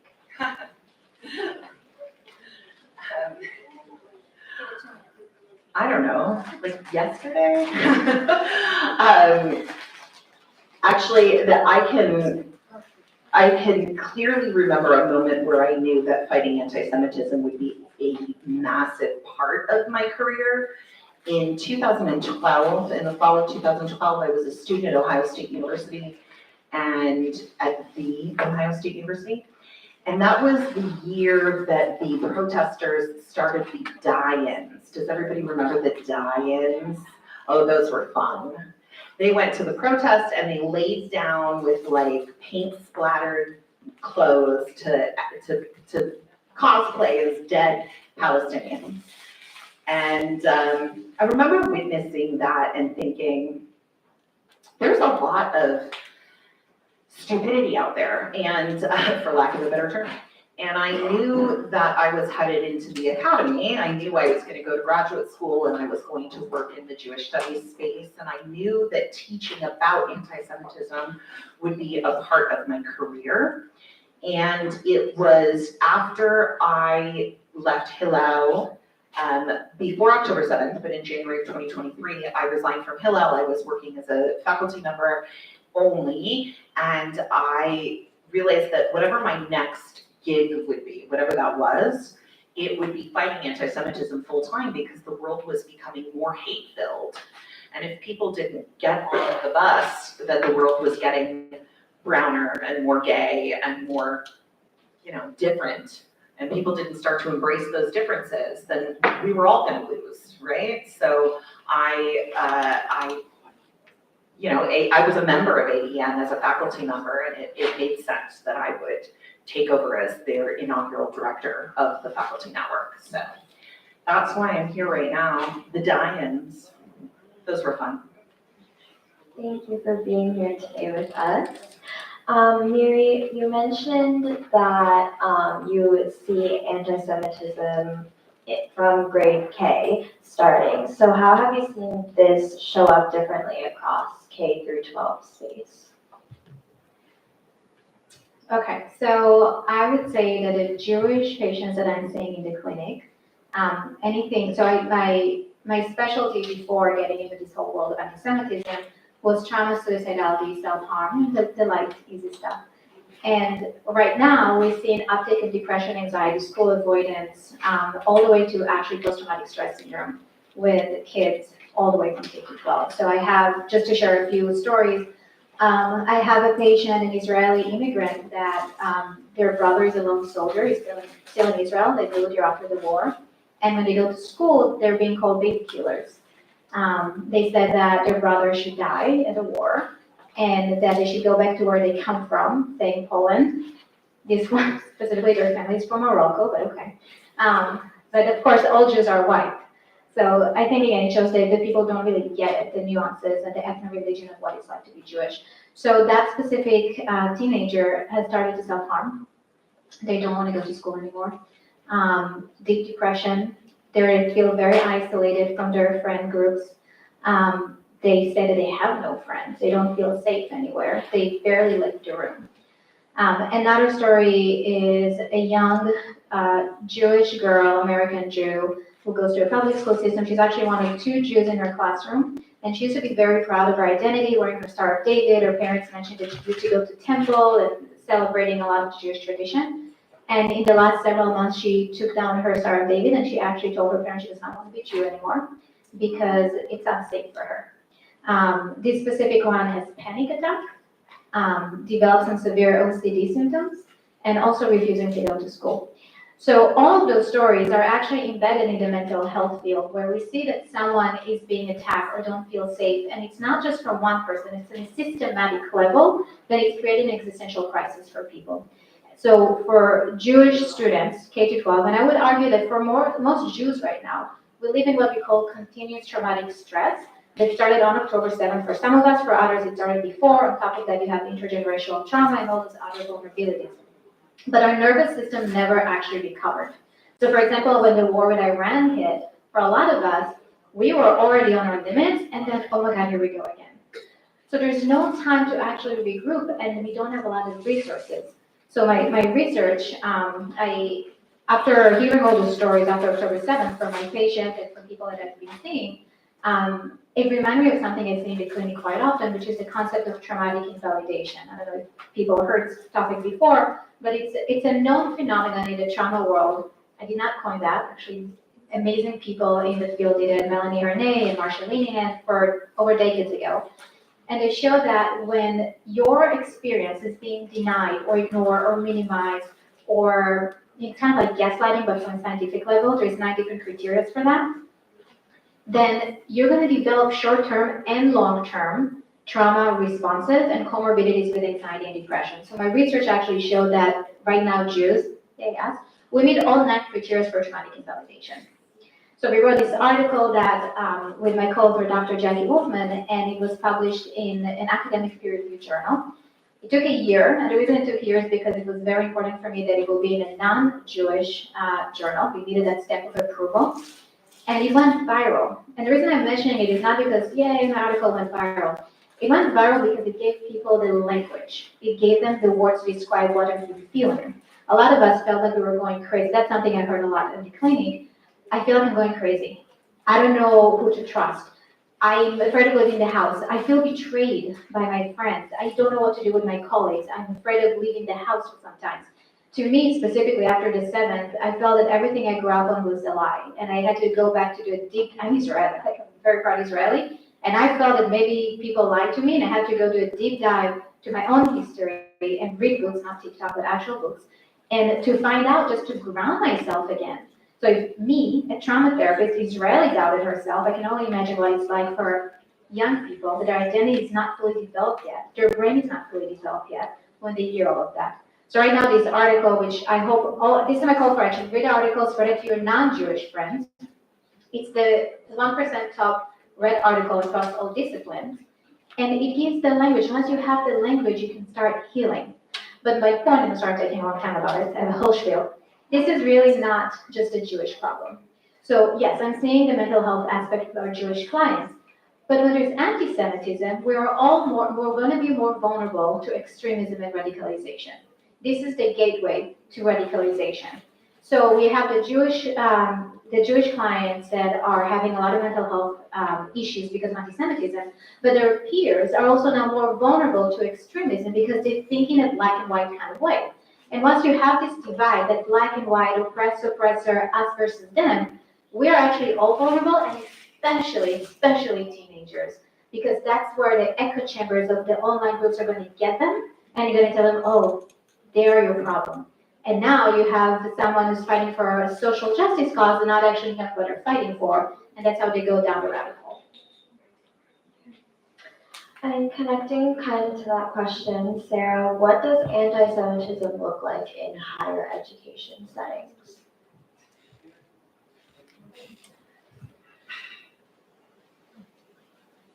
It's complicated.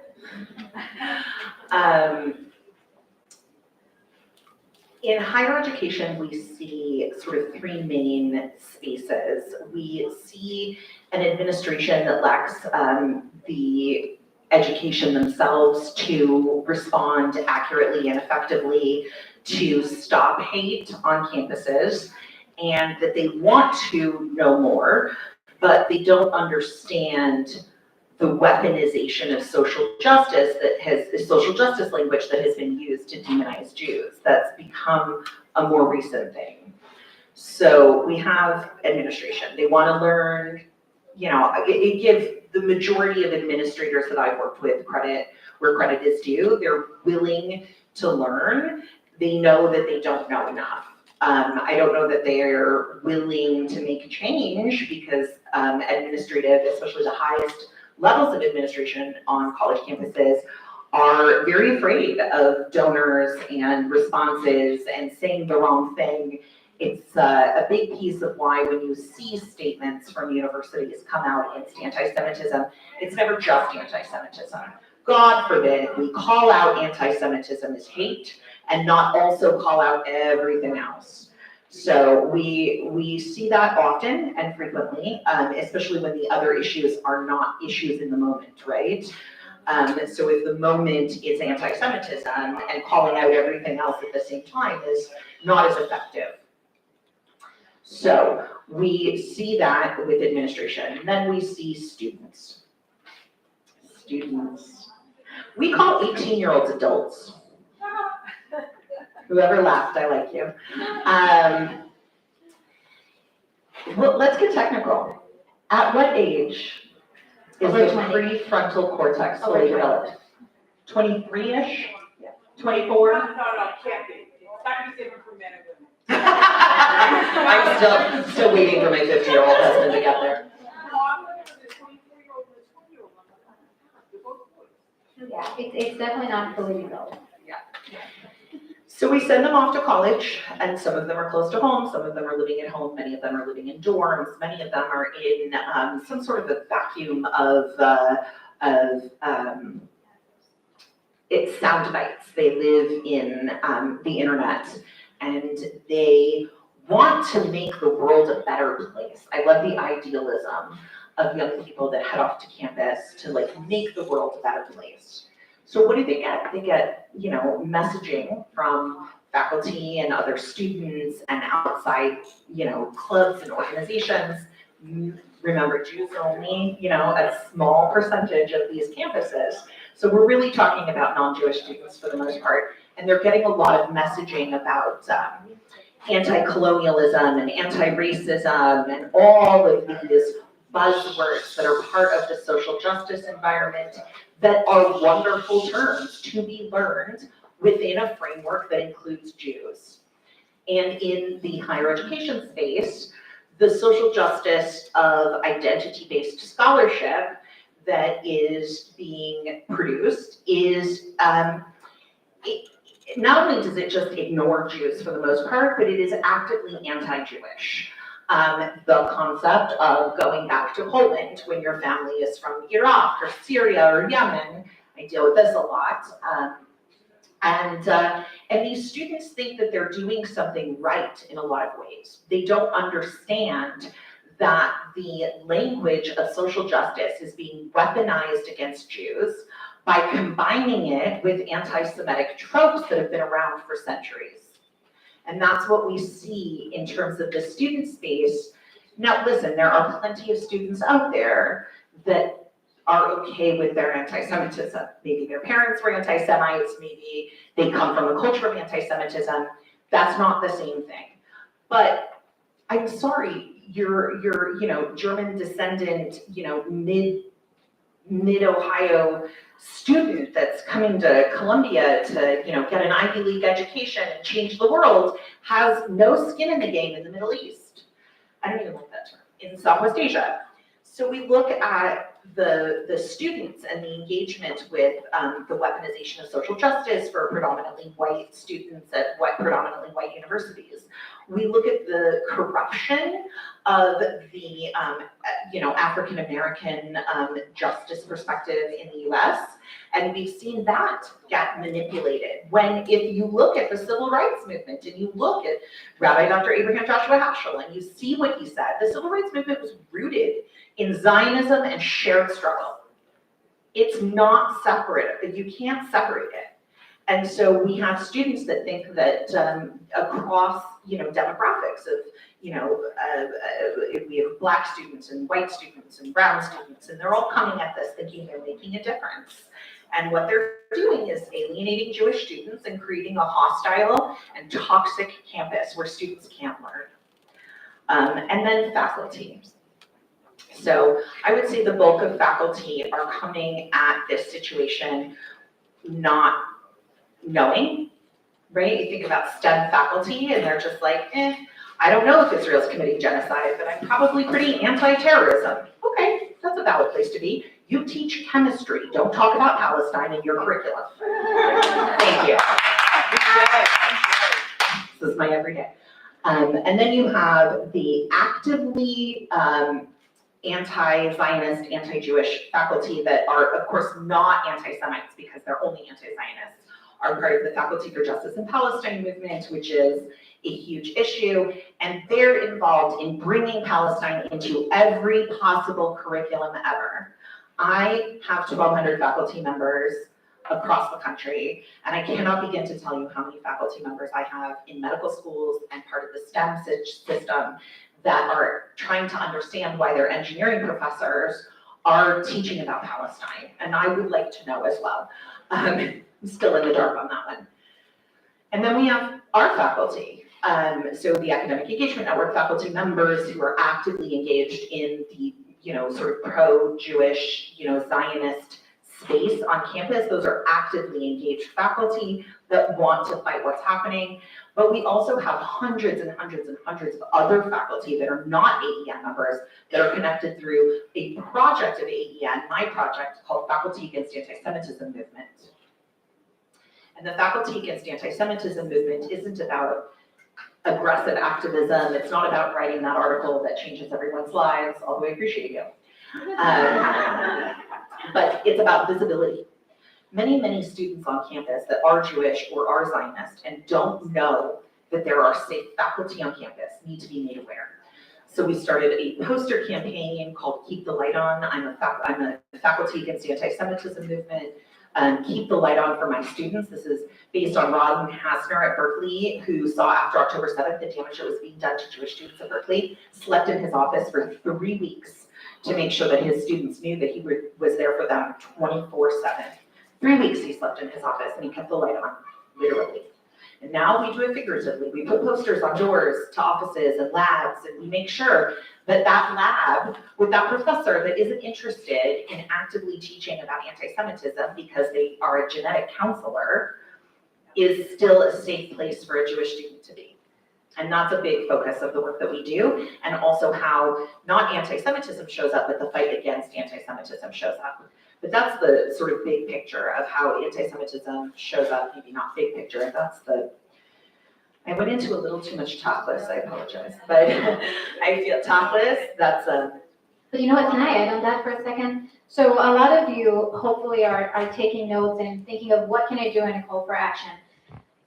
Universities and schools are supposed to be trauma informed. It's a great buzzword, right? Trauma informed meaning that it's supposed to be safe physically and emotionally for all students.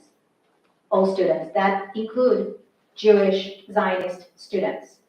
right? So when you go and you advocate using those frameworks and asking the people in the universities or in an organization or at an elementary school or middle school, whatever it is, are you actually trauma informed? There's specific criteria, what it means to be trauma informed.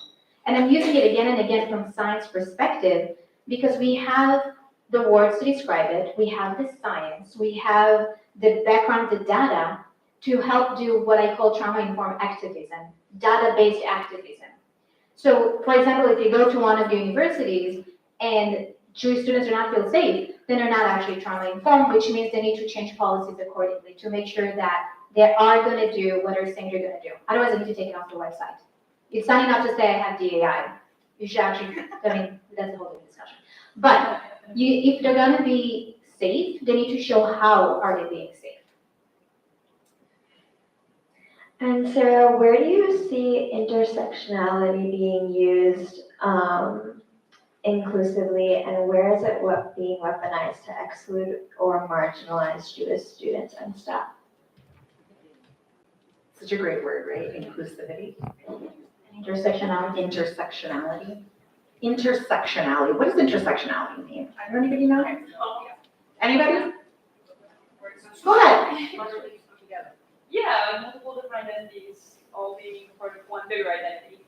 So they said multiple different identities all being a part of one identity. It's about how we show up to the rest of the world.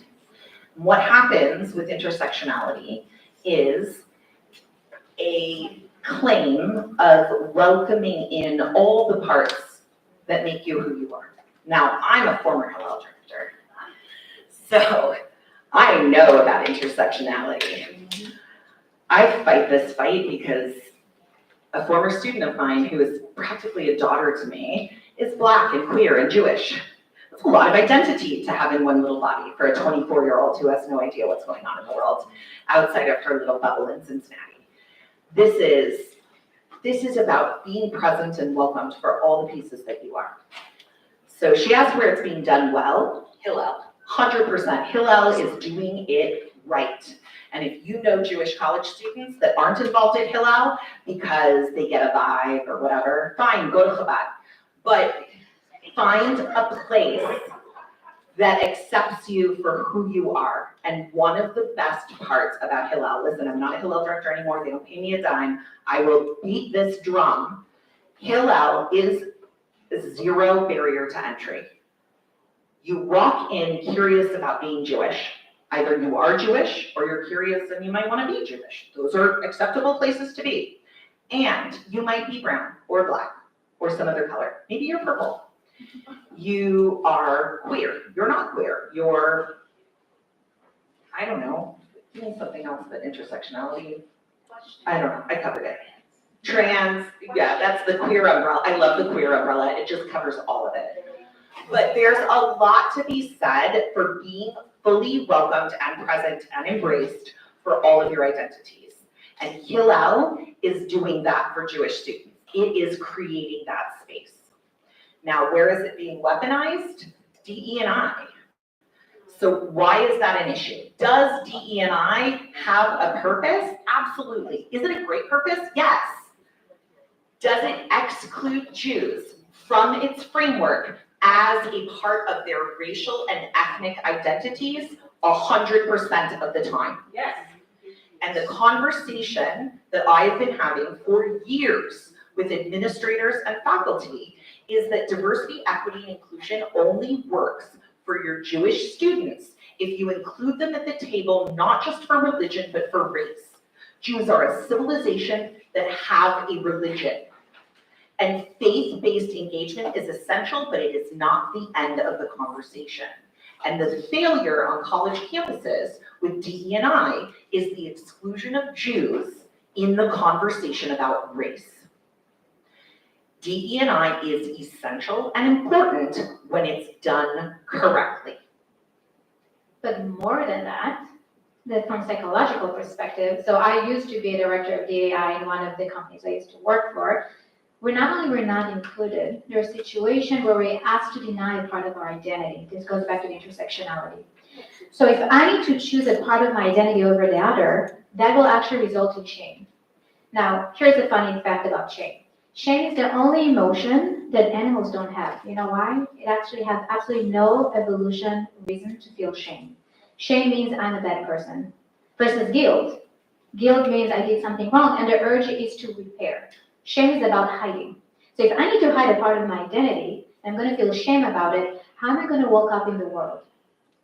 There was a situation where in one of the universities, I'm not going to mention the name, a faculty member that was in DAI was actually told they did this exercise they do about black and white, oppressor, they do it everywhere, and you have to sit in one side of the room. And if she was told you're white, you're going to be over there.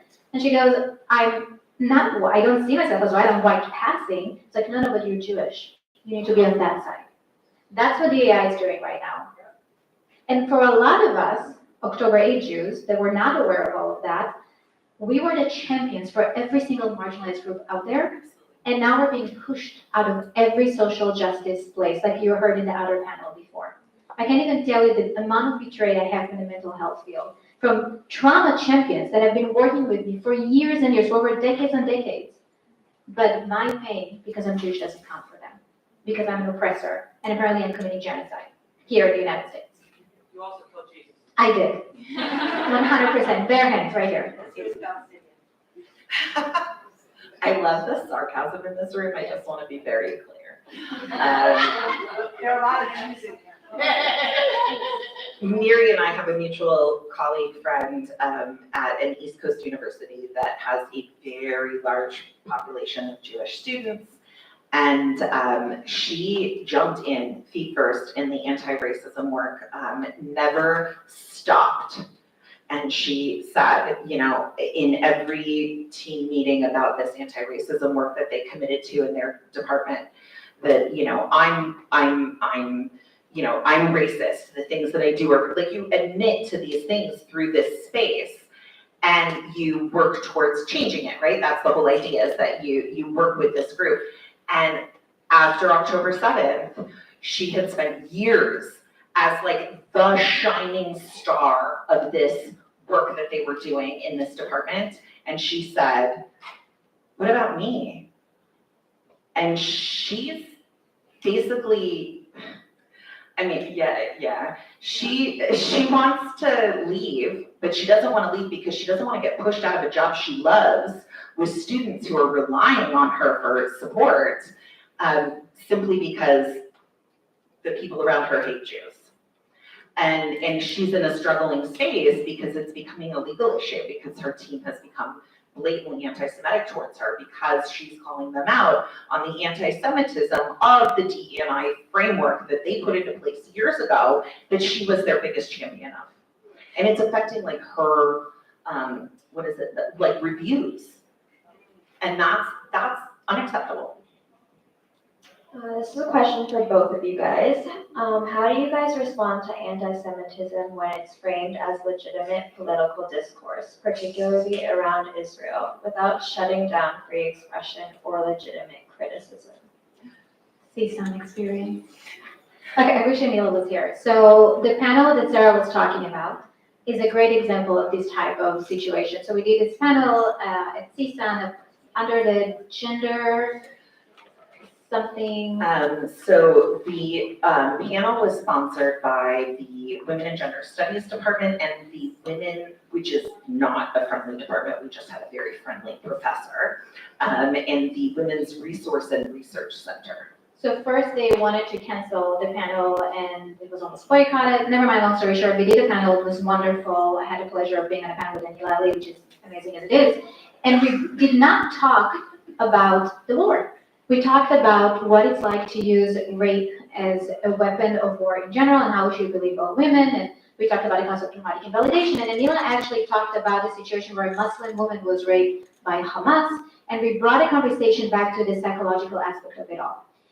Toward the end of it, there was this question, and there's always those questions. I love those questions. How do you explain why Israel is using this movie as a propaganda to justify the genocide in Gaza? And you wanted to protect me from this type of questions. I tried. And I love those questions because they prove my point. Because none of us was talking about Israel is in a ride, or, actually I have said I am pro-Palestinian and I'm pro-Israeli, I'm just not pro-Hamas. And the fact that I need to say it out loud now when I give talks is ridiculous in my opinion, because first of all, I'm a trauma expert. Of course, I care about all people, and second of all, I'm a human being. But now, because I'm Israeli, people assume that I'm against Palestinians in general. So the question comes, and I said, you're proving my point. This is traumatic invalidation. We're talking about pain and wanting to acknowledge the pain of women, and you're bringing it back to the politics. And when we look at that from politician perspective, when we start to compare suffering, and I had this quote that I can't remember, but you wrote it because at the moment I said this thing that Sarah then wrote. I think it was when you compare. When you institute a hierarchy Yes. of. When it's becoming a hierarchy of pain, you're losing humanity. I said it very eloquently in the panel, I just couldn't remember it. Empathy. When there's a hierarchy of empathy, Then we you lose start to lose our humanity. Yeah, I should coin that. Yeah. That was a good You one. should really. I have it on my phone. But that is the point, right? When we start seeing people as problems, then we're losing who we are and we're losing our values. So every time someone bringing the conversation back to the politics and what's happening in Gaza, what's happening in Israel, then again, we're losing the thread that connects all of us together. We're losing the value piece of it, and we're losing the part that is about human being and human suffering in general. So I love those questions, and I put it back to the emotions behind it instead of the politics behind it. This next question is actually for you, focusing on mental health. What does it mean to protect your mental health and prioritize your students' mental health while actively fighting anti-Semitism? And what does that look like? Still figuring it out. It depends on the day. So, no, I'm kidding. I'm actually doing a lot of workshop and training for people who are activists because of that, because I think it's really important to balance it. So I would assume that the people who showed up to this conference are all activists and advocates or just want to know more. And it's really important to balance that with our own self-care. And there's this window of tolerance that it will be important to check in with yourself. When you wake up in the morning, where am I on this window of tolerance? Am I ready to fight today? Am I feeling safe to go out and fight today? And in what way is showing up? And when I say safety, I mean physical safety and mental safety. So let's say I'm fighting day in and day out, I'm giving talks day in and day out, or the students are. I want them to also stop and reflect. Do they have money in their resource bank?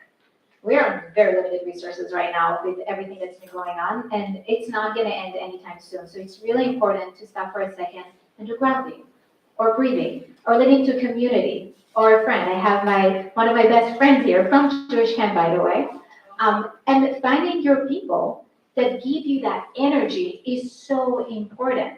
If we don't balance the mental health aspect, we're not going to be able to show up the following day. Someone once told me, so I'm totally stealing this line, it's not mine, but when you're holding the torch, you're going to get burned.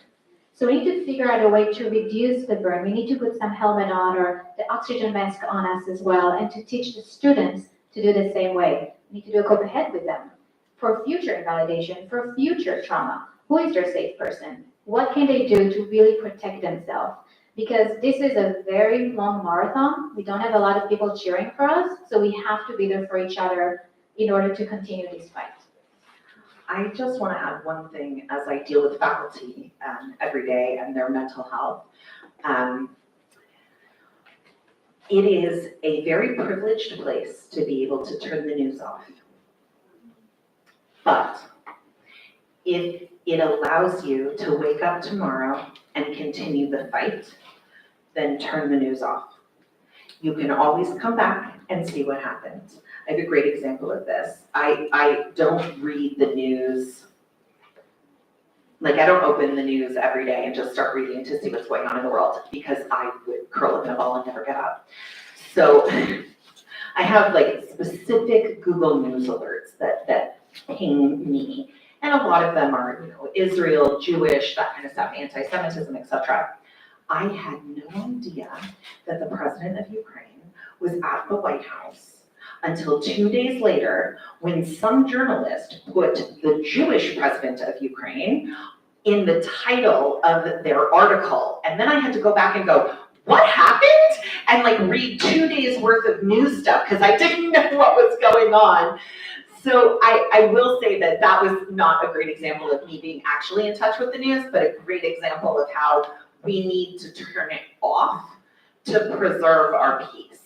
And I tell my faculty, especially faculty that are in this space, so faculty like Mary, doing the research, fighting anti-Semitism as part of their every single day work. This isn't a chemistry professor at MIT that just wants to connect with Israeli researchers and doesn't understand why people want to boycott. We have an organization for that, right? That's why Kalaniot exists. But at this point, they're not fighting their mental health in order to get up and go to work every day. So really understanding that if you're in the fight day in and day out, hours and hours and hours at a time, that you have to do anything you can to protect your mental health, and even if it's coming from a privileged place of being able to turn the news off. It's okay to do that if it means that you're protecting your peace. And activism is also a buffer for trauma. So the best antidote for trauma is doing, because trauma is it's literally losing control top down from the brain. There's this part of the brain, to get noted for a second, the prefrontal cortex, which is the part of the brain that's about executive functioning and communication. When someone is under trauma, that part of the brain shuts down because the amygdala, which is the emotion, takes over, right? Science, basic science. I use it when I do advocacy in K-12, saying that Jewish kids cannot study right now because their amygdala is activated. So doing is a buffer. So we're not saying don't do. We're just saying do it in a smart way that you can use your prefrontal cortex and you can reserve the energy for that. And then the last question I have is you both come from non-Jewish organizations whose goals are to fight hate. Why is it important that it's not just Jewish organizations talking about anti-Semitism and fighting it? I think this conference is the why. Like we have to get together. So my organization, as I mentioned, I'm the only Jewish person there, and I would say my colleagues, so Arno, who's a former neo-Nazi, Mubin, who's a former jihadist, Jay from Iran, Miriam from Morocco, like all of those people that stand up for me when I'm not in the room is what gives me hope. Anti-Semitism is not a Jewish problem. It's affecting Jewish people, but it's up to the non-Jews to fix it, not just the Jewish people. And we need to take care of ourselves during this process. So I think for me, working in a non-Jewish organization, it's helping my mental health, but also I think it's inspiring to see other people that are not Jewish have skin in the game. I mean, Arno, for example, when I gave my testimony about the MTA, he went on the radio and said that as a former neo-Nazi in the 90s, what the MTA is saying is word to word what he used to say in the 90s as a neo-Nazi. Now, when it comes from him and not me, the Jewish person, it has so much weight. We need to have allies standing not just as bystanders or standing when we're in the room. We need to have upstanders. We need to have people standing in front of us when we're not in the room and fighting this fight.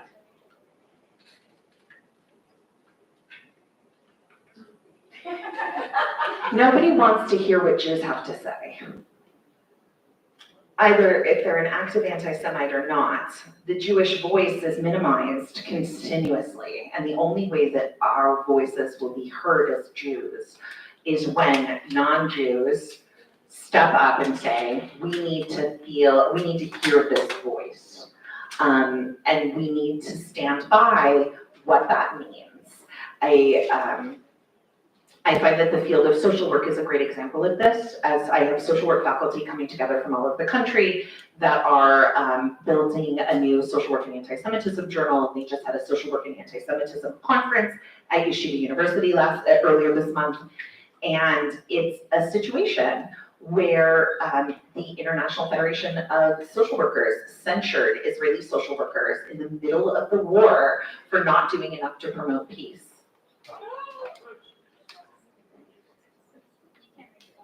You can't make it up. You can't. So the only way that anti-Semitism will end is when non-Jews realize that they're creating the problem. And it's when non-Jews that recognize the problem stand up and say, you guys can't do this anymore. And Miri already said this, but I will add, it's a quote from A Gentleman's Agreement, which was a film of Gregory Peck. It's one of my favorite movies, and he is a journalist, and he is undercover as a Jew at a corporation or at a newspaper, and he is investigating anti-Semitism. And it turns out, so these are two different things, but his secretary, whose name was Ellen Stone, said, "My name is Esther Stein. If you think my name is Ellen Stone, I would have never gotten this job with the name Esther Stein." And that happens when he first starts, not when he first starts, but as he gets to know her. And then he goes, this is post-World War II, right, it's the 1950s, he goes to have dinner with a friend of his, a Jewish friend of his from the military that they served in the war together. And he says, anti-Semitism isn't a Jewish problem. It's your problem. You have to fix it. That was in the 1950s. I can't. That's why I do this, because that was in the 1950s and nothing's changed, and it has to change. So, that's it. Thank you so much. Does anyone have any questions? He's gonna hand you a microphone. Hi, I'm Nancy, and I'm from the Baltimore area. I'm a cantor, and I'm a chaplain, and I'm unemployed for the last 18 months because I lost my job because I was Jewish. Have been able to get a job. However, because of my experiences working in the non-Jewish world after I left the pulpit, I am now back in school and getting my PhD, and I am going to write the DEI program about the Jewish narrative, because it is not out there. And when I went to do a literature search, there is nothing out there. We are white, and that's all they know. And the other problem is, I applied to 4 schools because 3 schools would not support my dissertation. 3 schools said they were incapable of supporting my dissertation topic. When you're ABD and you're ready to go into the academy, call me. Yes. ABD means all but dissertation. It means you're done with your coursework and you're just writing. I got your back.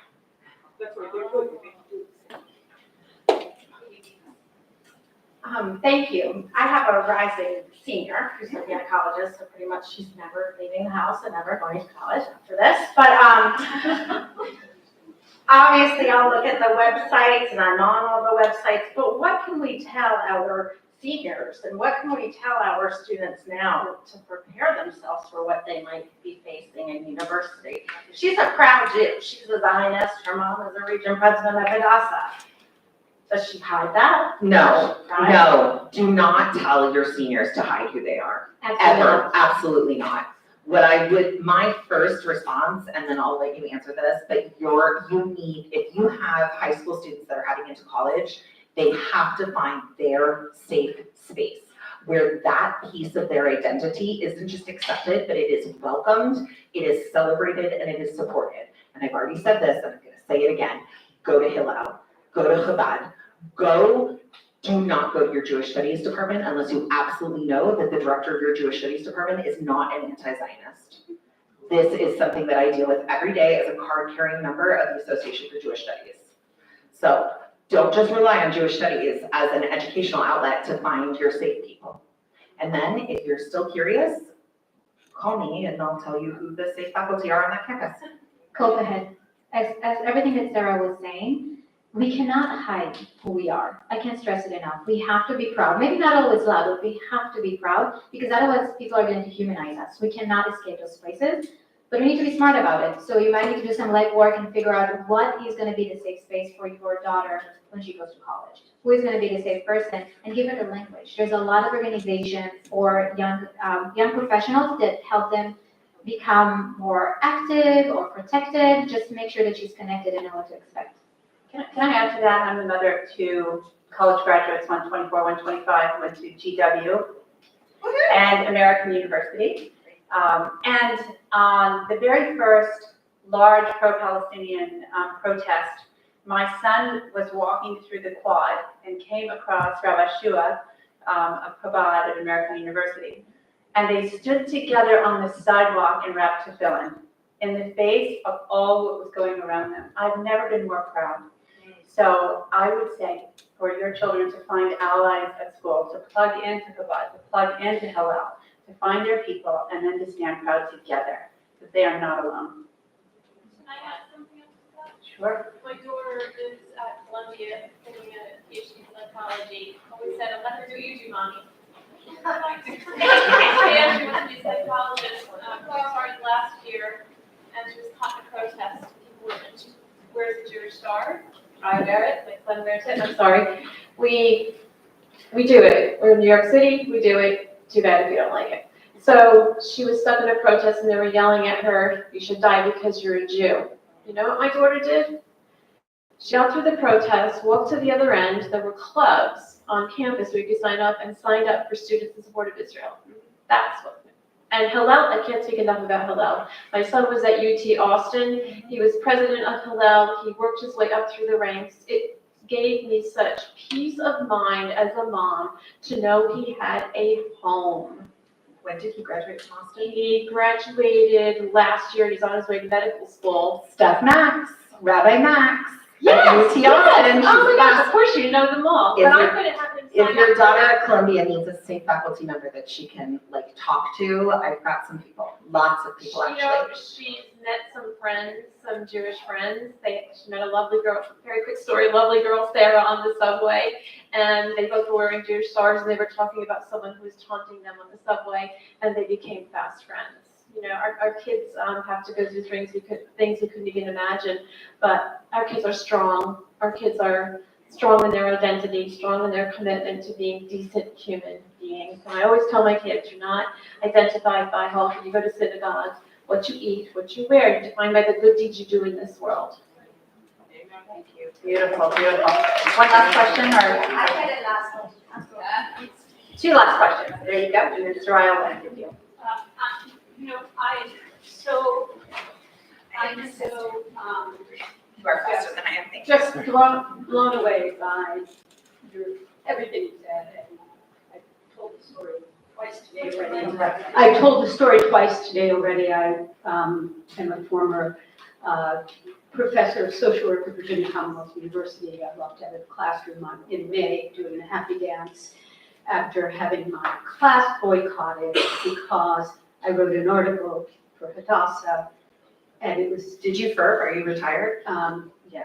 And I want to talk to you. and I wrote an article for Hadassah that was published in the Times of Israel, and halfway through the semester, after never saying the word Israel ever in my introduction to clinical practice class, graduate school, so if you think 18-year-olds are stupid, 23-year-olds are too, and they boycotted my class, and I didn't know because they didn't say a word, but by the end of the class, I was getting more and more depressed because the students were like horrendously abusive, and teaching brought me more joy than you could possibly have imagined. And I was so blindsided and sick to my stomach.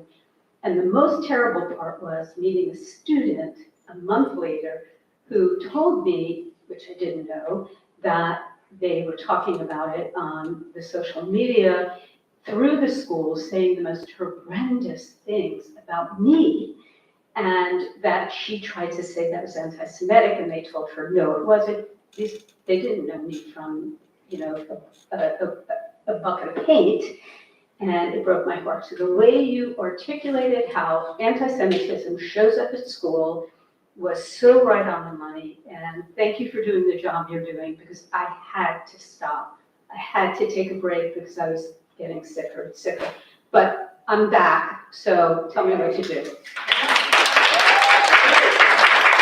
I wish we could go on and on because this is such an important thing, but I do want to share something about Sarah and Professor Shira Brown.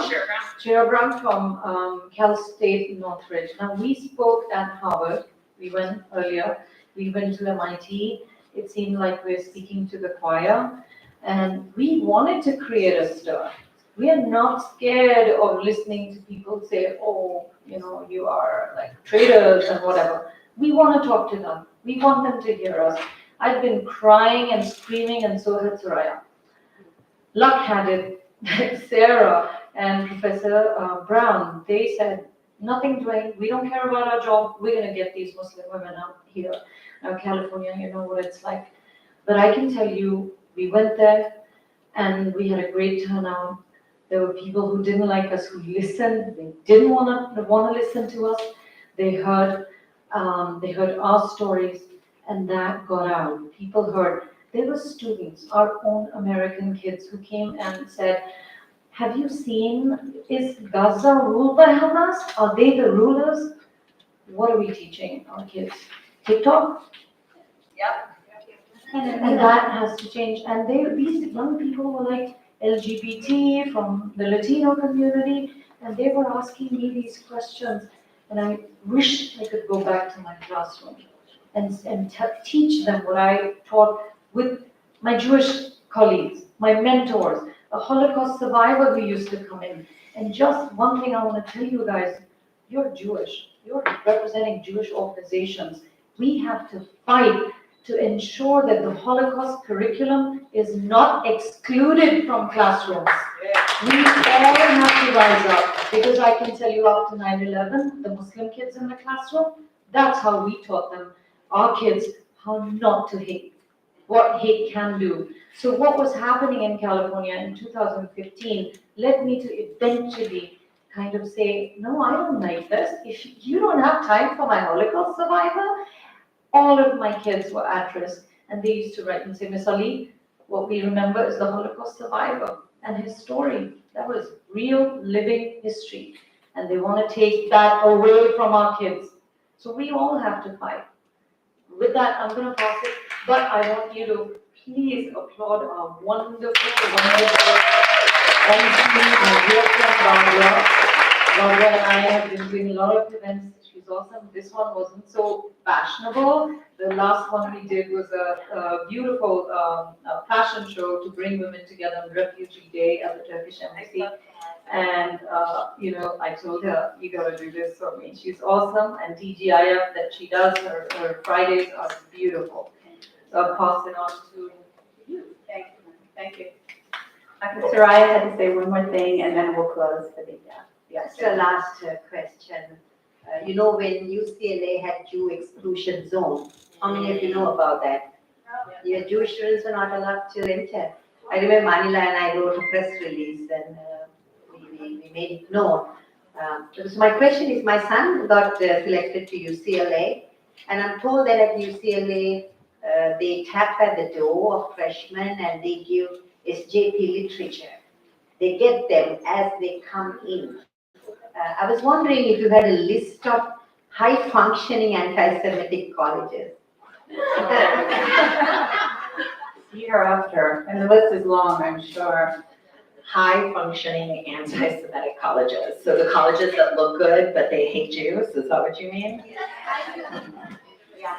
I think you can just say the Ivy Leagues. I mean, in general, listen, when we say that, I want to be very clear that Jewish students can and will succeed and have safe places on every college campus if it's the last thing I do in my life. I will never let this go. SJP is problematic in that it is incredibly well funded, and they weaponize social justice in order to create an environment that is exclusionary to Jews. And if, Soraya, you're my friend, I would like to invite your son to go to Hillel, and to meet my friends, and to have Shabbat dinner with them whenever he would like, and to make sure that he feels safe on campus too, as a Zionist Muslim, because that's not a safe place to be. And I will happily connect him.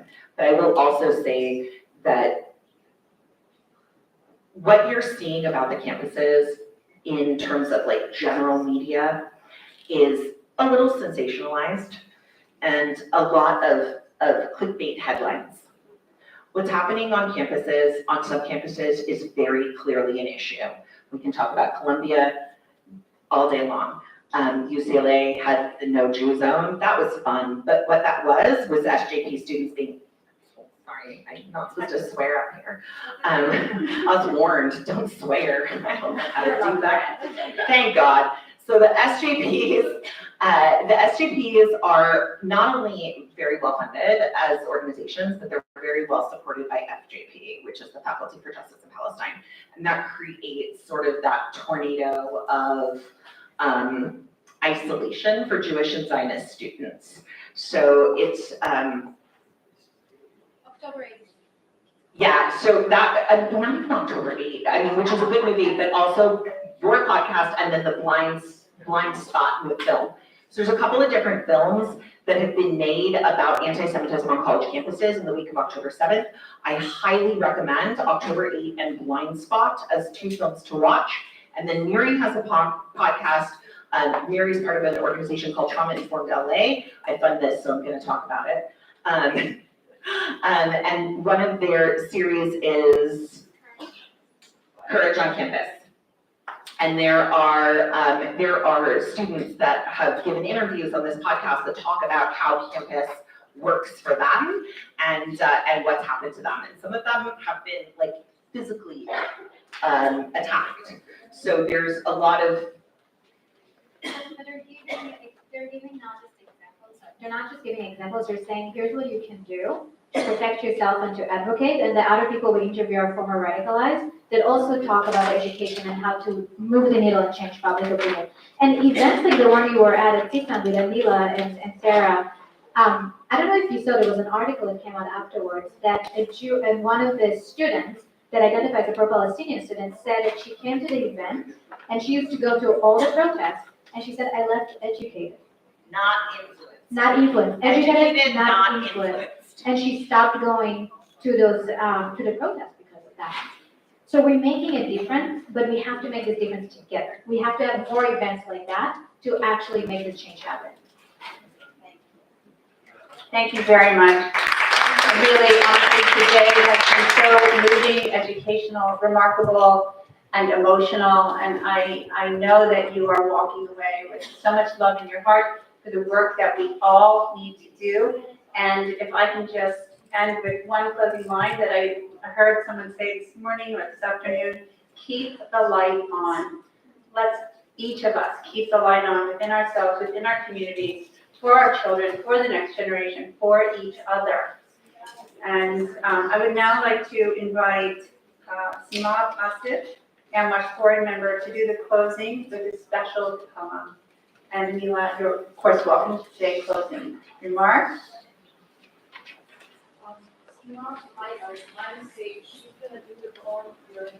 Okay. Oh, good. That means you need to come back tonight for the gala to hear this special poem.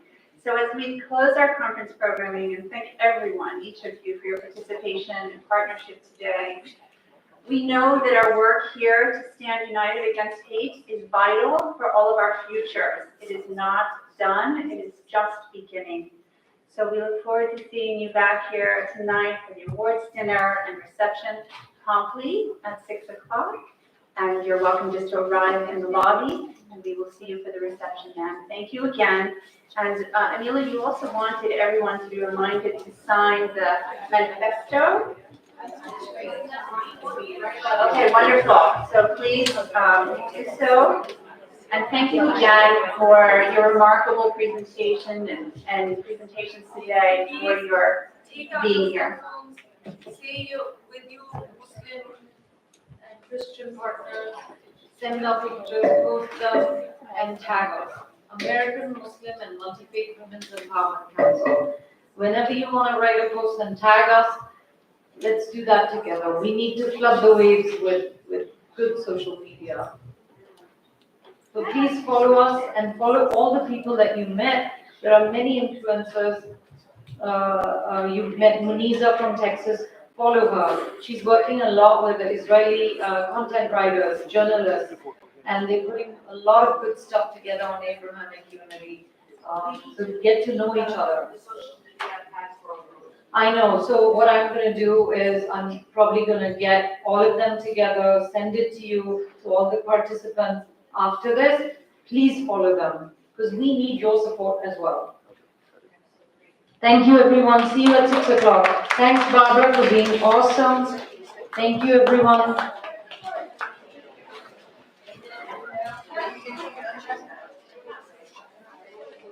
What's your name?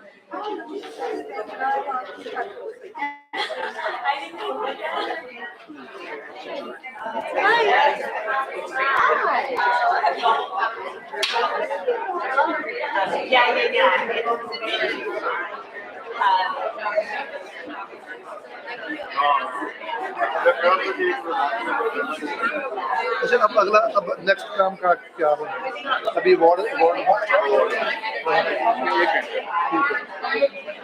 हाँ हाँ